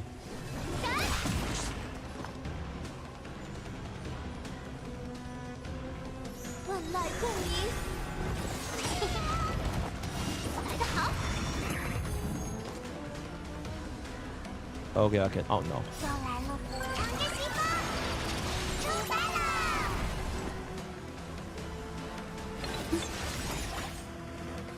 Is this enough for dinner? Okay. Okay.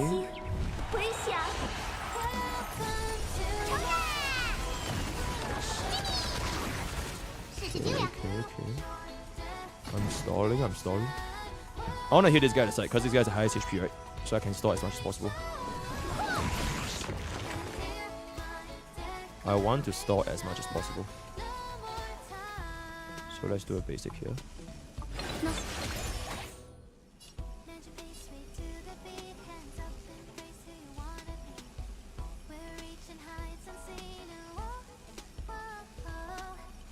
I'm hoping this counter can kill this guy. No, stop. Stop yapping. Okay. One more hit. No! Oh my god, he didn't get the last hit. Oh my god, Chibi couldn't finish it off. Oh my fuck. Okay, we had that one more counter. I think that would have been the one. That we saved up full energy for next wave. I think that would have been the one. So we just slowed things down a little bit. We just slow it down a little bit. We slow it down a little bit. If they hit really another time, that would have been it, man. Oh my lord. Should I skill with Chibi? If I skill with Chibi, then I wouldn't have enough damage. I wouldn't even have enough damage at first place. And we have no skill points.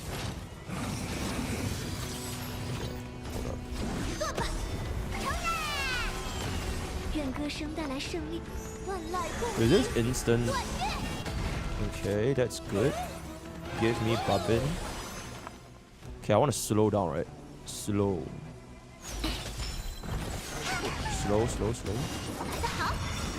Okay, this is not bad.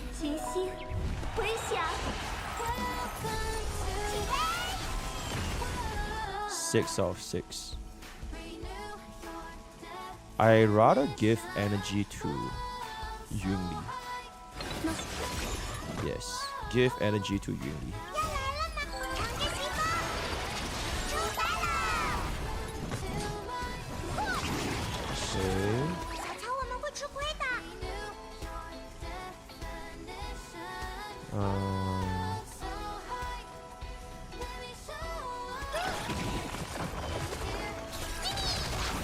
This is one.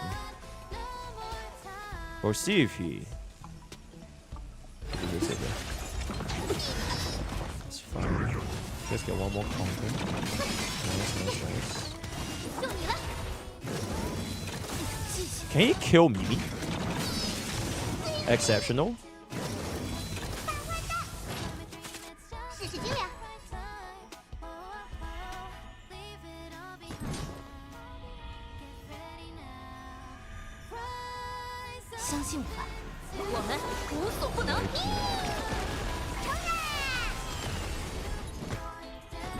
I think this might be just nice.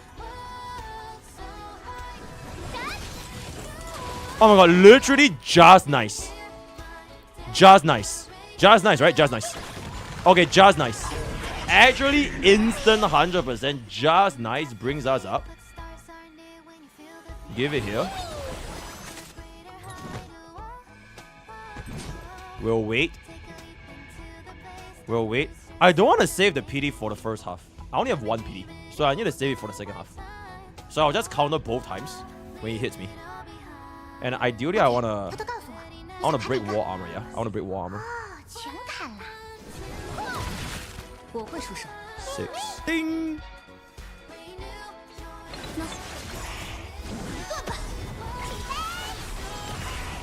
4.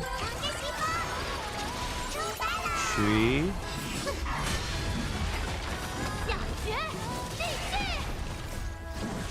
2. 1. Perfect wall armor, right? This breaks, right? Please tell me this breaks. Okay, I saw the break. 1 million counter. Okay, that was actually perfect. That was dead ass actually perfect. We keep aiming here. Refresh.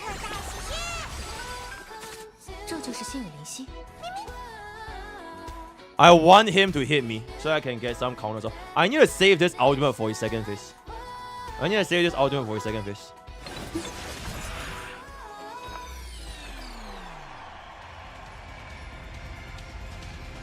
I'll wait for him to go. And Mimi go. Then I cast Robin ultimate. In case this I don't think this counter kills him though, unfortunately. Let's see what's up.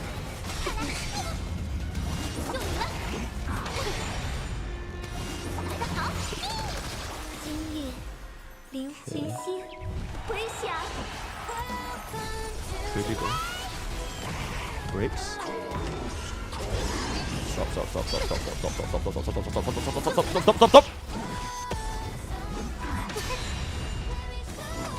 Okay, we have one more. He summons the spear. Okay, our first counter. So this is with everything. This is with everything. Okay, this is with everything, yeah? This is with everything. Basic. No, we tribute out first.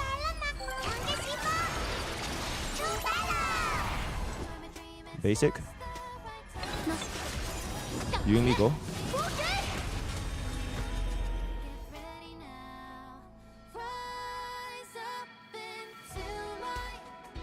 Hey, that's it, guys. Hey, that's it. Wrap it up. Oh!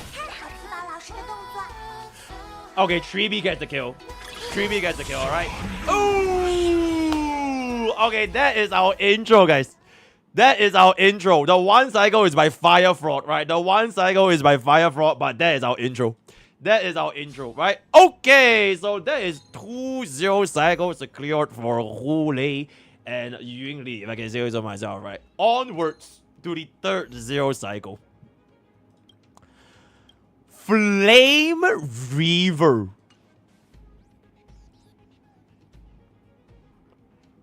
Ooh. Flame Reaver. Sustainless Flame Reaver. Let's see this. Let's see this, guys. Exceptional. Here! Okay, we're gonna pop off this. Go our PD after this. Yeah, I wanna kinda gauge how much damage we can save up here first. Okay, brings us up. Robin gets this. Come on.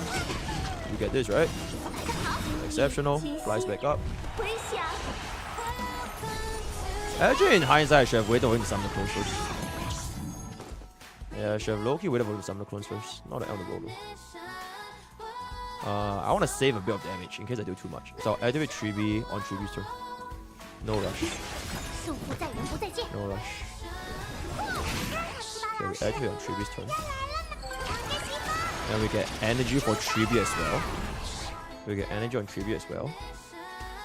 After we get energy on Treeby, I feel like we can let this go, right? Unless this is too much damage. Is this too much damage? Oh my chat, I think this might be too much damage.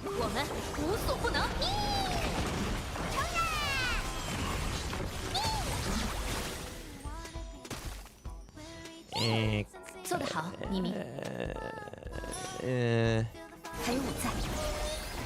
it's workable. Yeah, he hits Yun Li here. Nice. I think that was too much damage.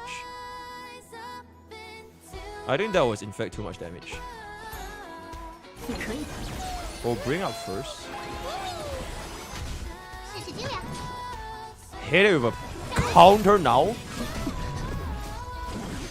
So hopefully this hits all 5 targets. Yeah. This hits all 5 targets.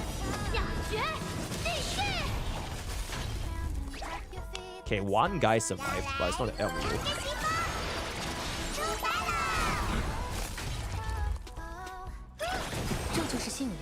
One guy survived. I think we can let this go immediately after Robin. We're getting hit here, right?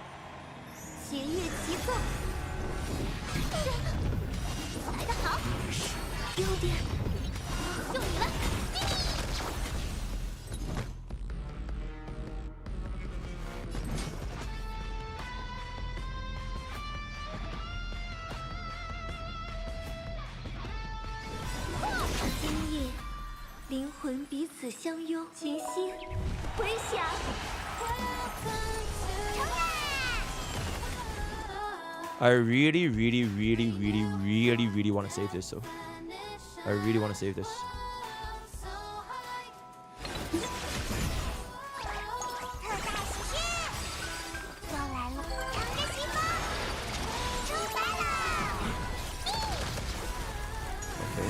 Okay. Wait.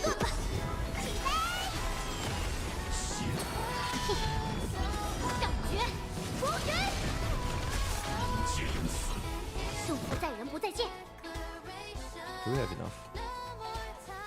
Wait. Do we have enough? Basic. Out. Extra turn goes in. Basic. Out.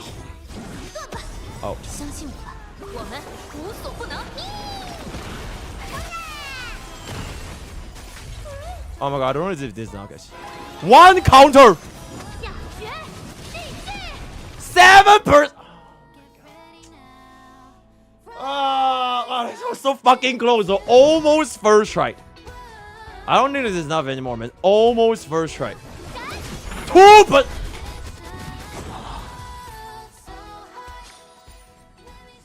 okay, for our first attempt, that is not too bad. For our very first attempt, that is honestly not too bad. What can we improve here? I think it's still wave 1, man. We killed wave 1 so quickly that we couldn't stack on enough for wave 2. So it's always when in doubt, does my Yun Li deal too much damage? The answer is always yes. So I need to slow down a little bit.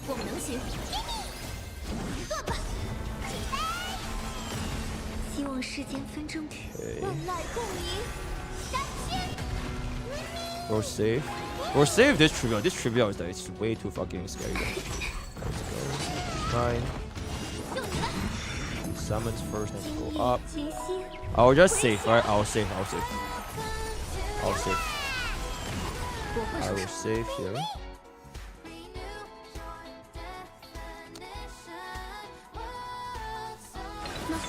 I want Yun Li to get the energy. So I'll give this here right now, so Yun Li can get the energy. Yun Li gets the energy. And if she gets the kill, even better. Okay, she got 1 kill. 1 kill is better than no kills. This is kind of good because now we don't hit the Flame Weaver, so that's kind of good. I think I can consider saving my ult. Alright, I can save my ult. So let's save my ult. I can cast skill actually because we are quite on the roll with this. Okay. Okay, slow down. Just slow down. Stop killing everything. Just stop killing everything. Okay, just stop. Ideally we break this wall armor with Yingli, but I think it's okay.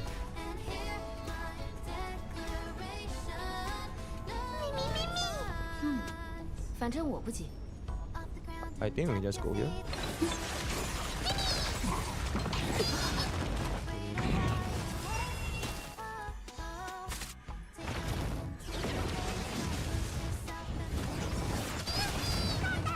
How did that not hit Yingli a single time? That's crazy.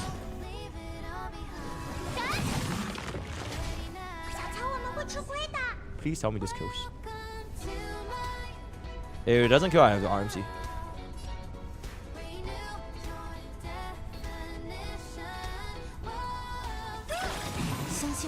Okay, no choice. 301 for Robin. 100%.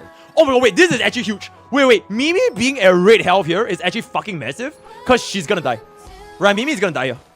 So we get free 50% charge after this. I need true damage to be on Yingli right now. Cause this is the critical juncture where he's gonna summon his clone. So I need the maximum possible damage. I don't need it to be on Tribi yet. I need it to be on Yingli right now. Okay. So Mimi will definitely die. Oh no. First counter. Go in. Second counter. Go in. Okay. 55. Meme died, but we have free 50% now. I'll save this out on tributes, so just in case I need to. Nah, actually I can just let it go now. It's fine. I get a bit of charge.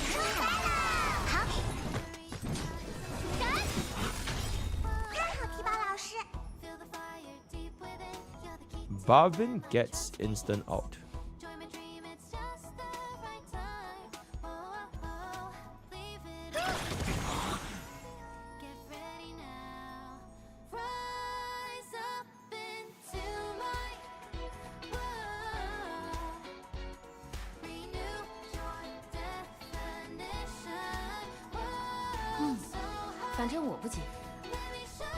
I was thinking I just out now. Cause he's gonna hit me with the counter, right? Oh, not out now, as in I out during his turn here. I can let go of this out. I don't think this is overkill. And 40% is honestly like fucking ridiculous. Skill, basic.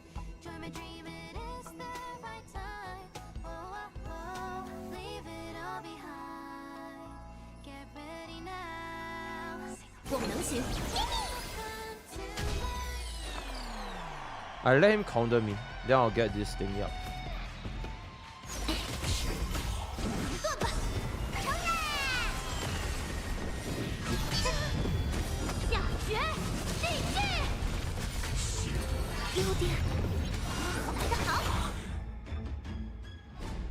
Sure, reach phase 2. Oh my god, Barbin is so low, guys.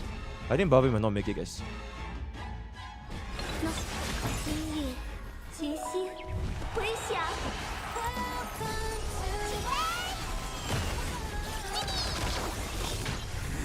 Please make it. Barbin couldn't make it. Fuck, man. Barbin couldn't make it. I think if Barbin made it, that would have been it. If Barbin made it, that would have been it.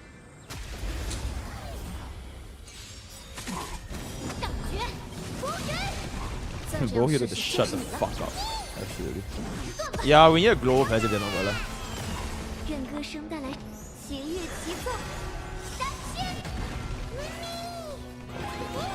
This is always the exact same.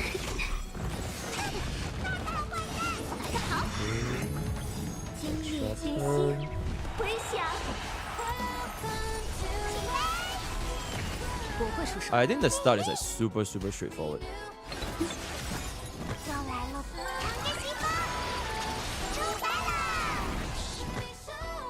Yeah, the start is super straightforward.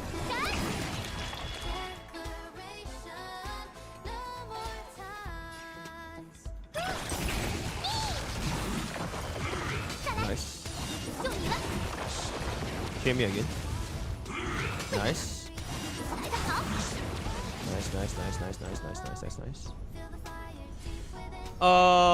Dams. This guy surviving does nothing for us, TBH.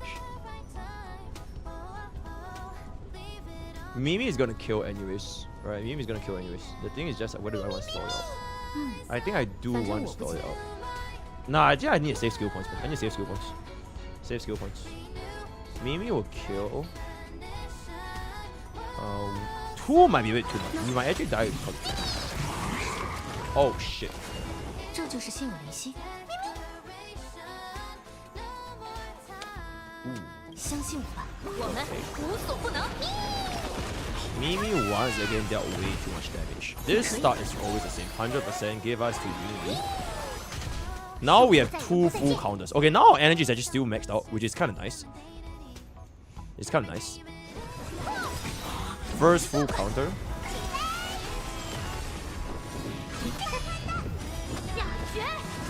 Second full counter.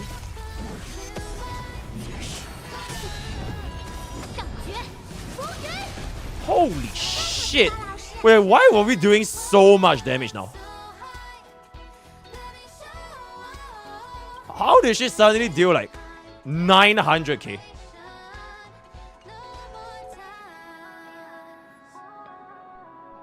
You killed the shadows? Wait, but just now wait, there's a huge difference though.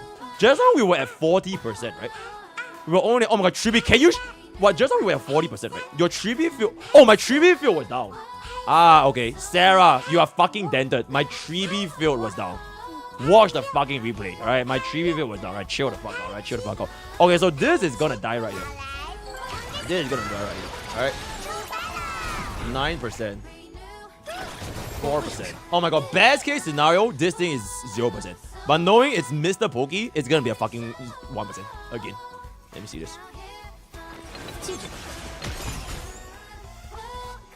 Oh, I'm fucking done though. Fuck this game.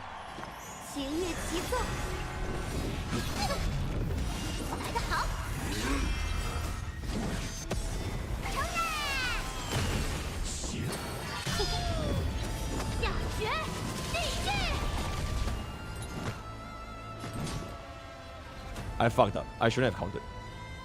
But now actually I have to counter. Because Robin doesn't have enough energy. So I actually have to counter. Do we have enough energy for this?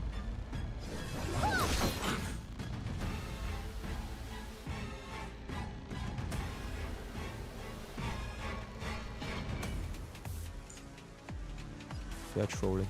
相信我吧，我们无所不能。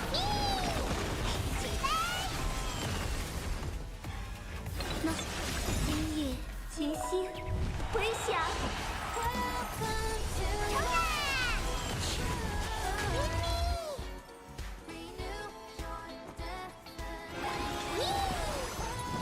Hold on.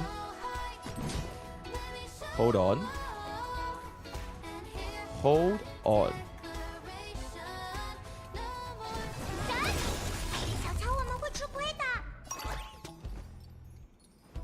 Out with Tribi first. Out with Yingli. Punch. 1 counter. End the game. Out with Tribi. Out with Yingli. 这就是心有灵犀。Alright, let's see it.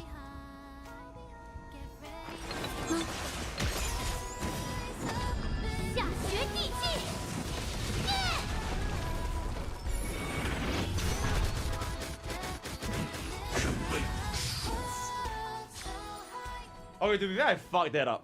I counted too early. To be fair, I fucked that up. I counted too early, but I was thinking I wouldn't get punished. I was thinking I wouldn't get punished. Oh my fucking god. Oh my fucking god. Okay. Okay, but this is the run. This is the run. That was edgy the run. That was edgy the run. If I didn't fuck that first counter up, that would have been a run. That would have been a run. I have ascended to 2%. Right? The power creep has officially made me a 2%. Absolutely. Okay, this is the same. Let this go. I think at this point there's basically no RNG. I already know what I need to do, right? I already know what I need to do. So we'll just pop this. And then when he hits me, spawns his clones. Spawns his clones. Action value advance. Everything here is exactly the same, right? It kind of just depends if the two flame weavers, not flame weavers, the flame out of space, if they punch me. And I hope that they do. Alright, I hope they do. So I punch this guy once. Out with 3B once. And then Yun Li skills here. 3B. 3B can kill. I'd rather give the energy to 3B.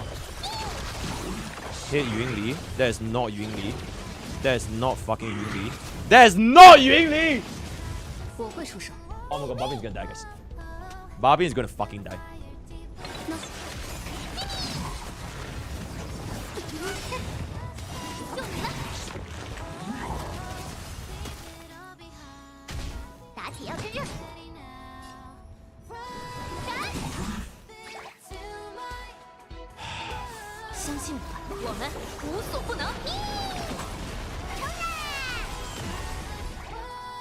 Okay, if this kills, we'll just see if this works. Okay, thankfully it's still killed.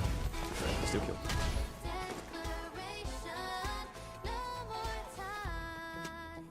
My fucking 3B field is down. Fuck.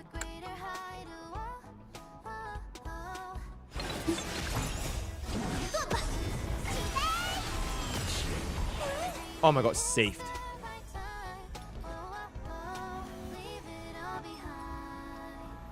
I'm basically using my hidden pity here, but at least I use it, right? At least I use it.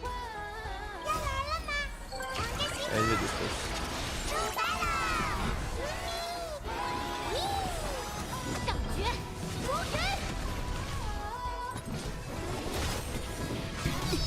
How did he not hit Yun Li, bro? Like, oh, I'm fucking speechless. How did he suddenly choose to fucking decide, oh, you know what? I'm not gonna hit Yun Li anymore. Bro just fucking switched his opinion, and all of them hit Barbin, bruh. Every single one of the attacks just now all aimed Barbin. You fucking sack of shit, bruh.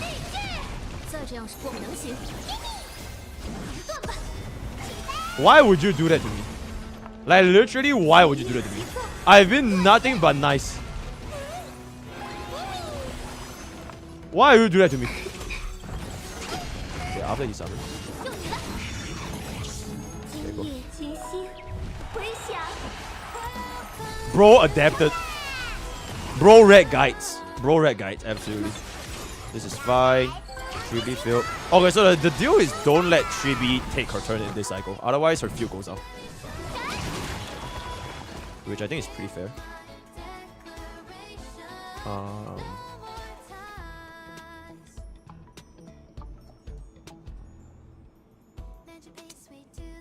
Yeah, let's do this.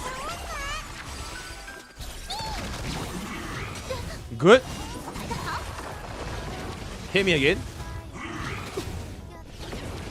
Not the best, not the best. Honestly, not the best. Not the best. Okay, but I wish we break the wall armor here though. Okay. That's good. That is good. That is pretty good. My 3B field is gonna fucking expire, right? I have to skill here. Or rather, I have to out with Mimi here. If I don't out here, my 3B field is gonna expire. So I have to do it. So I save one turn on 3B field. Which is good. This is good. I kind of have no choice, right? Because I need this skill to happen right now, so I give Yun Li true damage. So Yun Li has to basic after this. Which I guess is not even really the end of the world, because like her energy is almost full here anyway, so it's not that bad. So this is the exact same. So first you go out, he summons, boom, parry 1, 8 million, parry 2, 5 quintillion, 980 Yun Linian. Okay, now we're good. Now we're good. Right, now we're good. So now we just out on Chibi's turn. We definitely have enough stacks left. This was sort of the 1% thing just now, right? Okay, Bobbin definitely survives this. We'll let him come with us. Why are you not hitting her?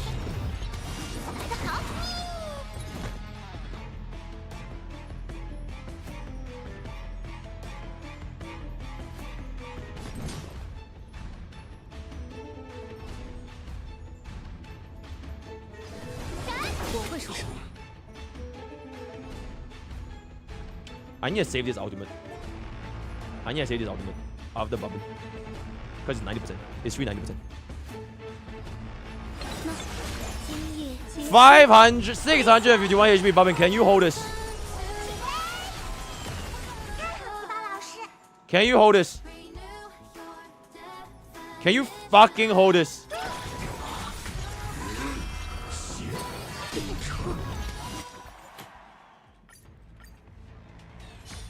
Oh my god, if she held, man. Bro, if Bobbin had like a fucking HP main stat, bro, like I fucking swear to god, bro. If Bobbin held. Oh my god, Flame Weaver is actually just a fucking sack of shit. It's always this fucking guy that takes like the longest to get the fucking zero cycle. If only I... Hey, chat, give me $1 every single time chat says, if only I had a global passive. It's only I had a global passive. Bro, I still gotta be a fucking millionaire right now. Yes, I get it. I need the global passive, okay? Hail global passive. I get it. I need the global passive. I get your message, okay? Hail global... Casters will change everything. Okay? Casters will change everything. Boom. This is, like I mentioned, the exact same shit. I've played these games before. Fucking played these games before. Yeah, let's get a thing here. That's good. Can we get hit again? That is not good. That is not good at all. That is not good. That is not good. Okay, actually, I want to slow down the damage. Yeah, I want to slow down the damage. Slow down. Slow down. Slow down.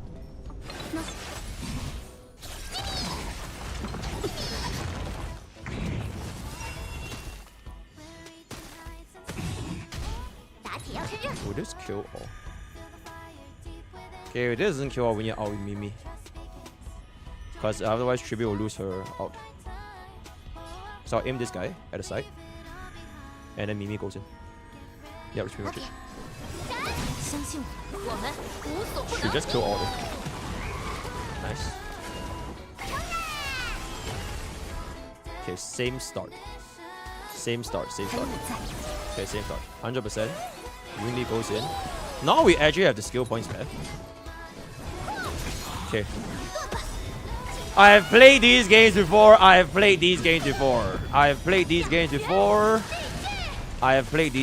Exact same. Very, very good. Very, very good. 24 HP. So this is the exact same.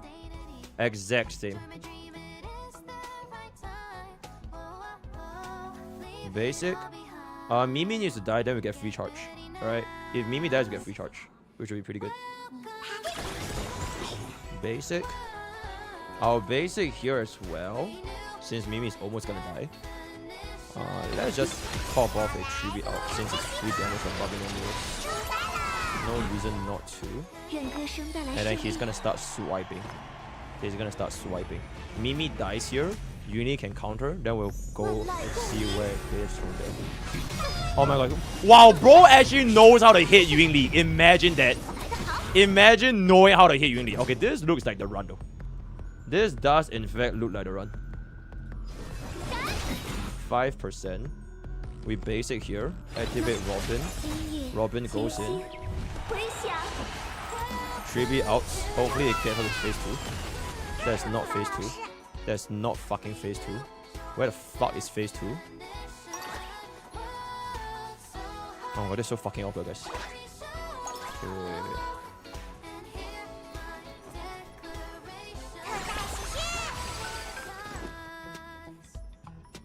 Out. Out brings us to phase 2. Out brings us to phase 2. This is 90%. It's still my turn, yeah? It's still my turn. Out brings us to phase 2.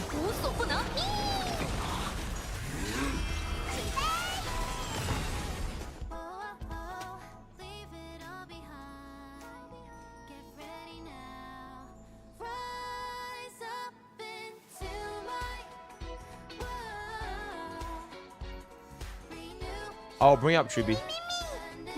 If this is gonna be 100%, I'll just bring up Chibi. Yeah, I'll just bring up Chibi. So I can let go of my hidden pity. Because this hidden pity has to go. Okay, wait, slow this down. Okay, no matter what, I out, right? No matter what, I out of Yunli. Oh wait, I need to out of Yunli after him. Okay, no matter what this is, now Yunli is not getting a turn here, guys. Right, Yunli is definitely not getting a turn here because he's 100%. We're reaching 100% immediately here. So, basic Yunli out, Chibi out. This hits 100%. Brings up Chibi. So I can... No, actually I can just bring up Yunli. There's no need to bring up Chibi because Yunli can also trigger this. Okay, I think I believe, guys. I think I believe.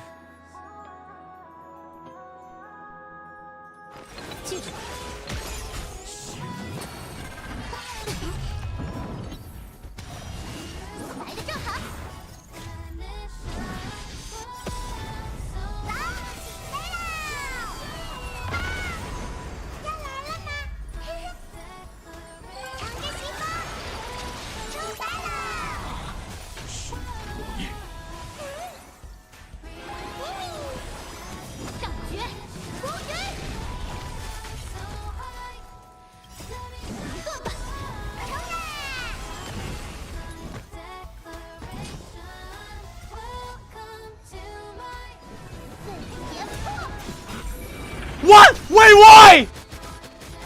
这就是心有灵犀的感觉。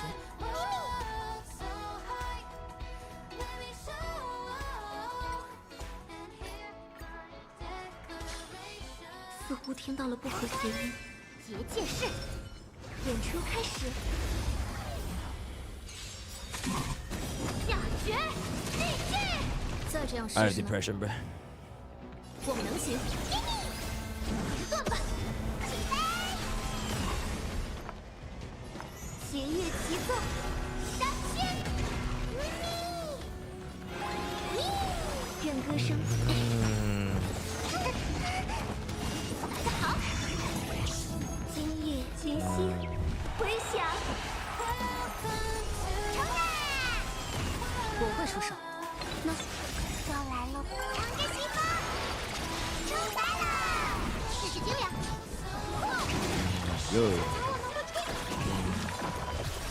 有还是两局吗？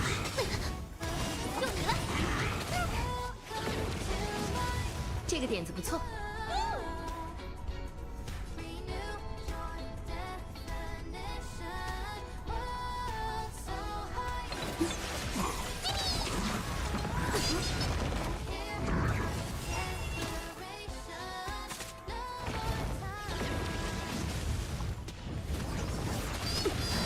How did that not land a... Oh my fucking god, bro. How did that not land a single fucking time? That's crazy. That's fucking crazy, bro. Okay, thank god we can still clear here, but oh my god, that's fucking crazy. That is crazy. Okay, okay, I'm not gonna fumble this. I have fumbled enough. I have fumbled enough. Alright, lock in. 1 2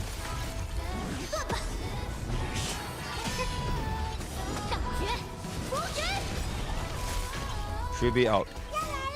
Go. Basic. Basic. Basic. Bro hits me. You hit Yunli. You hit... I fucking swear to god you hit Yunli, right? You hit Yunli. That's not Yunli. Oh my god, Bobby's gonna fucking die again. Bobby's gonna fucking die again. There's no point. There's no point. It's dead. They did it. They already did. They already did.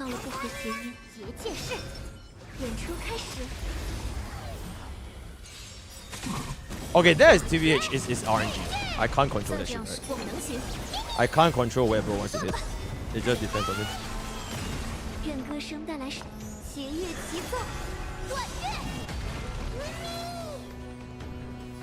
Cool.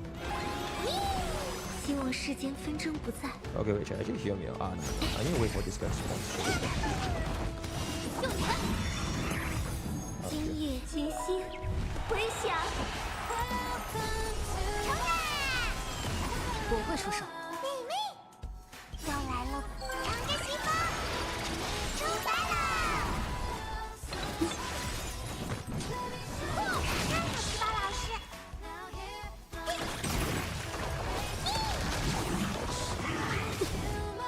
Why is no one cheating?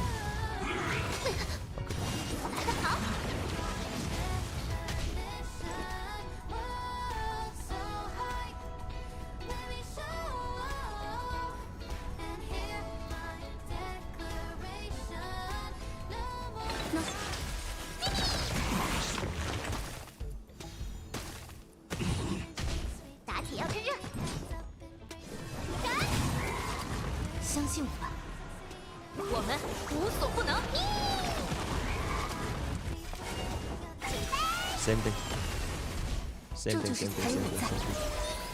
Same thing. Nah, the 1% wouldn't matter, because this would have been the exact same thing. This would have been the exact same thing. Don't hit Bobbin. Don't hit Bobbin. Don't hit Bobbin. Don't hit Bobbin. Don't hit Bobbin. Don't hit Bobbin. Just don't hit Bobbin after this. Right? Just don't hit Bobbin. Just don't hit Bobbin. Just don't hit Bobbin. Don't hit Bobbin. Okay, excellent. Alright, just don't hit Bobbin. Oh shit! Wait, we got a free counter. Using this with counter is so wasteful though. I'd rather just wait for phase 2. I'd rather just wait for phase 2. Don't hit Bobbin. Don't hit Bobbin. Don't you dare fucking hit Bobbin. Don't hit Bobbin. That's good. Okay, that looks very, very good. That looks ridiculously good. Please someone have enough energy. Okay, if this doesn't have enough energy, I kind of just have to out with tribute, right?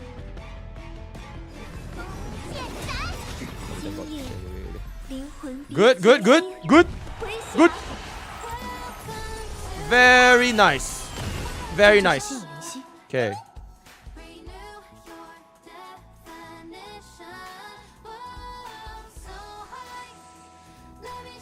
15% is hella awkward though.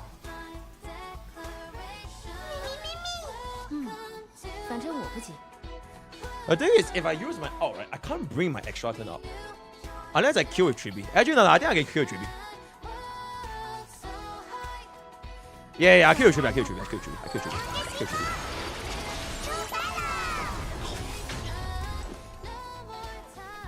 You are actually trolling, right? Okay, but Mimi will kill. Wait, no, Mimi will kill. Mimi will kill. Okay, never mind, we don't need Mimi. Go! No fumbling. Good fucking shit.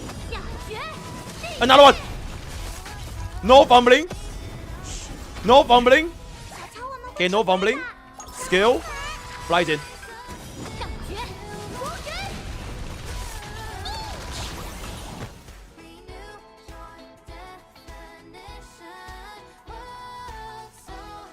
I can't get it out, guys.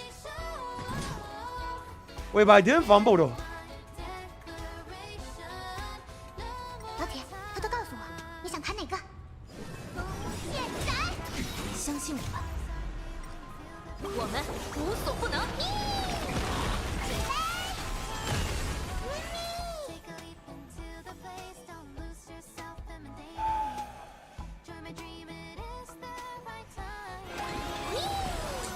Oh my god, I didn't even fumble this time. I didn't fumble. It just didn't hit. 似乎听到了不和谐音。结界式，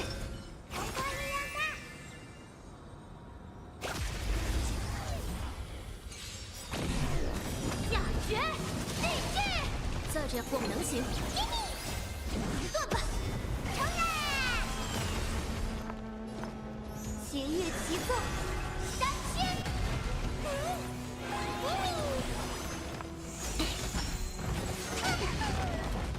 就你了，今夜群星回响。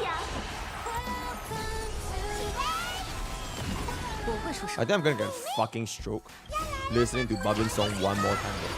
I can't wait to fucking bench it. It's like, holy shit. I've been hearing this every single fucking day in my life, like for the past 1 year.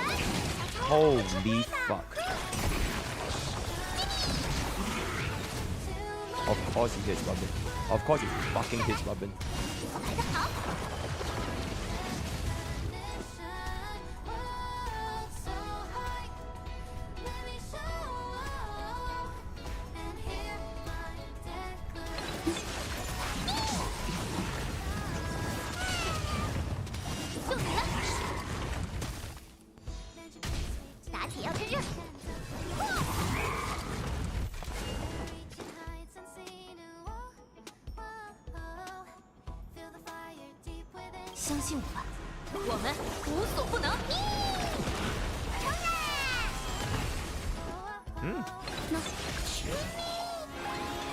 Wait, new opening? Cause we squeeze in the basic. We squeeze in the basic. That is a new opening.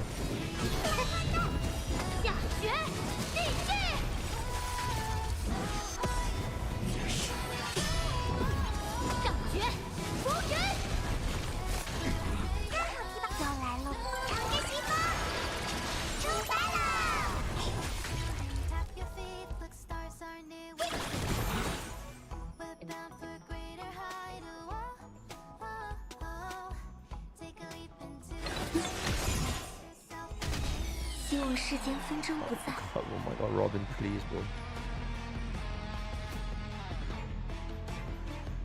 Should I just fuck it?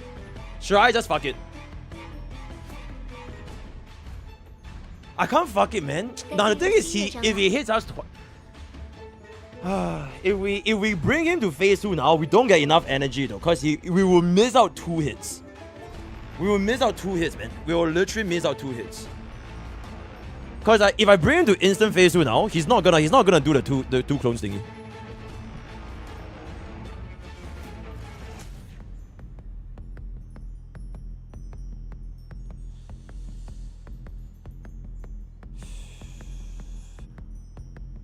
Check what does all in mean. Do you guys want me to out or do you guys not want me to out?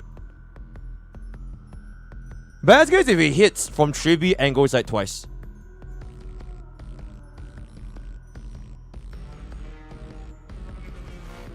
I feel like out is the play though. I feel like out is the play. I just need to gamble once. I just need to gamble once. My choice I don't regret. The choice I don't regret is I gamble once and he hits this side. Just don't hit Robin. I think it will look a lot better.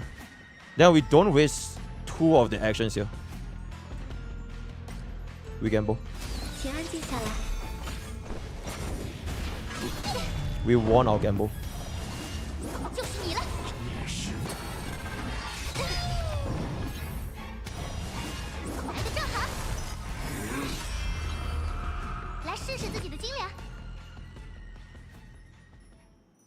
Eh? Wait, what? Wait, where did his turn go? Wait, he just suddenly just stopped? Is this a bug? Wait, I killed him in the middle of his face of his second hit.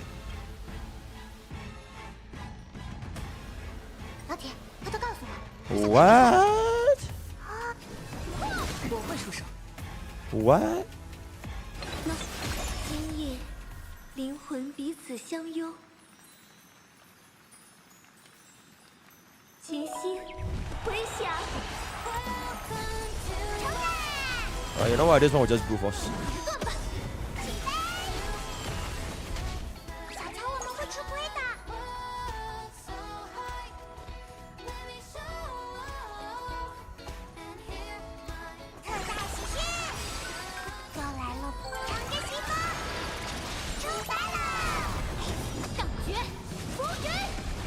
Oh my god, the fucking fuck!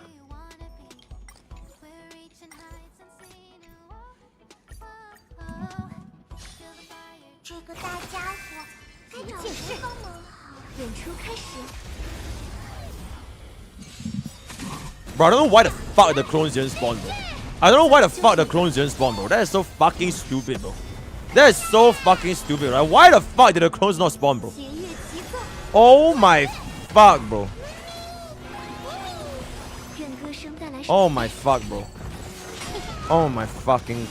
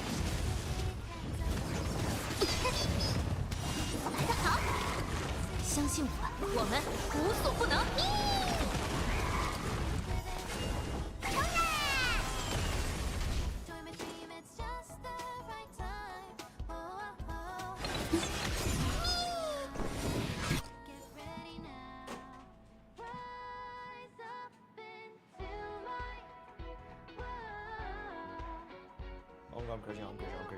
I'm actually pretty sure.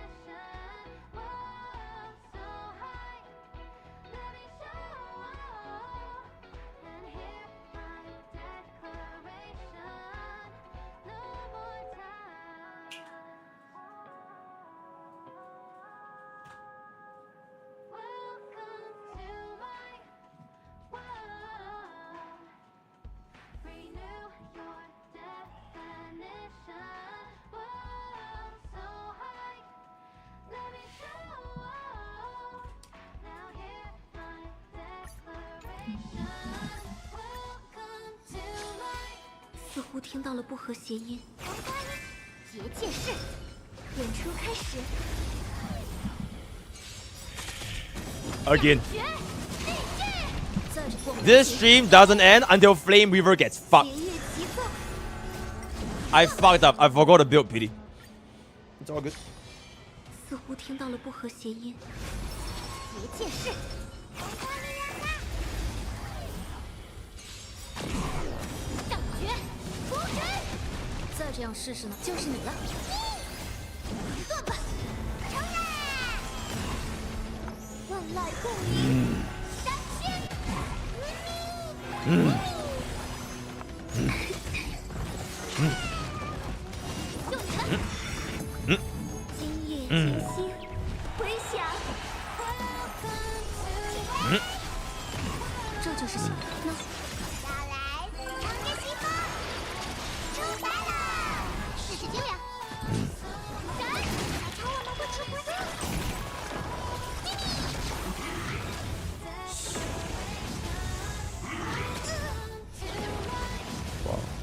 Really?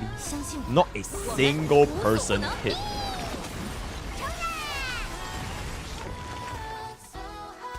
Really?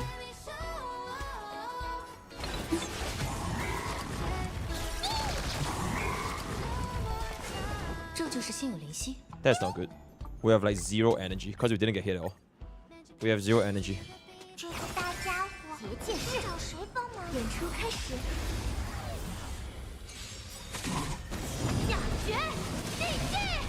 Yo, editor, you're gonna have to trim quite a bit. You're gonna have to trim quite a bit. Just keep the crash outs and yeah, then we get to the actual run. Right. This video, we're definitely getting the actual run. Right? We are 100% getting the actual run. It's just a matter of when. That's the only difference. When do we get the actual run? When do we get the actual run? That was a trick question. We get the actual run right here. We get the actual run right here. Because this is the actual run. This is the actual run. Hit me, Yun Li. Fantastic. Big energy. That's not Yun Li. You know what? Better than nothing. Better than nothing. Better than nothing. Gonna pop it up with a bump. Bit. Boom. Good. Okay. Revive. Hit Yun Li. Hit Yun Li. Hit Yun Li. Okay, that's good enough. Okay, we kill both. Otherwise, out with this. Okay, that's it. Okay. Out.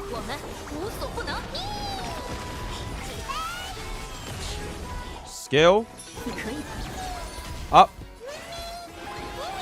Skill. Out. Goes in. That's 1. 2. Goes in. That's 2. Out on Chibi's turn.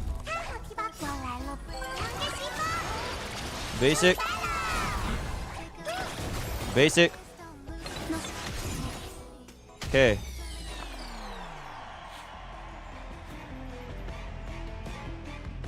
Are you gonna fuck me over again, Flame Weaver? You fucking piece of shit. You're gonna be here forever. You're gonna be here forever. Dion C can barely do it with the 24 Ace 15 Tradigon Dao Fio Zine Ji Taishan Dui Yun Lai Lai Finshin 999 Zing Dong Jai Budaran Yun Lai 48 Chin Chan and 0 Tedao Fio Zine Ji Link. What the fuck did you just say? Flame Reaver action value spit Yun Li 48 costs 0 cycle. You're telling me people use a 48 cost Yun Li to 0 cycle? You know who I am? I'm Qing Chue Xia. I don't believe in nonsense, right? I win this.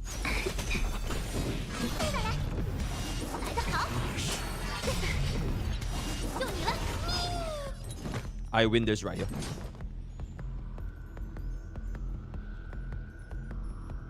I win this right here. I don't think we care about this guy's action. Yo, doesn't matter. Yo, Prince of Krypton just got here. Why you need? Cause she's the best DPS in the game. She is the best DPS in the game. She's the best DPS in the game. Do I care about HMC basic attack? Because he's gonna instant phase 2, right?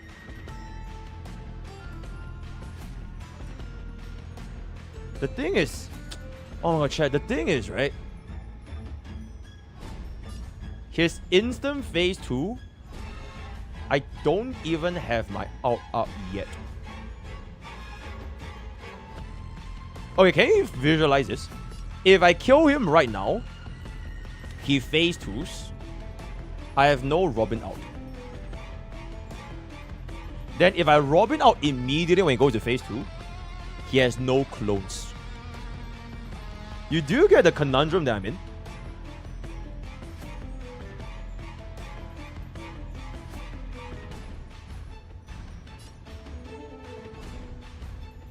I need to store this out.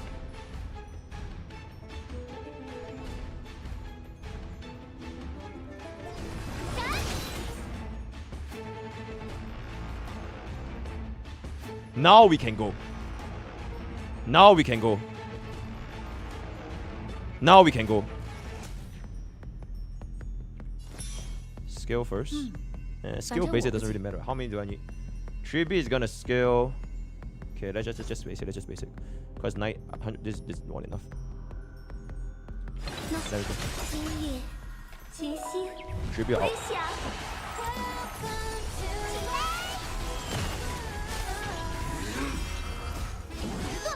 好分。第3位 dispenser。好了边。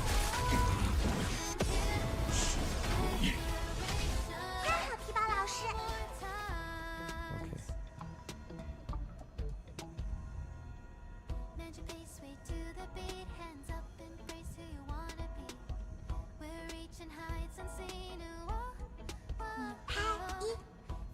I skill first, so I get the field.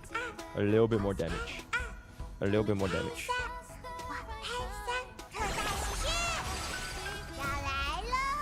A little bit more damage.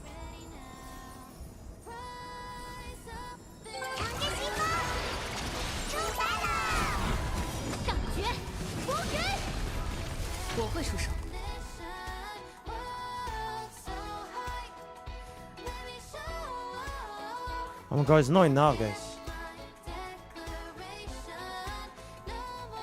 I can't get my final counter. 反正我不急。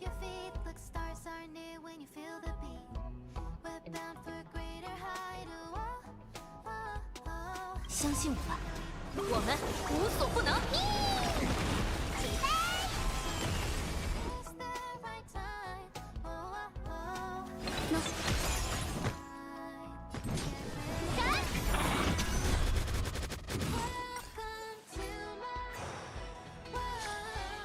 似乎听到了不和谐音。结界式。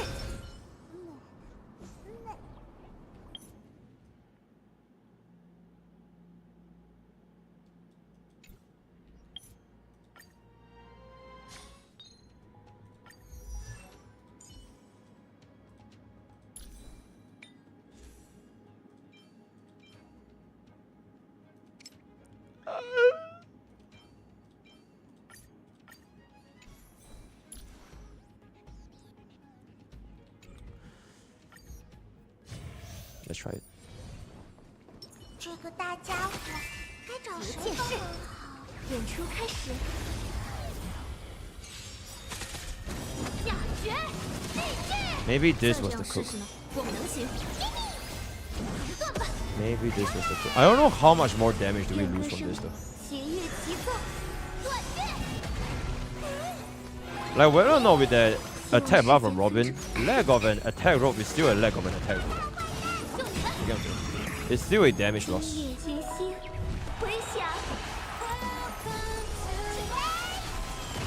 我会出手。妹妹要来了，长着西风，出来了。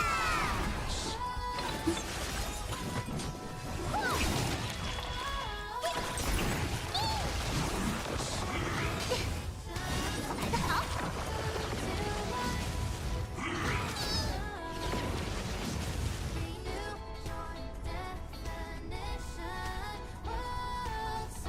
相信我吧，我们无所不能。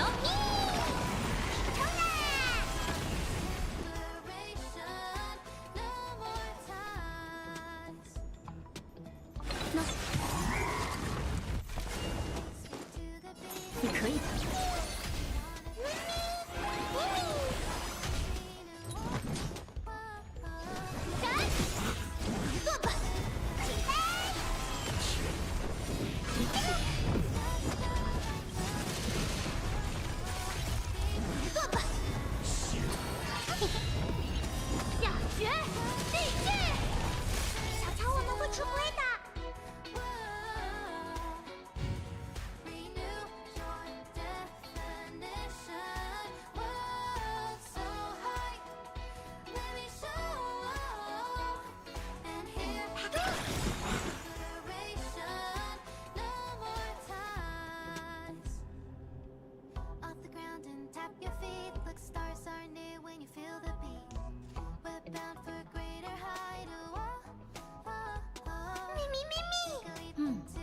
反正我不急。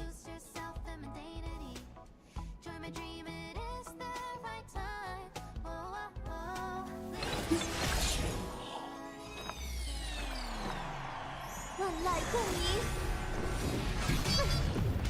来得好，就你了。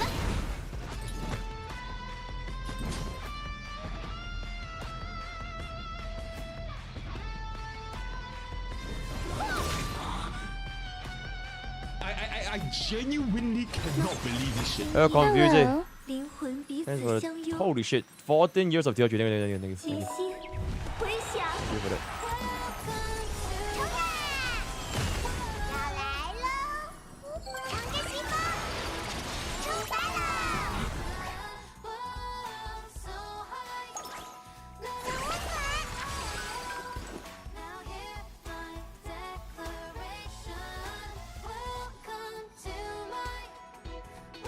相信我吧，我们无所不能。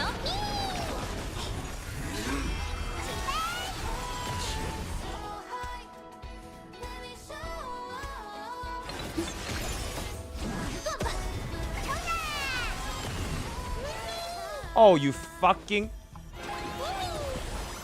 感觉波人，断吧！下决地狱。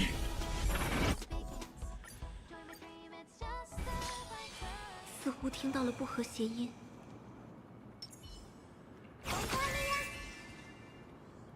结界式，演出开始。感觉波人，再这样试试呢，就是你了。断吧！起飞！弦乐齐奏，闪现！ I'm no longer crashing out because I'm a man of focus right now. 今夜 I am no longer crashing out. 这就是心有灵犀。 Cause this is it. I think this is it though. I think this is it. Hold up, hold up. 束缚在人。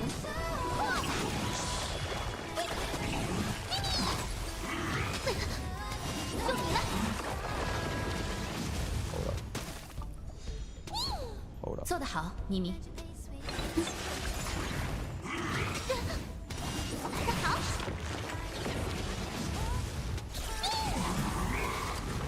Okay, that was actually ridiculously good. 打铁要趁热。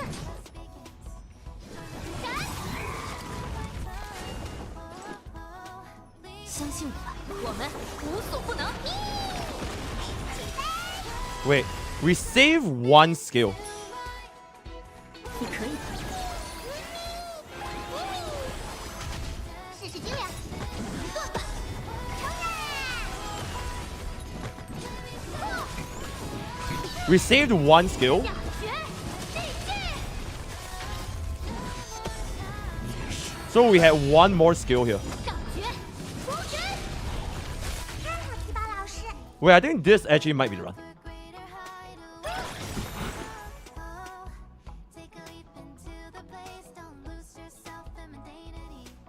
No. 愿歌声带来胜利。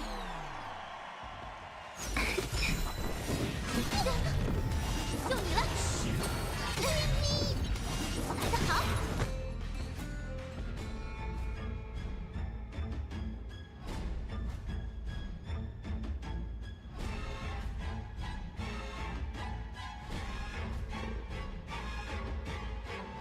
老铁，偷偷告诉我，你想砍哪个？哦，全砍了。好。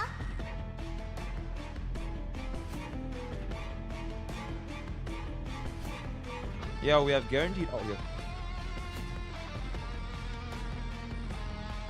Though it is guaranteed out without Robin out. Wait, we ran out of tribute field. Did you run out of tribute field? Oh, we did. We ran out of tribute field. Okay, we ran out of tribute field.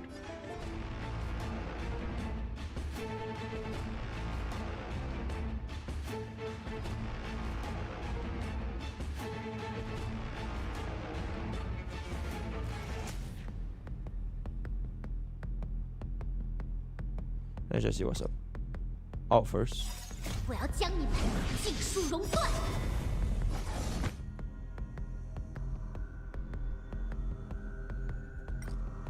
Tribby out.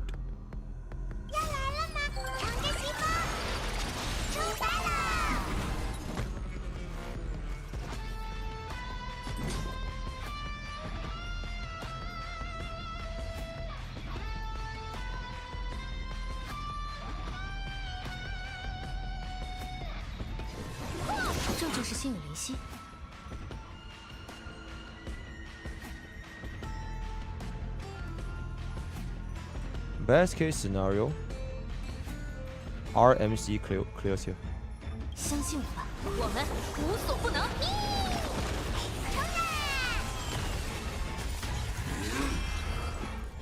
Okay, he cleared.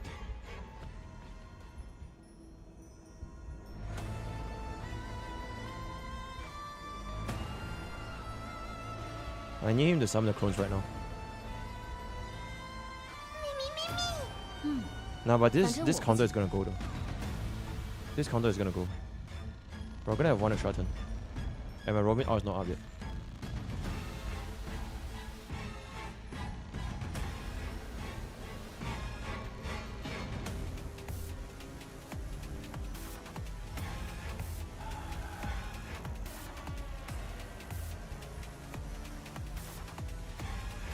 I actually feel like the play is I Robin out now.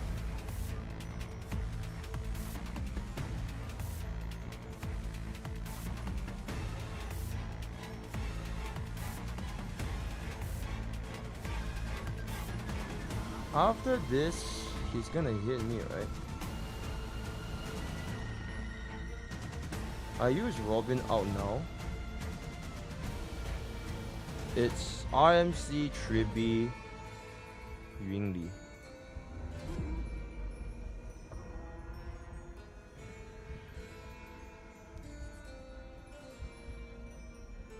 It's RMC Tribby Yunli.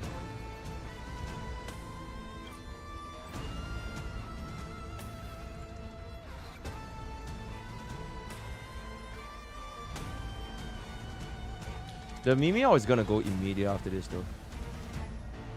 Unless I get one turn without Robin's out. You get what I'm saying? Like he's 100% gonna hit 100% here.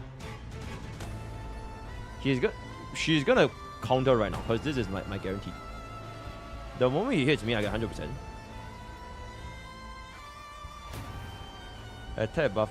Is the attack buff and rest pen more important than one more turn on Yunli? Because I feel like one more turn can give us another energy for one more out. That's the thing. It gives me another turn for one more out. Because I can skill one more time. I can skill one more time.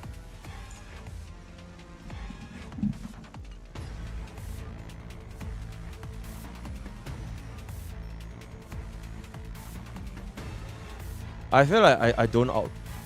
Nah, actually I feel like I don't out. I basic here. He's gonna hit me. I basic Yunli counters.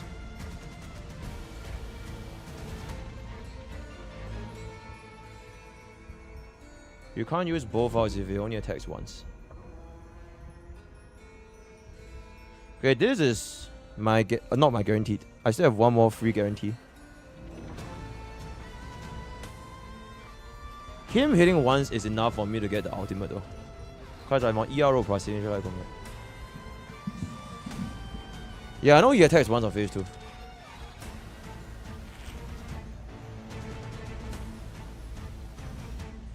Basic with RMC, he hits. No, basic with RMC, counter, he hits, counter again, he spawns the mobs out with Rob. No. He hits again, we pull out Yunli. Nah, I feel like no matter what, I just don't have enough damage, man.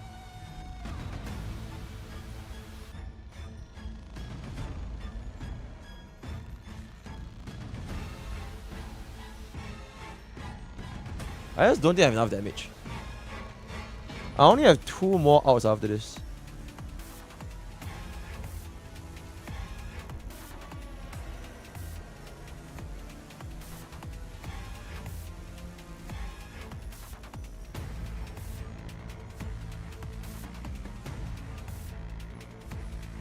Robin cuts in between.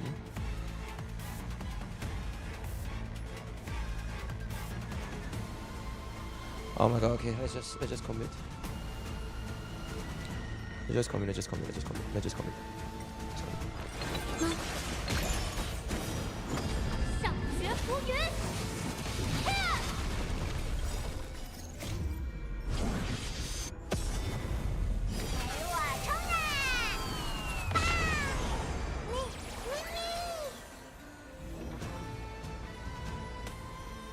I'm gonna kill myself.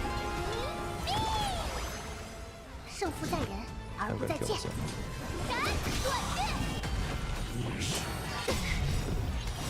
I'm gonna fucking kill myself. I'm actually gonna fucking kill myself. 似乎听到了不合时宜的剑士。In game. 感觉，出人，这就是你了。断吧，承认！希望世间节约其作。 愿歌声带来胜利。来得好！今夜群星回响。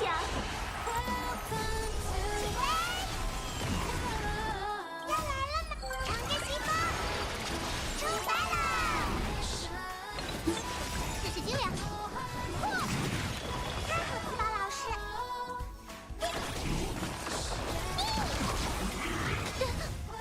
就你了！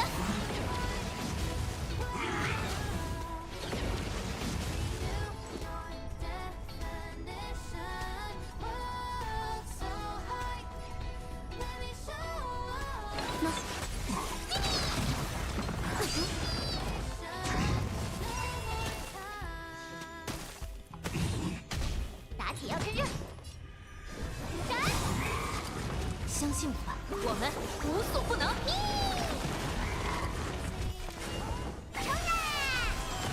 这就是心有灵犀，还有我在。断吧，起飞！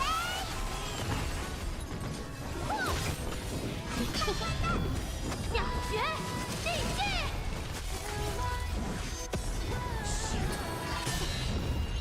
上绝，出绝！要来了，乘着西风，出发了！ 我会出手。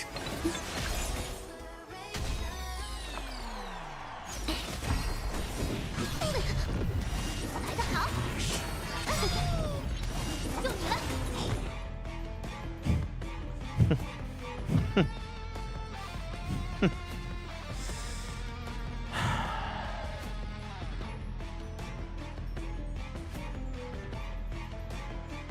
老铁，偷偷告诉我，你想砍哪个？ 全砍了，好，断吧，承认。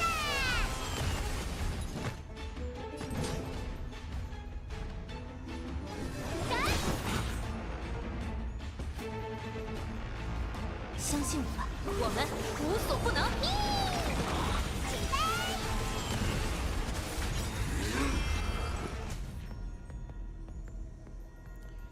Robin's just gonna fucking die here, dude. 下绝，继续！憋着保护。超鸡掰！似乎听到了不合协议的剑士。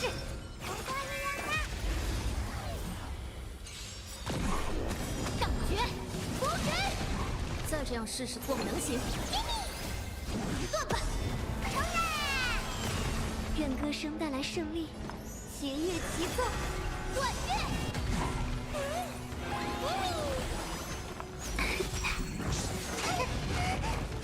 就你了！今夜群星回响。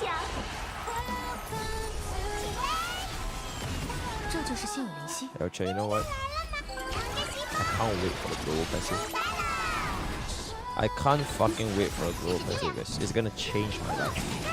It's a life-changing Globalpassive.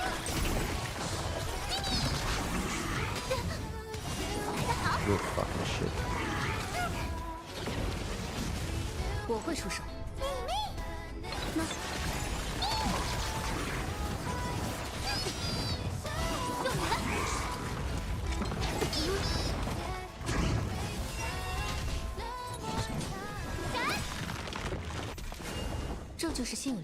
Okay lah, 3.1k HP Robin. Can you fucking sustain? Can you fucking sustain? Can you fucking hold? This is I've played this game before. This is the exact same setup. Let's see if Babin holds here and then we're out. Okay, 1, 2. Mimi is dead. Fantastic. Top 1. Go. 27 to 22. Basic. I just summon the fucking little rat. Okay, now the rat doesn't really matter. Okay, Babin. Let's see. Let's see.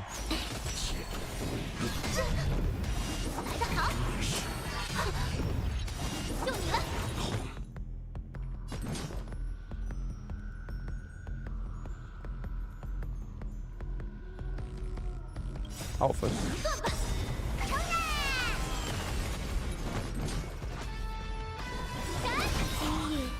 I think 3B out control.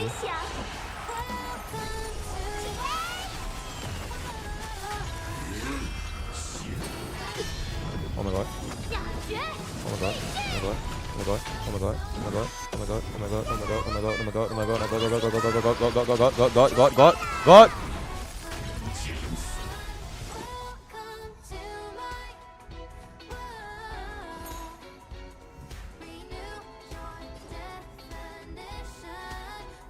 Basic out 90 charge.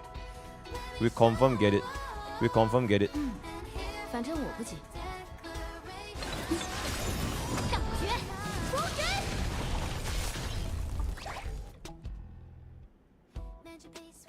We don't have the enhance out though, chat. We don't have the enhance out.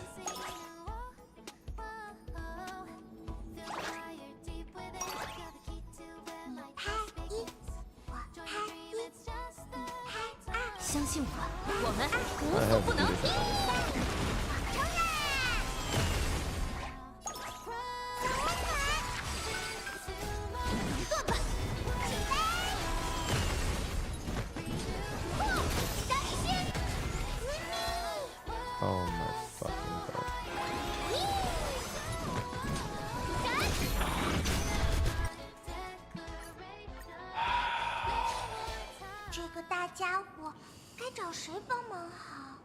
I mean, but that was the run though, right?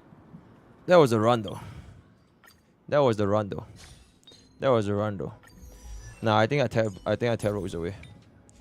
Fuck the ERO, bruh. I think I tear ropes away. I think I tear ropes away. I tear ropes away.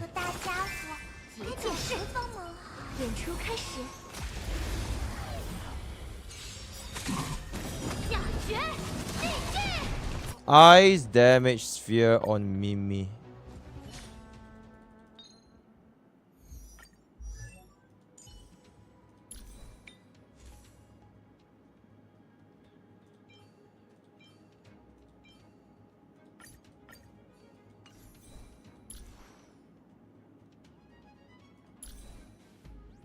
Because the speed technically doesn't do anything, right?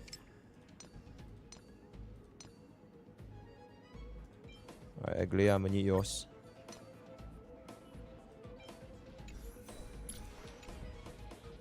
Bro, 3k HP is a bit sus, not gonna lie. 似乎听到了不和谐音，结界式，演出开始。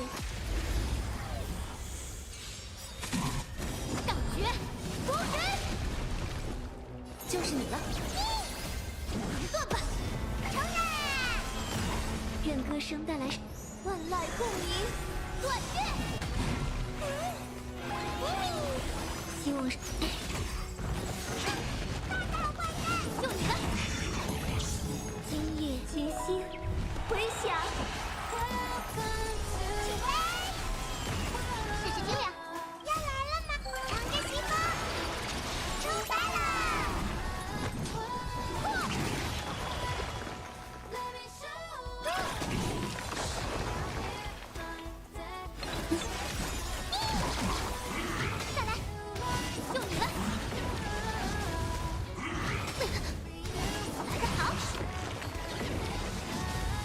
会出手。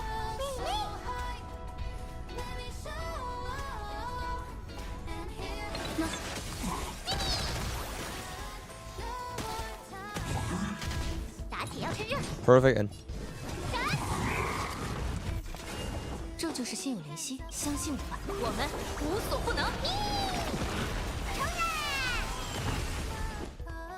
你可以的。 Wait, that was actually the perfect end.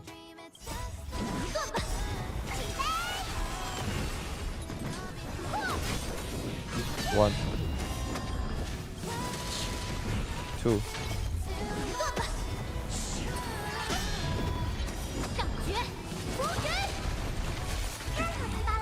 Wait, that was actually the perfect end.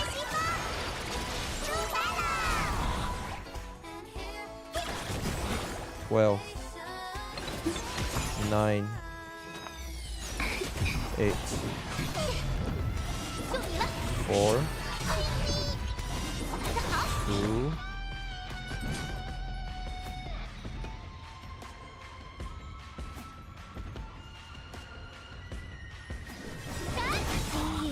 One. 灵魂彼此相拥，齐心回响。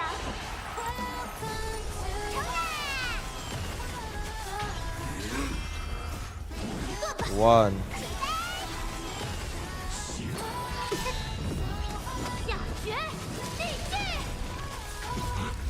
Two.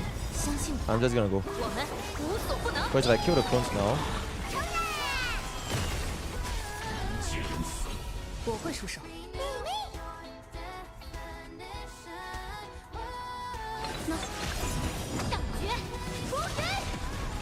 Oh! Oh! Oh! Oh! The ice damage sphere! Oh my fucking god! The ice damage sphere! The ice damage sphere DPS BB! Oh my god! The ice damage sphere DPS BB! And there it is! Oh my god! That was it! First try! Yippee! First. Okay, you know what, Sarah? You're not too bad. You're not too bad after all, Sarah. Okay, that was a cook. The ice damage sphere Mimi tech. Oh my god, the 38.8 bada boom, bada bang, bada bang. Holy shit, that was the cook, man. Yep, that was the cook. Oh my goodness, thank you, thank you. Alright, that was good, that was good. Okay. Oh my fucking god. One last boss and I'm done. One last fucking boss and I'm done. Right, one last fucking boss and I'm done. The Quadra Zero Cycle and I'm done. The final fucking boss. The final fucking boss. And I'm gonna beat the ever-living fuck off Kafka, bro. Like, she's fucking useless, right? We're gonna fucking absolutely fucking eviscerate her, right? Get it on our first, right? Keep this fucking shit. Right, Firefly, can you don't be a fucking right? Let's see it. 都有被风吹落的那一天。 Surely Kafka won't mind control the wrong people. That's when the real Yunli mains will actually know something. You could mind control Kafka's mind control. The reverse mind control. Because Yunli's out has the taunt, yeah? And when Yunli is in the taunted state, the parry state, she can't get crowd control. Show me another DPS that can do that. Oh wait, you can't, right? You actually can't. Hail Yunli, hail Yunli. So we're just run the cook. I don't think, I feel like we're absolutely gonna fuck this Kafka. Like, this Kafka is basically dead. She is already dead. Oh my, wo shin they lose kind of shit. Let me guess, Firefly is not gonna zero cycle this again. Because the AI is cooked. Can Firefly zero cycle this?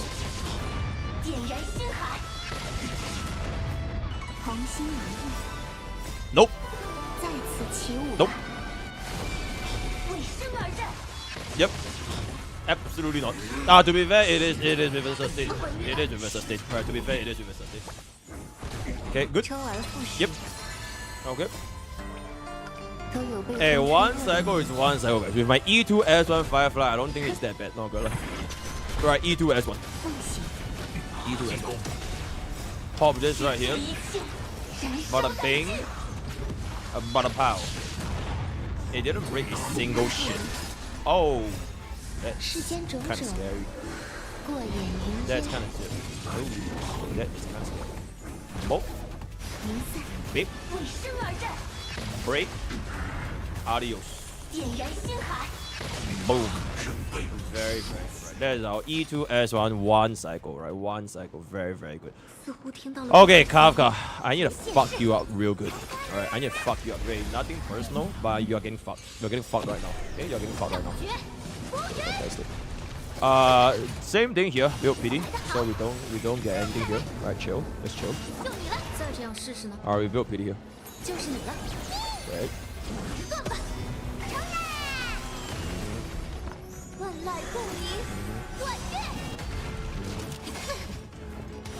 Pop.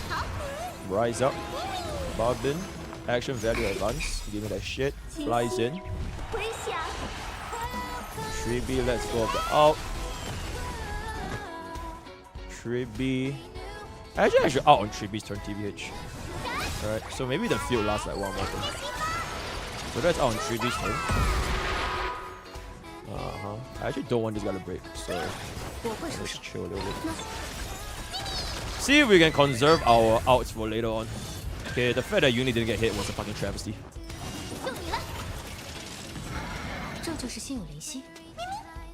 Okay, wait, chat. I think we actually need to use at least one counter here. To be fair, there's still more goons here though. Okay, I'll let the goons hit us first. Hey, Uni. Oh, wait, what? That's not Uni. That's literally not Uni. Okay, we actually need to use one counter here.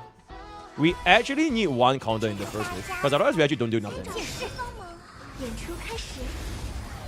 MOC 12's waves 1, second half wave 1 actually do so much more. Okay, what if I just let go of this? Like, no pity building, but at least I get more energy, get what I'm saying? Like, I don't build pity, but I have more energy, because I don't waste that first out. So maybe that would be enough. We'll see. We'll see.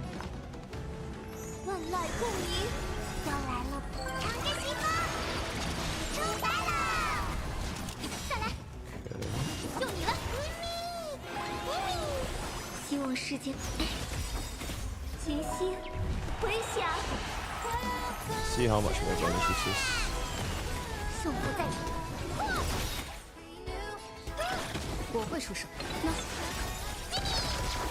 Or just let this go now. I don't think we have enough for the long anyways, so let this go now. Why did it not hit Yuan Li, bro? Okay, like literally if we got hit that one more time, that would have been enough. Okay, we need Yuan to get hit twice there. They just don't want to hit Yuan Li, bro. I literally have her sick, right? I have like 500 taunt value.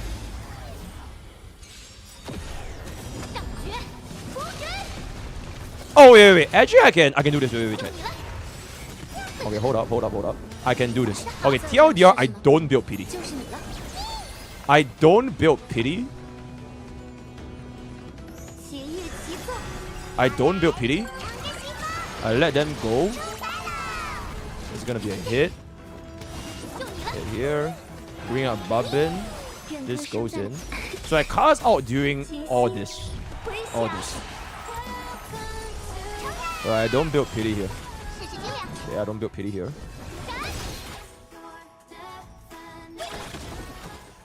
Okay. Let's just out right now, so we get a bit of energy when we punch.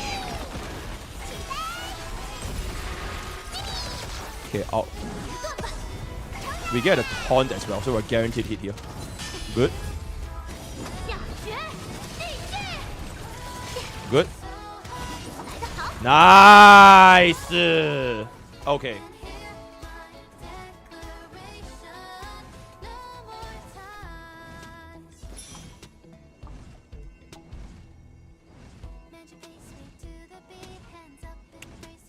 I kind of need a Gamble Kafka on mind controlling Yunli. Oh, but I didn't build my pity though. The thing is, I didn't build my pity. Okay, I kind of have to go for it.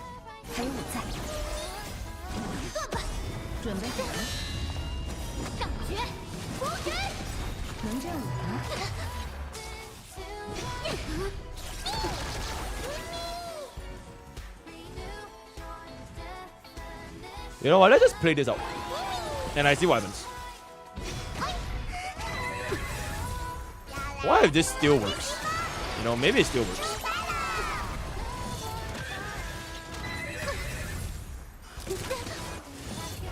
Yeah, maybe it still works. You get what I'm saying? Maybe it still works.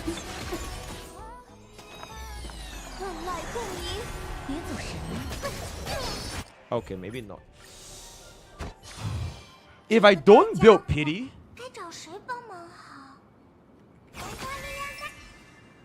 if I don't build pity, I will get cooked by the mind control. That's the thing. Yeah, if I use out on the second movement, I'll get... Because it counts as an attack, right? It doesn't count as a damaging attack, right? It's just a mind control. Parry, but me wanting to parry mind control means that I need to build pity, right? I will have to build pity. Build pity on Kafka mind control.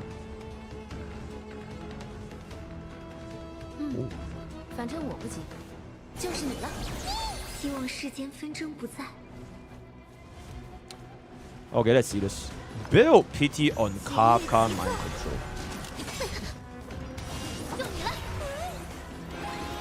We built pity on Kafka mind control.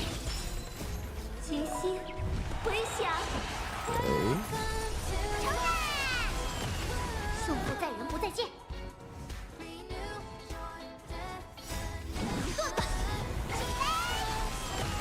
Let me try building pity here, because at least this counter, it has Robin's additional damage. So let me try building pity here first.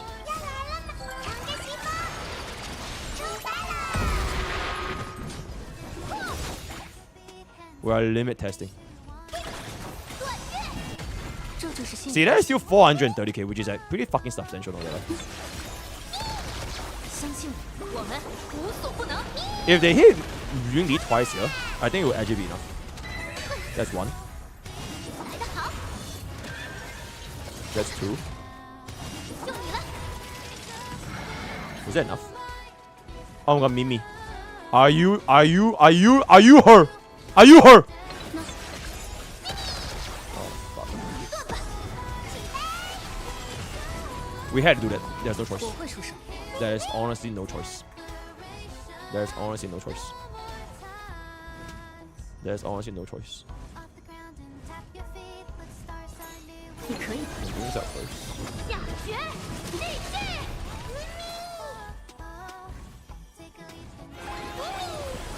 Okay, you know what? I think it's gonna work out.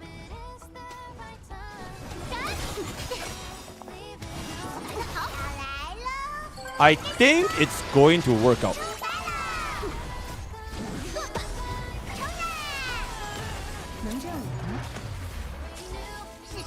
She stands there unfazed.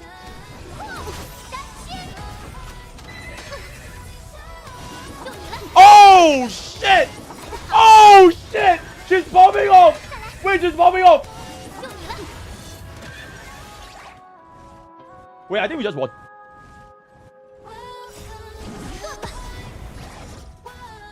Yeah, I think the run is over, guys.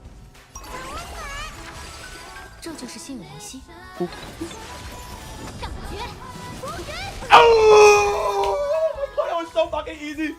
Oh, that was so fucking easy. Oh, we just had to believe, man. Oh my god, we just had to believe. We just had to believe.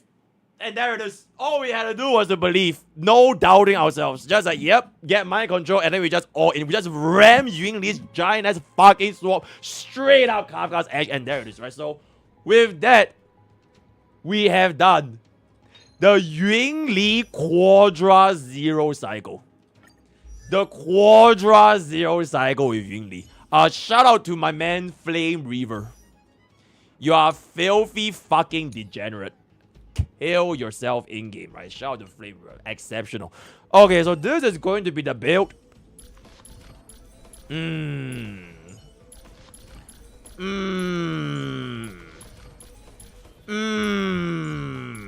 there it is, right?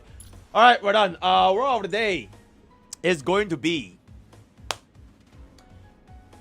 the best DPS in HSR. Join Twitch, join YouTube, join Discord, join TikTok, and join Twitter. All the best for Gajapoos. I'll see you guys next time. Take care. Holy shit, I'm gonna crash out. Wait, hold up. Before I leave, editor, you can include this video. So for context, CN did this with a 48 cost Yingli. Let's take a look at this. Let's take a look at this. Let's look at this. So this entire MOC, Flame Reavers, was built to counter Yingli, right? This MOC, it looks like it was built to counter Yingli. Bro had a difficult time zero cycling with 48 costs. 现难灵体 280,000 views. So let's see how we fare, guys. So this is, I'm guessing this is a full E6 S5, right? Full E6 S5 team. Let's peep this shit. I kind of want to see how he cooked. Oh, he didn't use... Oh! He didn't use Mimi, guys. He used E6 S5 Sparkle over Mimi. You know, at the end of the day, you know, it truly is a unit of our times, Mimi. Absolutely. All right, let's see this. Is this DMCA music? Okay, yep, it's DMCA music. All right. So, Flame Reaver is too strong against Yingli. Even with a 48 cost full E6 S5, I failed. The first wave has a complicated maneuver. This is so that our second wave can lock in. All right, let's see how this rolls here. All right, I'm just kind of interested. Okay, editor, play some Spacewalk, some Honky Starbucks music in the background. So, yep, this is 48 costs, which is basically 7 costs, which is your 7 E6, right? 7 costs for E6 and an S5, which is 5 light cones, which is 14, right? Wait, is that how it works? Wait, 11, eh? No, 12. Right, 12. Yeah, 7 plus 12. So 12 times 4 is 48. So 48 costs is basically your full team of E6 S5. So everyone here is E6 S5. Okay. So we did the same thing, right? We give the energy to Yunli with the first skill. Sparkle pops off. 298k. Triby saves the ultimate. Okay. Yeah, he built pity on Yunli as well, which is good. Get the Barbin extra turn.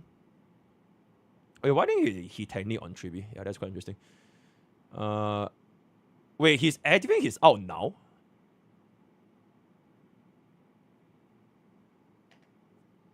This first wave damage is all hit by Triby. Yunli, why is your damage so low? Why is your damage lower than my E6 S5 Triby? Yunli, can you stop failing? Wah, Yunli, my Yunli. Wah. Okay. Okay, so we finished up just nice wave 1. Okay, that was a pretty interesting deck. So he activated Yunli's out prematurely in wave 1, instantly clearing wave 1 with Triby, so that by the time he reaches wave 2, Yunli's first ultimate will immediately land. Finally, wave 2, Yunli, Shikai Shiro, right? Get yourself together. Lock in. Holy fuck.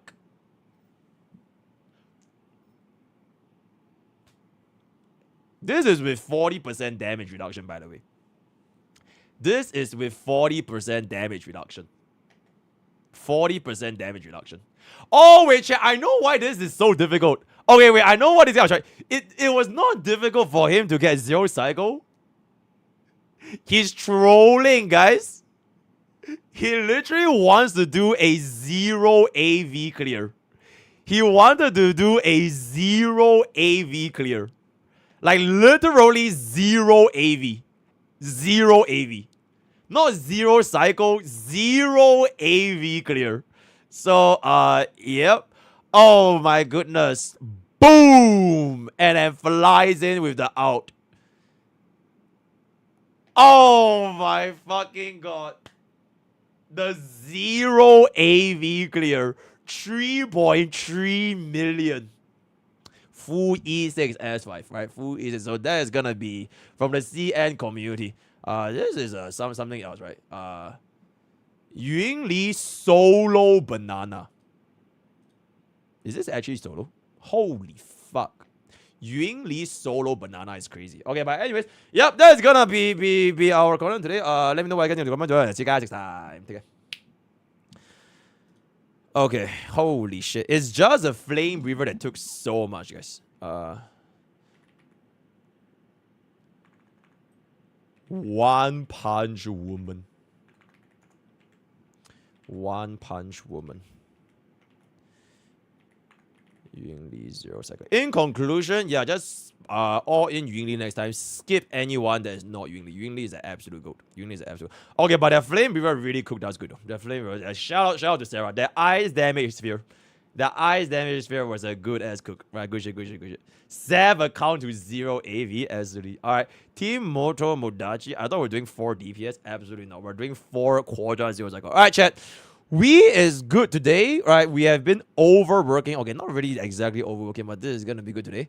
I'll drop y'all off. Do you think Tagtone will eat you guys? Okay, chat, let me know how it goes. I'll drop y'all off to Tagtone. I'll drop y'all off to Tagtone. Right? If he eats you guys, I'll run away ASAP. I'll drop y'all, right? Enjoy. Bada boom. Complaining? Oh my god, everybody's bitching. Oh my god, everybody. Oh my god. Okay, chat. Thanks for coming today. That took a lot.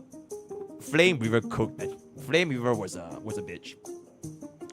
Look forward to the next episode of Quadra 0 Cycle with Yun Li. We're gonna do it against Pollux with 90% damage reduction. Yippee! 90% damage reduction. The next MOC is gonna be great. Thank you so much for all the follows, all the biddies, all the subbies. Join our Discord, join our Twitch, join our YouTube. Tomorrow is going to be account review and final countdown to the last 3 days before Globalpassive hits the live server. Right, we are officially 3 days away from Globalpassive hitting the live server. Rest up, rest well. We are about to overwork. I am overworking. My editors are overworking. Everyone's overworking. So log the fuck in. Yep. Use code POKE for 10% off all gamer stuff. Trigger quest, I'll do it one day, right? Use code POKE for all gamer stuff, right? Okay, good night. Holy overworking. Oh, go check global passive rate, chat.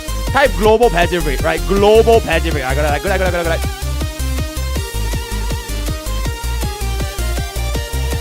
Oh, compared to the